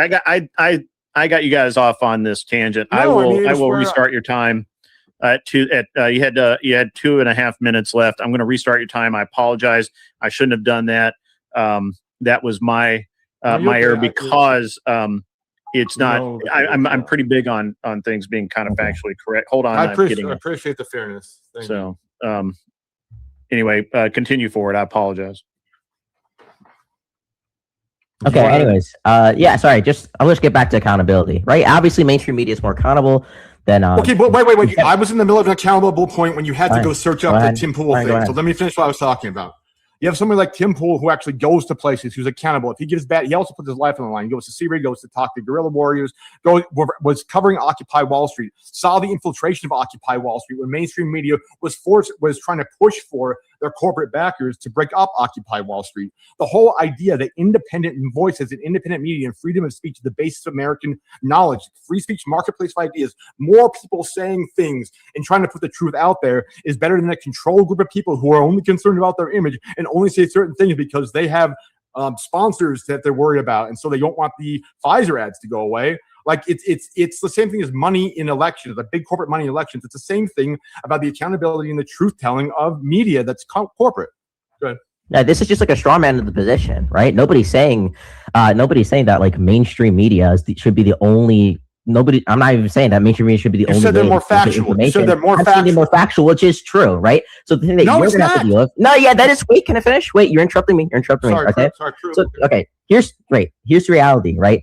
Independent voices have done good journalism sometimes. That's true, right? There's think tanks out there, the Cato Institute, that does good research. But the fact is, when you have having a bunch of people screaming a bunch of information to the void doesn't mean you have more factual basis going on. If you have 20 like I don't know, anti-vaxxers screaming shit into a room at somebody versus one doctor telling you about vaccines, the doctor's probably going to be more factually correct. Reality is more information doesn't mean you're more factually correct, and that's what you're trying to say. More independent voices. It's not more independent voices. No, more independent voices does mean you can have more factually correct reporting. It also means you can have more people who can sling bullshit when you want to, right? There's so many conspiracy theories it's a about complete C-19. straw man. It's a complete straw man in the It's position. not straw man. It's the prompt you made up to say that all the shit posters who might be Russian bots or whatever on Twitter are the same as somebody who's doing on the ground real journalism and real reporting, who's actually doing media coverage the same way as a mainstream media outlet would. So your whole argument about shit posters on Twitter or a bunch of anti-vaxxers or whatever aren't even topical. That's not what we're talking about. We're talking about independent media versus corporate media. The idiots on Twitter posting whatever are not independent media. And if you What want do to you think call them alternative that, media is? media that's outside the corporate media. Yeah, how do you think when people are scrolling on Twitter, people like Asmongold are scrolling Twitter all day and get slapped from their Twitter feed as their news, as their news. That is their media. When people scroll on Instagram and see like their random Groyper shirt, that is their media. That is the alternative media to the mainstream that they're going. They're not going out and reading a New York Times article. They are literally going on Instagram. Okay, that is time. I did give you a little bit extra just because I interceded there. Go ahead. Go ahead, Ludi. You were the negative, so you will lead off, and Scratch will have final word. Mm-hmm.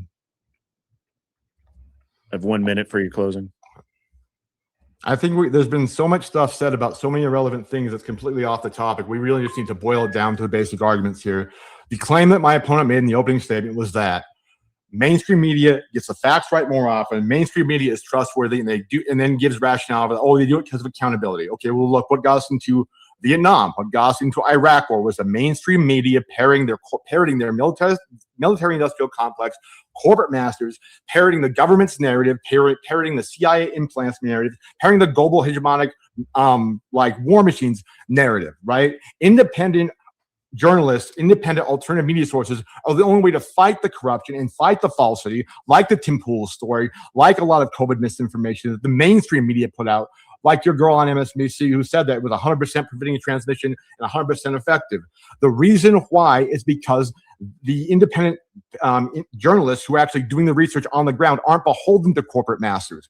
And the last thing I'll say is like the people scrolling on Twitter or goon posting on freaking TikTok or whatever, that's not independent media. Those are individuals doing individual things, not a media source. So if that's where you're hanging your hat, I don't think you're even in the same debate. That is, look, if my opponent doesn't understand, I think that was his minute. You can go ahead. I'll start the timer when you start talking. If my opponent doesn't understand, the average person, the average person is listening to podcasts, they're scrolling on Twitter, and they're scrolling on Instagram if you're like Gen Z, right? They're not reading full articles. And even if you're listening to a podcast, it's some random, like, look at Joe Rogan, right? Look at the whole Flint Dibble situation. Flint Dibble goes on Joe Rogan, debates this guy, absolutely blows him out. And Joe Rogan, right, who was wrong in all his prior positions when he was talking to this guy, just shits on him. He doesn't concede. Guess what happened to that CNN girl who said, right? Who just said wrong. Retracted her statement. Guess what happened? Guess what happened when Joe Biden? Wait, guess what happened when Joe Biden came out on? And you're wrong. Guess what happened when Joe Biden came on stage and said that COVID vaccine is 100% effective? CNN made an article the next day criticizing him. It was very funny how all these people who claim to know everything the mainstream media says is all they support foreign wars. They never go against the mainstream. They do. They criticize Biden. They criticize sometimes the government's narrative because they're actually more accountable to those kinds of things. They are willing to do that. They actually have fact-checking teams. And I know you don't want to say, oh, every single person on Twitter is a media source. They are. People scroll Twitter, they see that. Yeah, okay, that's time. Let me bring everybody back up. We'll get the judges' verdict. Rachel Maddow made that statement on MSNBC. She's now their highest paid anchor. That was 100% effective. I'm not sure if Trippy still knows he's still here. He's talking. Well, you can kind of see it. I don't think he knows. Not to us, though. This little screenshot somebody took from GTA. I can go first. That was painful. Yeah, go. Whoever wants to go first, go first. So when it comes to the veracity of the mainstream media, anybody who knows to bring up Rachel Maddow's claims about the vaccine is an automatic W from where I sit. That being said, Scratch, you just didn't make the case that the mainstream media is factual. You spent too much time arguing about the alternative media not being factual, and random people on Twitter are not the alternative media. Also,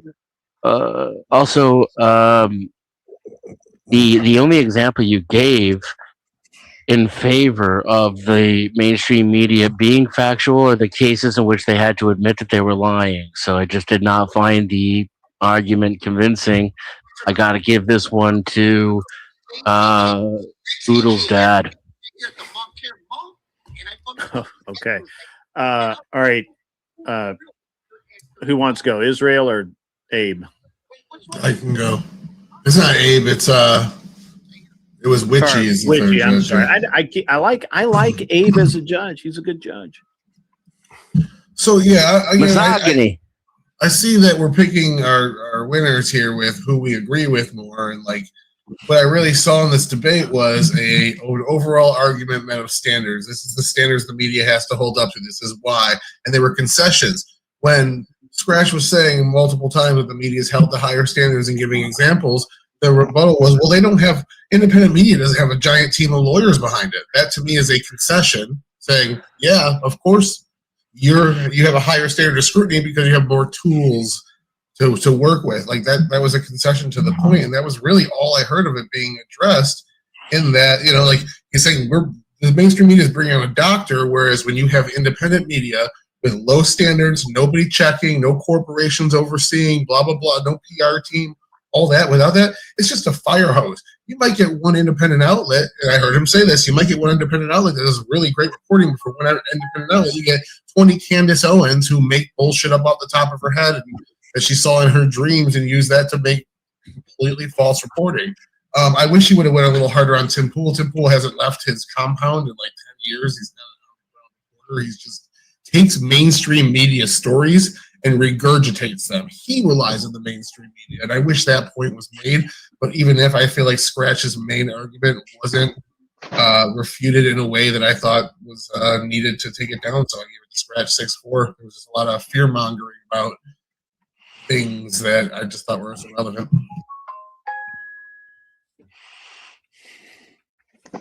Okay, so that leaves me. That leaves me, and so just on the fact that he said it's more factual, not absolutely factual, and the negative argument was about it being not absolutely factual. Of course, it's not absolutely infallible. Like that wasn't the argument. So I kind of think he didn't argue the prompt. So I give it to Scratch too. Interesting. Do the floss. Scratch didn't argue the prompt either. Yeah, Scratch. Yeah. And just nice. Got him dancing. That's funny. Go Scratch. Go Scratch.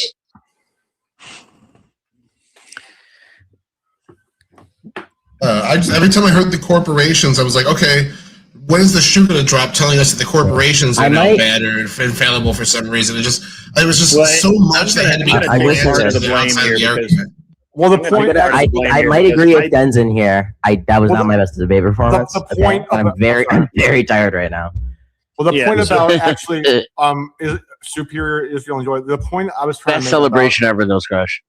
About the team of lawyers and the accountability wasn't that they're more accountable because they have a team of lawyers. It's if somebody who's an independent journalist gets a defamation suit, they don't have a team of lawyers to defend them. So they will. So I was flipping his reasoning on his head because unlike a corporation, independent journalists don't have a team of lawyers, so they're more liable to be taken by a defamation suit. So it was the opposite of what. I mean, I think Alex there were Jones has missed entered the opportunities chat here.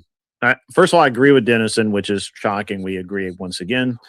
However, there's a couple of things. First of all, I apologize. I derailed things because of the Tim Pool claim. The claim that Tim Pool took money from the Russians was absolutely ludicrous. Yeah, that and was by the way, nobody's ever actually, even while they were indicted, nobody's ever been arrested, formally charged, gone to court. Because they're hiding in Russia. Hold on. It was no, they're not hiding in Russia. They are. They're not. Well, not according to what I just looked up. It says they're just their whereabouts are in the U.S. somewhere. Also, Lauren Chin is still in Nashville. I mean, she could be arrested at any point. Lauren Chen is still streaming. Well, she is now, but Yeah. we can get into that. The whole problem with that is that's actually it was exactly what it was framed at, and that was an attack on alternative media, alternative news sources by the government. That's Through exactly corporate what it media. was. I just want to ask Through Scratch, corporate Scratch, media. did you get the vaccine? Did you get the jab? I don't know, bro. I think he doesn't. Little You don't know if he got the I jab think or Little not? Miss up I here don't know. definitely got the vaccines of how he did in the debate. Okay, not gonna lie, dude. I don't agree with the They prompt realize at that all. their mental abilities too. I don't agree with the prompt at all. I just feel like he made a better argument. Like sometimes didn't it's make not an even argument. about. He did though. He didn't make claimed- any argument at all for the veracity of mainstream media. No, he didn't. He literally just said it's right because I say it's Alternative right. media is shit.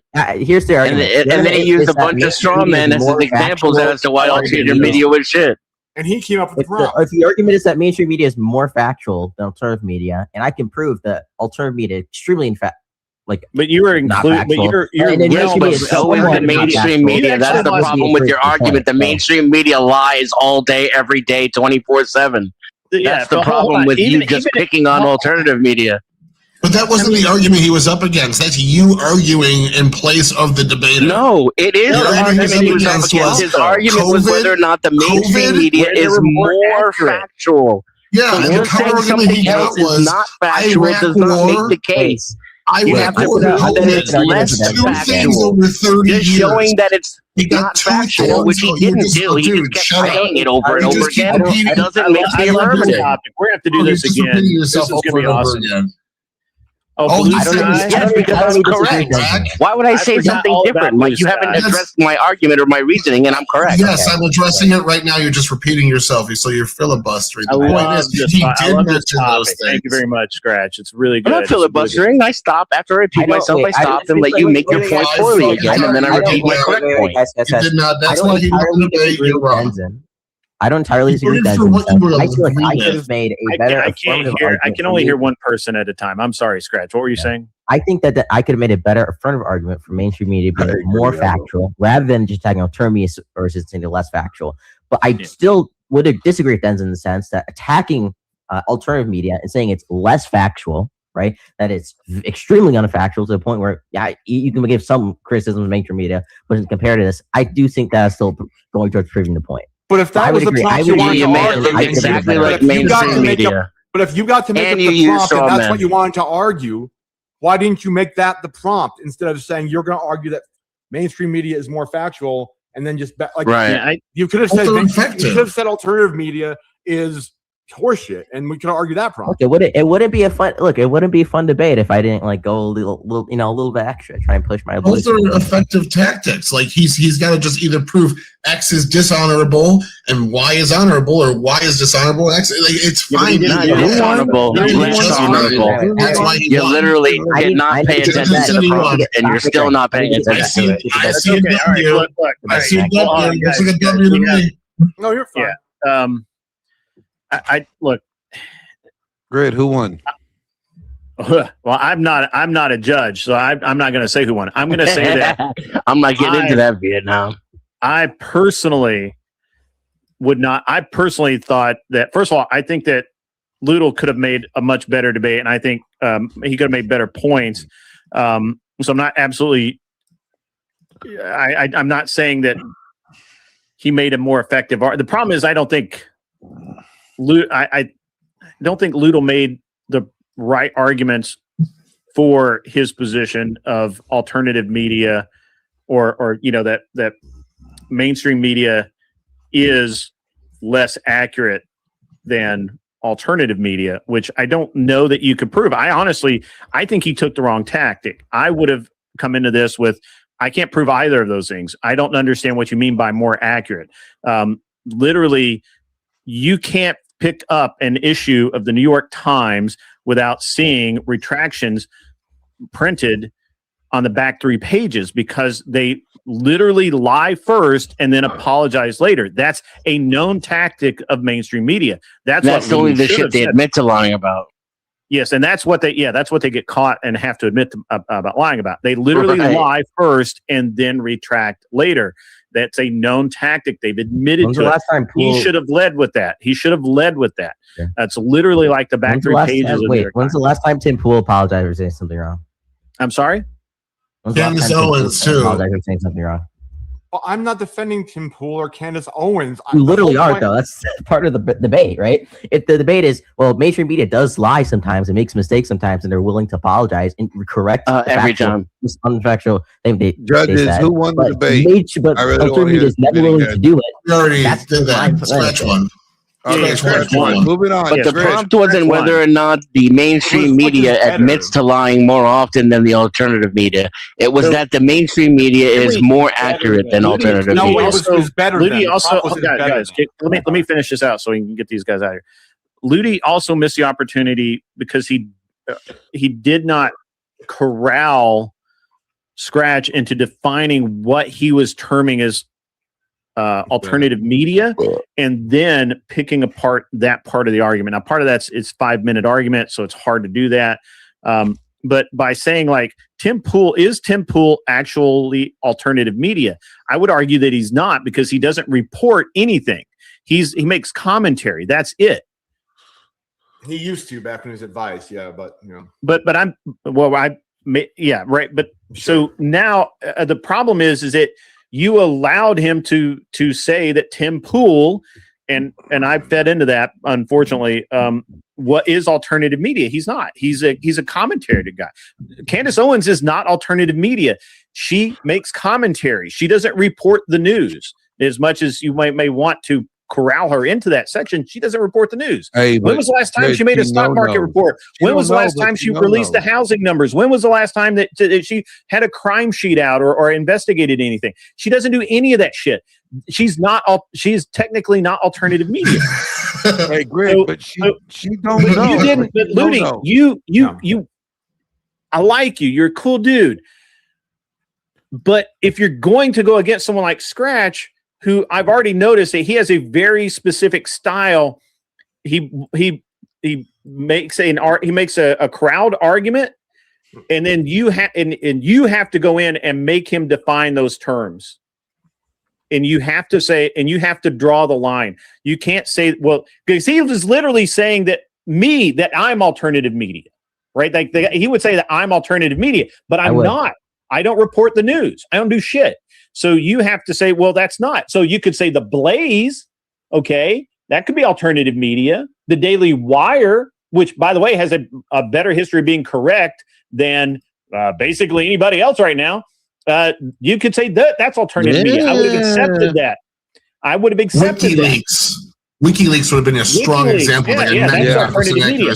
Those are more accurate. You could have hammered you could have hammered Scratch on that, but you didn't. You missed the opportunity. I think Scratch did pretty good for a 2v1. I accept judgment. Yeah. Well, I mean, and I should not have gotten involved. I just did that because it's something next to me. Red, you fumbled the debate. I did fumble it. It's my bad. I caused Ludi to lose. I'll take that. Very Jew coded. Come back and we'll have fun. I can admit when I make a mistake. I can admit when I make a mistake. All right, who's next? Who's next? Who's left? Round 2, you got Dusty, Paige, and Glenn still on the table. Dusty, Paige, and Glenn. And Abe. And I'll Abe. debate. Abe and Paige. No, Glenn, no. Glenn and Paige. Again? On who can Again? who can Again? Oh, you guys dethrone debated Bob. already? Oh yeah, let's do Yeah, we this. debated on polygamy, and it was. I don't care about that. I want you guys to. Yeah, first of all, let's all get our sunglasses on. Yeah, Yeah. sorry, I didn't feel like. What's putting up? it down, Grumple so Stillskin's sunglasses. alive.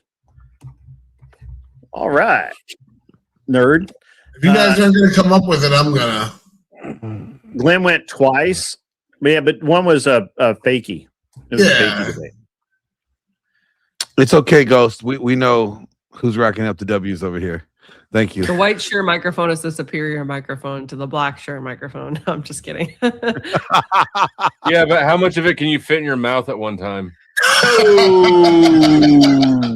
Ow! It's the same microphone. It's just a different color. You know, I'm going to give you the debate topic. Thank you for your donation the other The day. stripper pole workout is better than any Pilates workout. Thank you, Anson Knowles, Yeah, for that I'll one. take it. I'll take it. I'll take the affirmative. You guys don't understand the backstory. You don't understand the backstory. Paige will kill me. Literally, I'm glad she's in Canada. I'll take the affirmative on that debate. Okay. And he keeps dead naming you. It's bugger.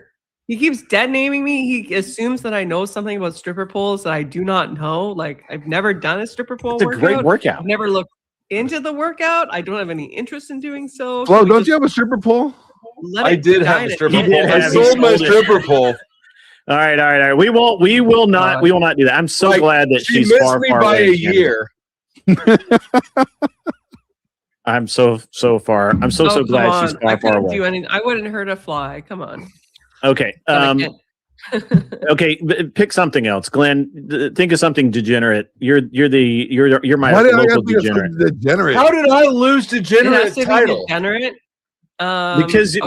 you're about to degenerate. convert to Christianity, Flo. We all know that. He's already a Christian. No, Glenn is already a Christian. I'm not a Christian. Glenn's already won. Smelling a woman's hair in public is perfectly fine if nobody catches you. No, We have to do a degenerate topic. All That's debate. gross. Fellatio. Yeah, I don't know. Man on woman. I don't know if I can get don't behind think that one. it's proper. What? You saying that head is not proper? I don't think that men should have to please their wives in that manner. What if they I don't want? I'm with you on that. Oh, we know Brian is. I don't think you should be having to reciprocate that. I don't think that. I don't think you should have to reciprocate it either. Okay, great. Makeup is a lie. Makeup is a lie. It is. Do you guys think It that is a women lie. should have to give dome? What is that? Is this? That's same oral. thing. Same thing we were already talking about. Oh yeah, absolutely. Yes. Yes, I agree too. Mandated? Unless the man doesn't want it, right? Like obviously, if the man doesn't want it, like You know what? What is the definition? No, You more know BJs. what? Paige, you know what? AVG is out here husband maxing hard. It's just my belief. These are literally Like- just my beliefs. My father told me. Now, not to does on the this internet. represent? What am Does I this possibly represent the gonna do? Orthodox Church's beliefs? In fact, there is a teaching with respect to connection in a Yep. sexual manner. Yep. To my knowledge. So Grid, from what this I'm is told- you. You know what? I might convert by the end of the night if you guys keep this shit Oh up. my gosh. On a freaking I told Sunday, you, it's already we're Sunday. locking you in, Flo. Fucking We're locking you in. hallelujah. I keep telling we're getting closer and closer every day to winning the soul of Flo. Why didn't anybody lead with this? All right, Not the come on, leading Paige. point. That's not the point of the church. It's not Salvation, like- smalvation. I don't think I Oh need my salvation. gosh. What I need is some head right now. This is a perversion of the doctrine, but whatever. Hey, I'm hardly surprised based on who's Is initiating road it. so all right, but is roadhead condoned? Roadhead turns Is it- into cul-de-sac head because that's just how it works. How am I getting more viewers for this? This is bad. It's this is a true. bad- It's true. It's true. Because I said Hold on. roadhead. Roadhead turn. Glenn, so bad. back me up here. It does turn to How cul-de-sac fast do head. you start looking for an exit? Real quick, you're like, I started looking for a boat ramp or somewhere very private. just Okay, don't go pull safe over on a driving. park Practice top. safe driving. Yeah. Simple Okay, can we and talk- good and dusty let's over figure here. out a Intel topic. is wild is unssubbing to figure out all a of us, I topic. think. Thank you for the super chat. Distracted driving should have the same penalties as drunk driving. Okay, I mean that's I agree. Yeah. Can I offer a debate topic? Go right ahead. Drunk driving shouldn't even be a crime. Boom. Why not? This is why me and Dennison are homies, even What? though he's a commie. Even though he's a filthy commie. He is a filthy commie, but that's Dude, okay. I fucking hate comedies. I'm not a commie. Sorry, He's drunk commie driving adjacent, shouldn't but be- you know what? He's Commie right. adjacent. Correct. If I get loaded off my ass to where I can barely even talk, and I get in my car and I obey all the traffic laws and all the safety regulations, and I make it home and don't hurt anybody, why is there a crime? Well, it's only a crime when you get pulled over. I don't think it should be a crime. Technicality. You shouldn't be able to be pulled over for it. Well, You're not getting It's a pulled over huge for fucking drunk technicality. driving. Being pulled over for erratic driving. Lanes, Do you know how many people like unalive? That's in that not true. process? Because People get pulled drunk over drive? after they leave the bar all the time. Well, but Well, more I people don't go die to from it bars, every so year I than don't they do know. from shooting. They also get pulled over for something like a headlight or something, and then the cop says, "I smell alcohol," so he can do whatever he wants to you. whatever. Just You sounds like an excuse to be Mel Gibson That on a sounds like Saturday Dennison's night. had an experience. Hey, Mel Gibson. Yeah, look how, used to no, be Mel I've Gibson never right been now. convicted of a crime in my life, but you can go fuck I have. yourself. I like how stupid the analogy is in the chat too. That's like saying if you kill somebody and get home and nobody knows, it's not murder. No, it isn't. I'm saying if you don't hurt anyone at all, period, and the Yeah, only molested crime you by a commit cop. is drinking, that shouldn't be a crime. Drinking Hands shouldn't down. be a crime. He got diddled by a cop. If you drive like shit, if you don't obey the laws, if you drive recklessly, or you get into an accident, that's a crime. Hey, but I'll be laughing hard too. All right. That's a good prompt. Grumple, I agree with no, Dennison on 10 this. is not full. We're not full up here. And actually, technically, Ludol should drop down because he lost his debate. Which, by the way, come back, man. You did well. I mean, I like you. You're a cool dude. So, Thank you. Yeah, if I had a little more sleep and was a little earlier, when does this happen? I'm sorry to be the newbie Saturday debater. night, I start at 8 Central Standard Time. Perfect. I'll be here next week, Yeah. man. Yeah, man. More Absolutely. dumb shit from the chat too. Who said anything about killing a Appreciate van meeting full of y'all. Mormons? Hey, Bandcamp chick, great job with Ryan and Sean. you. Very well done. Thank you, sir. Yep. I ABG subbed your channel, Little ABG is Dad. actually really cool. Thank you. Hey, Even Paige. if she Okay, how doesn't about have a this? Scratch, do you have a channel, Scratch? Hoorah, Paige, Lou. how about this? Hurrah. Should national service be a prerequisite? Yeah, I do have a to vote? channel. I do have a channel. To prerequisite to what, Glenn? Vote. While he's prepping, so he doesn't. Yeah, I'll get behind that. Damn. I just Yes, I do debated have that a channel. topic. So Scratch 9258. Yeah, I think the only reason you should be able to vote is if you own property or you served. Ideally, if you're eligible for selective service. Service equals citizenship. I like that. I like Would you like Thank you to all who responsibility. have served. W. I look at it military men and women. responsibility. Responsibility is a prerequisite to vote. So you have to Agreed. demonstrate you're responsible with the said right. I got a prompt. A quicker path to citizenship. You'd have to define the would fuck out of solve that. a quicker path to citizenship would solve the immigration crisis. There's a topic. False. Ew. No. I wouldn't even disagree with that. No.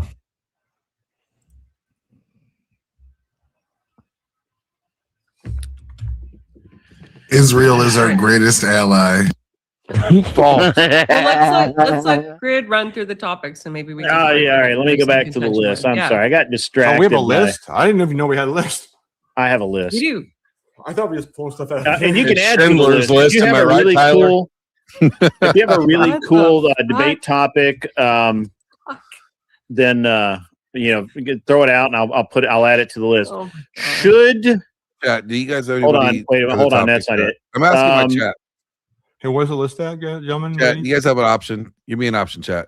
Throw out the Discord link so that these guys can find it. Now, what's the let's see, Discord where was channel it? name? I'll find it there. Let's see. I just had it. Yeah, Is lots cheating of in a women. hold on? Is cheating in a relationship worse than cheating in a professional sport? No, the principle's the same.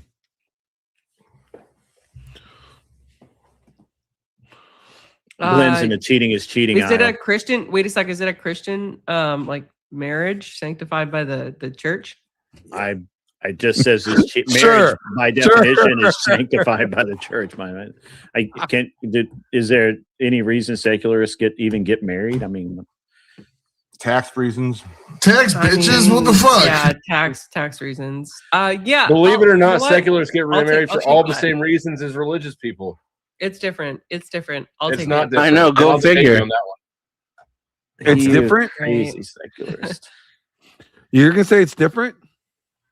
Yeah, it's I not think different. there's a Okay, higher, cool. there's Yeah. a higher It's not different. error attributed to it. Well, That's can we just your debate it? narcissism. That's just your narcissism. All right, we got my a God. topic. Let's go. Oh, hold on. I guess we all don't are, right? think We're you on the guys are going to go for this, but is it morally worse to ghost someone after a hookup or to fake an orgasm? Which is morally wrong? To morally ghost wrong. them. To ghost I'm them. ghosting them. I say ghosting them. That's really a better debate topic than whether or not DUI should be a crime. We should ask how old Scratch is before we do this debate, just to make sure. Oh, Scratch. Don't take that from him. Don't take that from the Israeli guy. He's not even Israeli. He's fake. He's a fake Israeli. from Lebanon or that something. was- is it morally? That is, I forgot that was on here. It's literally, is it morally worse to ghost someone after a hookup, or is it morally worse to fake an orgasm? Yikes. Can you somebody fake the say orgasm and then prompt, ghost? please? Oops. Can you fake the orgasm and then ghost? I'm sure you can. I don't know. Paige? Does that make it doubly morally worse? Obviously, If the guy fakes the orgasm, Did you it get again. orgasm. I'm sorry, AVG. I'm very sorry. Very sorry. If You're the guy really fakes not. the orgasm, you're Doing getting it. ghosted. All right, so we got the prompt. Is it? Yeah, women is can. cheating All right. less They shouldn't, than- but we what can. is it again? Oh. Hi, Grumple. I'm supposed to be kicked anyways. Thanks, Yeah. y'all. We'll see you Good next evening. Saturday. Also, Grumple, you're too late to Nice debate, talking man. to you. I'm sorry. You can hang out, but you can't debate. I'm sorry. But I'm you can better as a hang. judge. Well, I'm better then as a let judge Ludo anyway. stay and hang out. You can't just kick Ludo off and let I'm not. I'm not kicking him I off. He lost. can. Oh. Yeah, I'm not kicking him off. I mean, I said I might, but I mean, You're welcome. You're welcome to. It's past my bedtime anyway. But past it's your all good. bedtime. It's past mine Good too. job. Good job. You're like, I reserve the right to kick people at any time. Okay, we're about to, it's about to be a problem because my wife's going to go to sleep, which means that I'm not going to have any happy time. Oh, yeah, that's an issue. Okay, You can let's just decide masturbate on the like prompt. usual. Can we You go can for the just ghost first? her. Blame the patriarchy, right? Well, I am the patriarch. You I guys can't figure out blame the prompt. myself. I'm gonna go take a piss real quick. Sorry, why don't we go for the first prompt? The cheating in a marriage is more wrong than cheating in a professional sport. Yeah, those pesky morals. Is that where you're going to go with, Glenn? He has to. He's taking a leak. He went to the shitter. That's a yes. You went to the loo? Yeah. Yes, Anson provided a lot of these. Anson was literally like a prolific prompt provider, and a lot of them are really, really bad. Is the walk of shame I hope he's okay. considered ghosting? That's hilarious. I miss Anson. Where is who pissed Anson off to the point that he quit the internet? Like everybody, he blocks everybody who annoys him. That means all of us have been blocked. I was just on a panel with him like a week ago. I And he had a blocked debate you. scheduled with him. No, he's doing good things in life. He's doing good. I mean, to be fair, I have all of you blocked, but I still come to the internet. He's probably working for Palantir. I own shares in Palantir. Hopefully, he's doing good things. It's a great investment. It is. I own shares in Last time when I LVMH. bought, it was at like a 52-week low, Great company. which do what There's not financial advice, but it seems like a good time to buy. He's working for Palpatine, not Palantir. He's Palpatine. Oh, good. That Yeah, I don't Death think- Star I don't Also, think construction seems like a progress. good time to buy Nah. silver. Just in my opinion, only. Man, a great time to buy He's- silver was the 20. Hey, what's up, Cam? How are you, my man? It's not $20 anymore, but it is like 58, which is about as low as I don't know.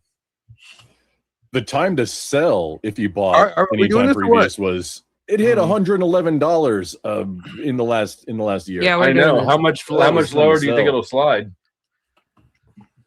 We're doing this. We're doing this. Bounce Eventually. around, then up before the end of the year. All right. Let's go. All right, gentlemen, we have the prompt, and Glenn is back. So to the back you go. Bye. Toodles. Bye. Toodles. Bye.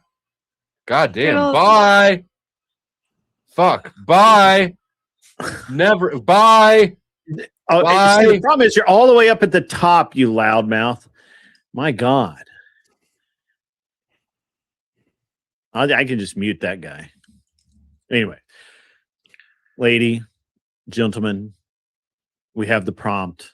You know, you're all pros.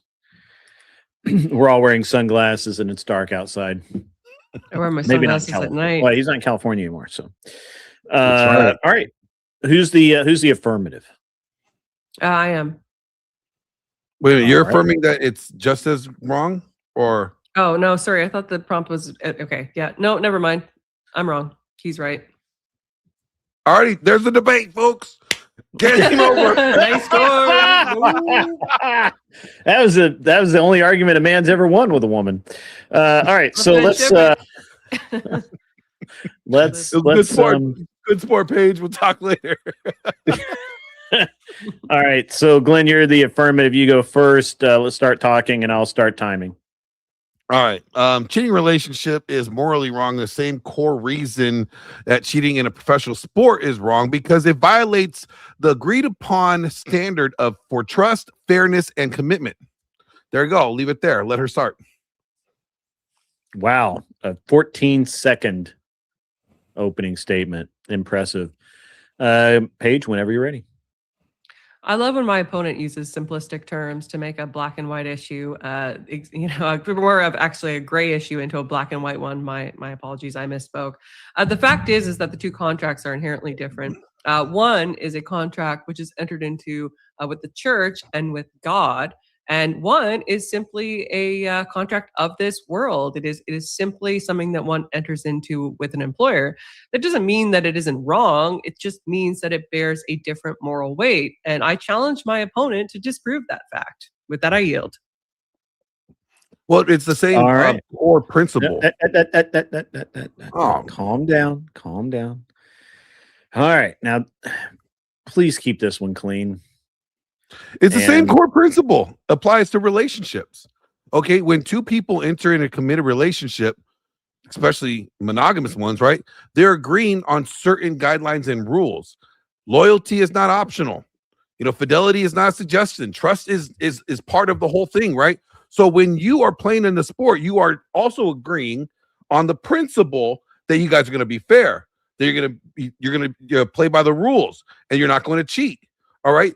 By the core principle, cheating in the sports is just as bad as cheating in relationships. Almost like saying, you know what, if you steal 5 cents, it's not as bad as stealing $500. No, the principle is you're a fucking thief. Okay. So if you're a liar, whether you tell a white lie or a grand lie, you're still a liar. The principle is the same. Does the reasoning why you enter into the contract matter at all? For instance, there's a monetary initiative with respect to a professional sports work contract. There's a versus monetary when you initiative enter to into get a in the marriage marriage. contract. You are getting sorry. get it as a You're monetary entering into a initiative, marriage contract, contract and an it's a tax employment break. contract for the same reason. Do It's you a love tax your break. company? Glenn, It's are a you tax currently break. employed? Glenn, are you currently employed with a company? I work for myself, madam. Okay. Are you employed Have with you the ever company? worked? Yes. Have you ever worked for a company? Yeah, I work for the military. Okay, great. And if the let's say, This are is you not. in a This is not a relationship, get into married? Glenn conversation. My whole point is I'm that at- in both can you cases, demonstrate cheating something? destroys Can you not trust. contend with this? Cheating destroys trust, and in doing so, it Oh my God, damages you're just gonna talk the over me? You're reputation not gonna that answer people my can work question? on. Dude, answer my freaking question, okay? So you've had No. employment with an employer. Woman, I'm not Are you asking you a married? question. This is not Are an you inquiry. married? Because you can't, because it makes you look like shit. No, Because it you doesn't make me know look like that shit. if you lost a job, you'd be less disappointed than if you lost the love of your life. Everybody I was knows married. that. It's freaking common I've sense, been married. bro. I've been married. Okay. And were you upset when it ended? Yes. Would I was you have upset been when I found out equally she as cheated. upset? I was upset. Would you I have found out been- she cheated. She broke the contract. I was upset. Okay. I was also Right. upset when my business partner stole money from me. Also upset. The principal, Were you they the both same cheated amount me of out of upset? something. I was Were you both the same upset at both amount? of them. You were equally upset. Congratulations. You are an outlier. Okay. Obviously, people are going to. Have you ever heard the saying at the end of when you're on your deathbed, the things you will care Principle about is the least are fact the that amount of when you days you have cheat worked. somebody, you are being selfish. And if you're cheating in a sport, you're being selfish, choosing not to play by fair rules.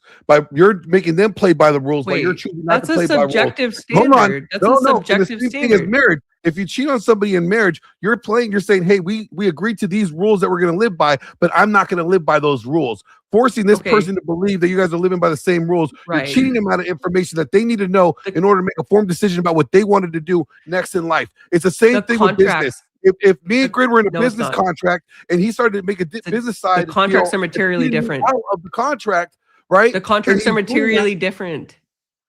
What is marriage in the United States? Well, secular marriage is different than we agreed that this debate would be on Christian marriage. Christian No, marriage we is a didn't say it was on contract entered Christian into marriages. between three parties, sir. Three parties, man, woman, And and God. guess what? You are still Man, woman, and you God. you don't think that if you're cheating in a game, because I believe it says do anything as if you're doing it unto the Lord. So if you don't think God's involved in the sports industry where that you're cheating is good, it's going to reflect him. Are you deranged? Do you honestly think that God is going to put more weight on you breaking a contract that you entered into with him versus a contract that you entered into in the world? Principle of the cheating. I don't think God cares about the levels of severity of it. I think he cares about the principle. Can we attribute more harm to something that is done? For instance, right? Like, let's say We're arguing about weight of the I steal principle. a candy bar. Is cheating in sports can you is just as significant as cheating in a Let me know when marriage. I speak. And the principle says yes. You Is there a think cheating is on a difference? sliding scale. So cheating for Okay. you is on a sliding scale. It's like, Is a little cheating is No. okay. Okay. Listen to this. Okay. Theft, right? Is there a difference in terms of the weight that we apply to the theft of a candy bar versus the theft of my elderly grandma's savings? No. No. I think they should cut Are both their you- hands off. Are you for serious right now? I think we should cut both their hands off. If you stole a candy bar, you stole grandma's Sharia savings, law? lose both an arm. Did you just advocate for Sharia law when I made a hypothetical about a candy bar versus stealing from the elderly? Dude, The principle is the what same. the actual fuck? What Why the are we putting principles on a sliding scale? This is the problem in America, is that we lost our principles. We used to be, our word was our bond. If you were a cheater, you were a cheater. And nobody You've got trusts to you be because you're a cheater. joking. You don't apply weight differently based on the severity of something at all, ever? Like, you're gonna be That's- more pissed? That's time. I'll let Okay. let the answer come through, and then that's time. Okay, no answer. Great. All right. Closing statements. AVG, you're first. Yeah, great. So my opponent is clearly living in Delulu land, where he thinks that we don't judge actions based on the nature of the agreement that's entered into and the severity of the breach. He either doesn't understand legal principles or doesn't care to, for the purposes of fashioning his argument in securing a win that he will likely not have. With that, I yield. All I gotta say that she said I won in the beginning. So there we go. She said Glenn's right. I will take that as a W. We can hear it, we can replay it again. But at the end of the day, when you cheat somebody, the principle of it is that the principle is wrong. If you're saying that we're gonna let somebody get away with a little cheating here, this is not as important as this cheating. No, the principle says if you are a cheater, you're a cheater. If you are a liar, you're not to be trusted, right? If you lie little or lie great, you're still not to be trusted. That's the principle. So to me, the crime is the same. All right. Well, that was lively. Let me bring everybody back up, and we will get on with this. All right, gentlemen, what say you? Can I ask for some clarification as to the judge's responsibility? Is it like in a classic debate where it's who convinced us of their position, or are we only arguing on the merits of the argument, like who argued best? It's more supposed to be like a learning thing where we tell people what they did, how they can do better afterwards. So we generally just judge based on the tactic, how you handled X, Y, or Z, how blah blah blah, how you back and Yeah, forth. 5 minutes is not enough time to convince you of anything. It's more about the effectiveness of the argument. I mean, I was convinced in one of the debates to change my mind, but what was the exact prompt on this debate again? I'll read it to you. Oh, wait, I got to scroll down. Thank you, sir. Wow, I got to scroll further than I thought. Well, I closed that Tyler, page. it sounds like you're echoing a little bit. Like you might not have the right audio device selected. Just FYI. It does that sometimes with the when I have the screen up. Sorry, I do apologize. Just FYI. I scrolled way far down. All right. Nope, that's not it. That's what happens when I close this sometimes. I thought they changed it from your original topic to cheating in a church sanctified marriage they just versus agreed cheating in that sports, right? Yeah, they just Yeah, we agreed agreed. that it was in a Christian marriage. Yes, is cheating in a relationship, which we defined as marriage, worse than cheating in a professional sport? Yeah, I think that it is, right? So I would have in the pre-poll said yes. And then I don't think any arguments convince me to the contrary.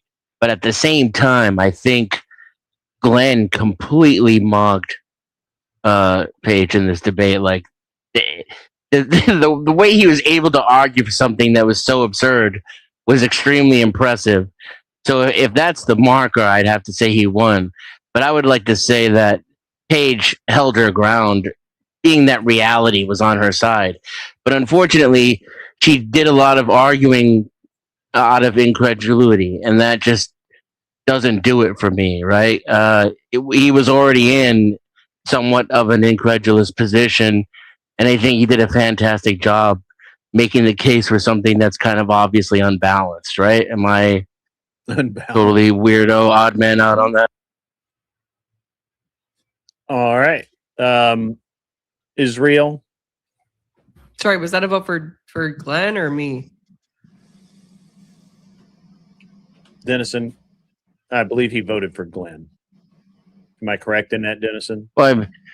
Well, you know, I mean, I asked how I'm supposed to vote, and I didn't really get an answer. So, you know, take from what I just said as what you want to.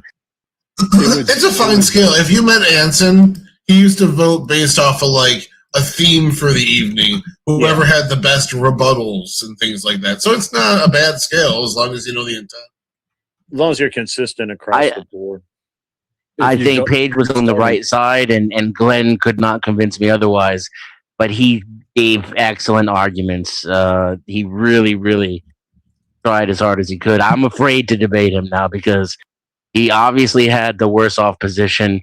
Nobody wants to be cheated on in a relationship, but he made his case as much as he could.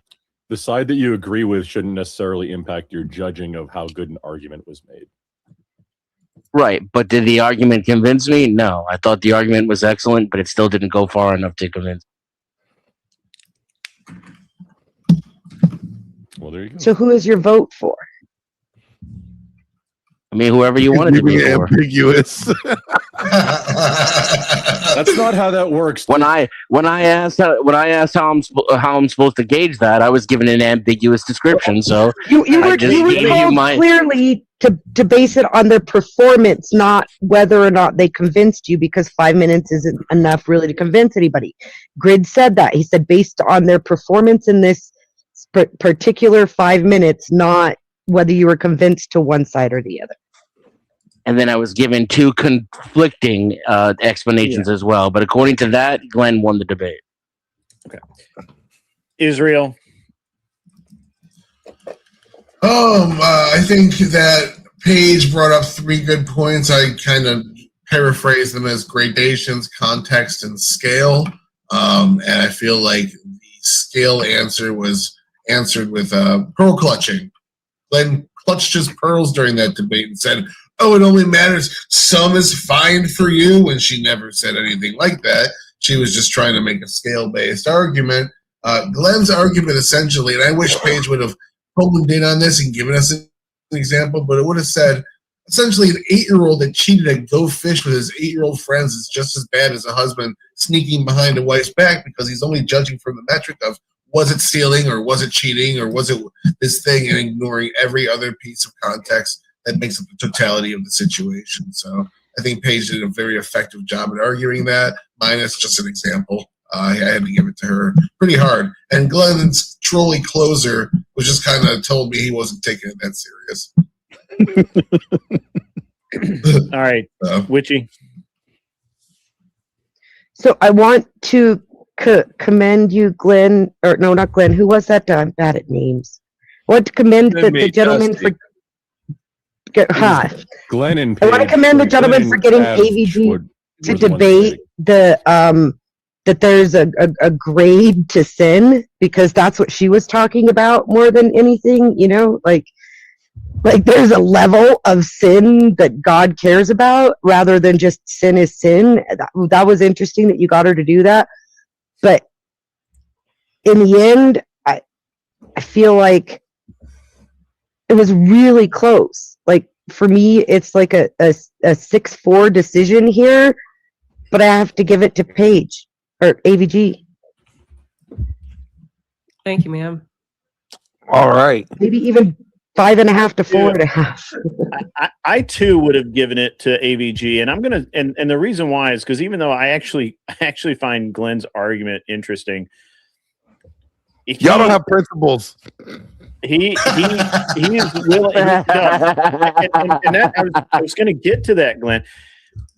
Even though he was being tongue in cheek, Glenn, I think Glenn really does. There isn't a level with him, like with most of us, you know, stealing bubble gum is not not the same level as stealing a car, right? But what Glenn is saying, that is in his world, it is the same.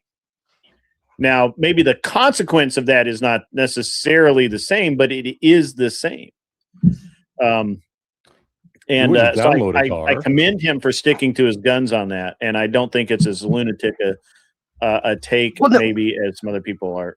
I think he made AVG in this debate. She went against what she would principally believe being a good Christian woman, is that, you know, sin is sin, right? But he got her to debate that there are levels of sin, and I love that. Well, I gotta say, I don't think it was even close. I'm not gonna lie. Go ahead. I thought Paige like blew out. I'm not. I mean, I don't know. It was a blowout. You don't even know who Michael Jordan is. You mean like blow? I know who Michael Jordan is. I just don't like to watch basketball. Yeah. He thinks he did extremely well. Wasn't sure. He's a baseball player. I don't think that Paige. All right, look. So I don't think the AVG admitted to levels of sin, because to do that, she would have to judge someone's sin, and we're not supposed to do that, right? So by saying sin is a sin is, I mean, that's a nice thing to say, but that's not really the reality of it, right? So did she just sin to win the debate? She did. Could be. I like it. I like it. Sin looks good on you, man. I'm not a judge of that. I don't judge that. What I'm saying is that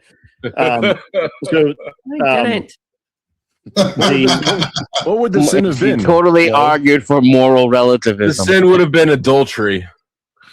She did, didn't? Did she do an adultery? She did, and we could clearly tell that Glenn doesn't believe what he was saying. He was just making the best possible argument he could. He does believe. No. See, that's the mistake.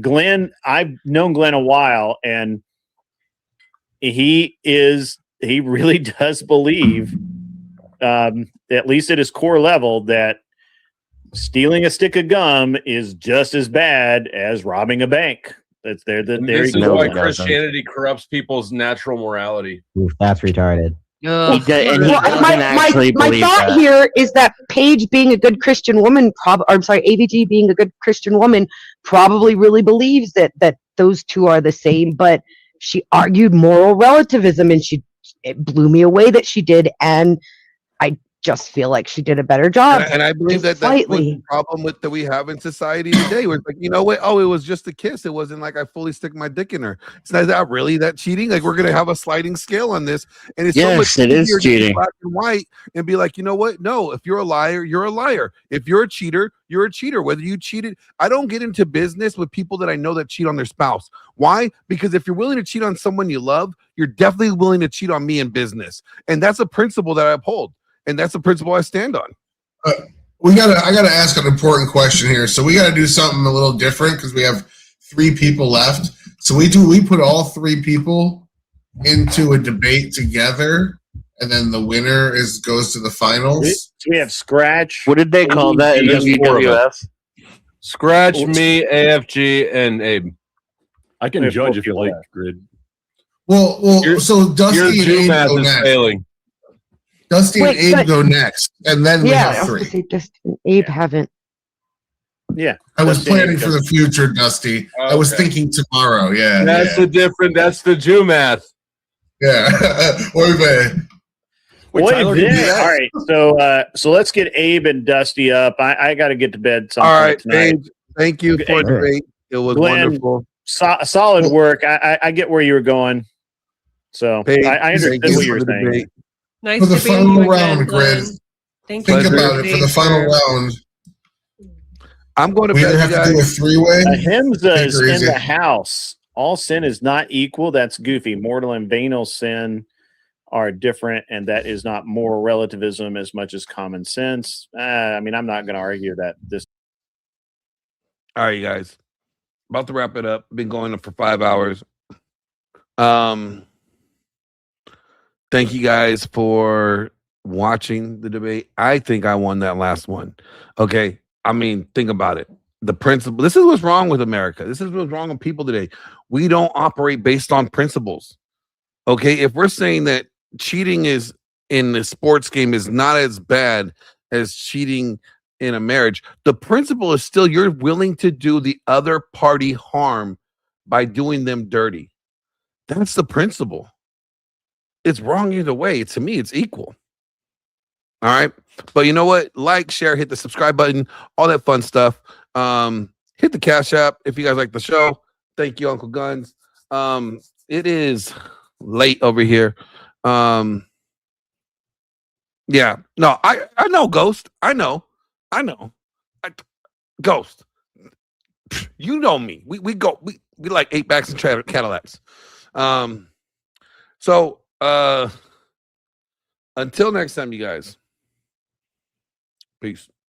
Oh, ladies, if you want to keep your man happy, all you got to do is these 3 little steps. This is the Good Wife's Guide to help you, young wives, be a great wife for your husband. Step 1, cleaning. That's right.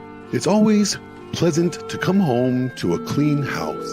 So ladies, make sure that you are in your proper cleaning clothes and cleaning the house, for when your husband gets home, he can see that you have kept the home tidy for him. And always let him catch you cleaning, especially in that outfit. It makes him so full of joy. Next up, cooking. That's right, the way to a man's heart is through his stomach. Make sure that his dinner is ready when he comes home. And don't forget to wear that little outfit you're supposed to wear when you're cooking your man a meal. You know the one. And finally, bedtime.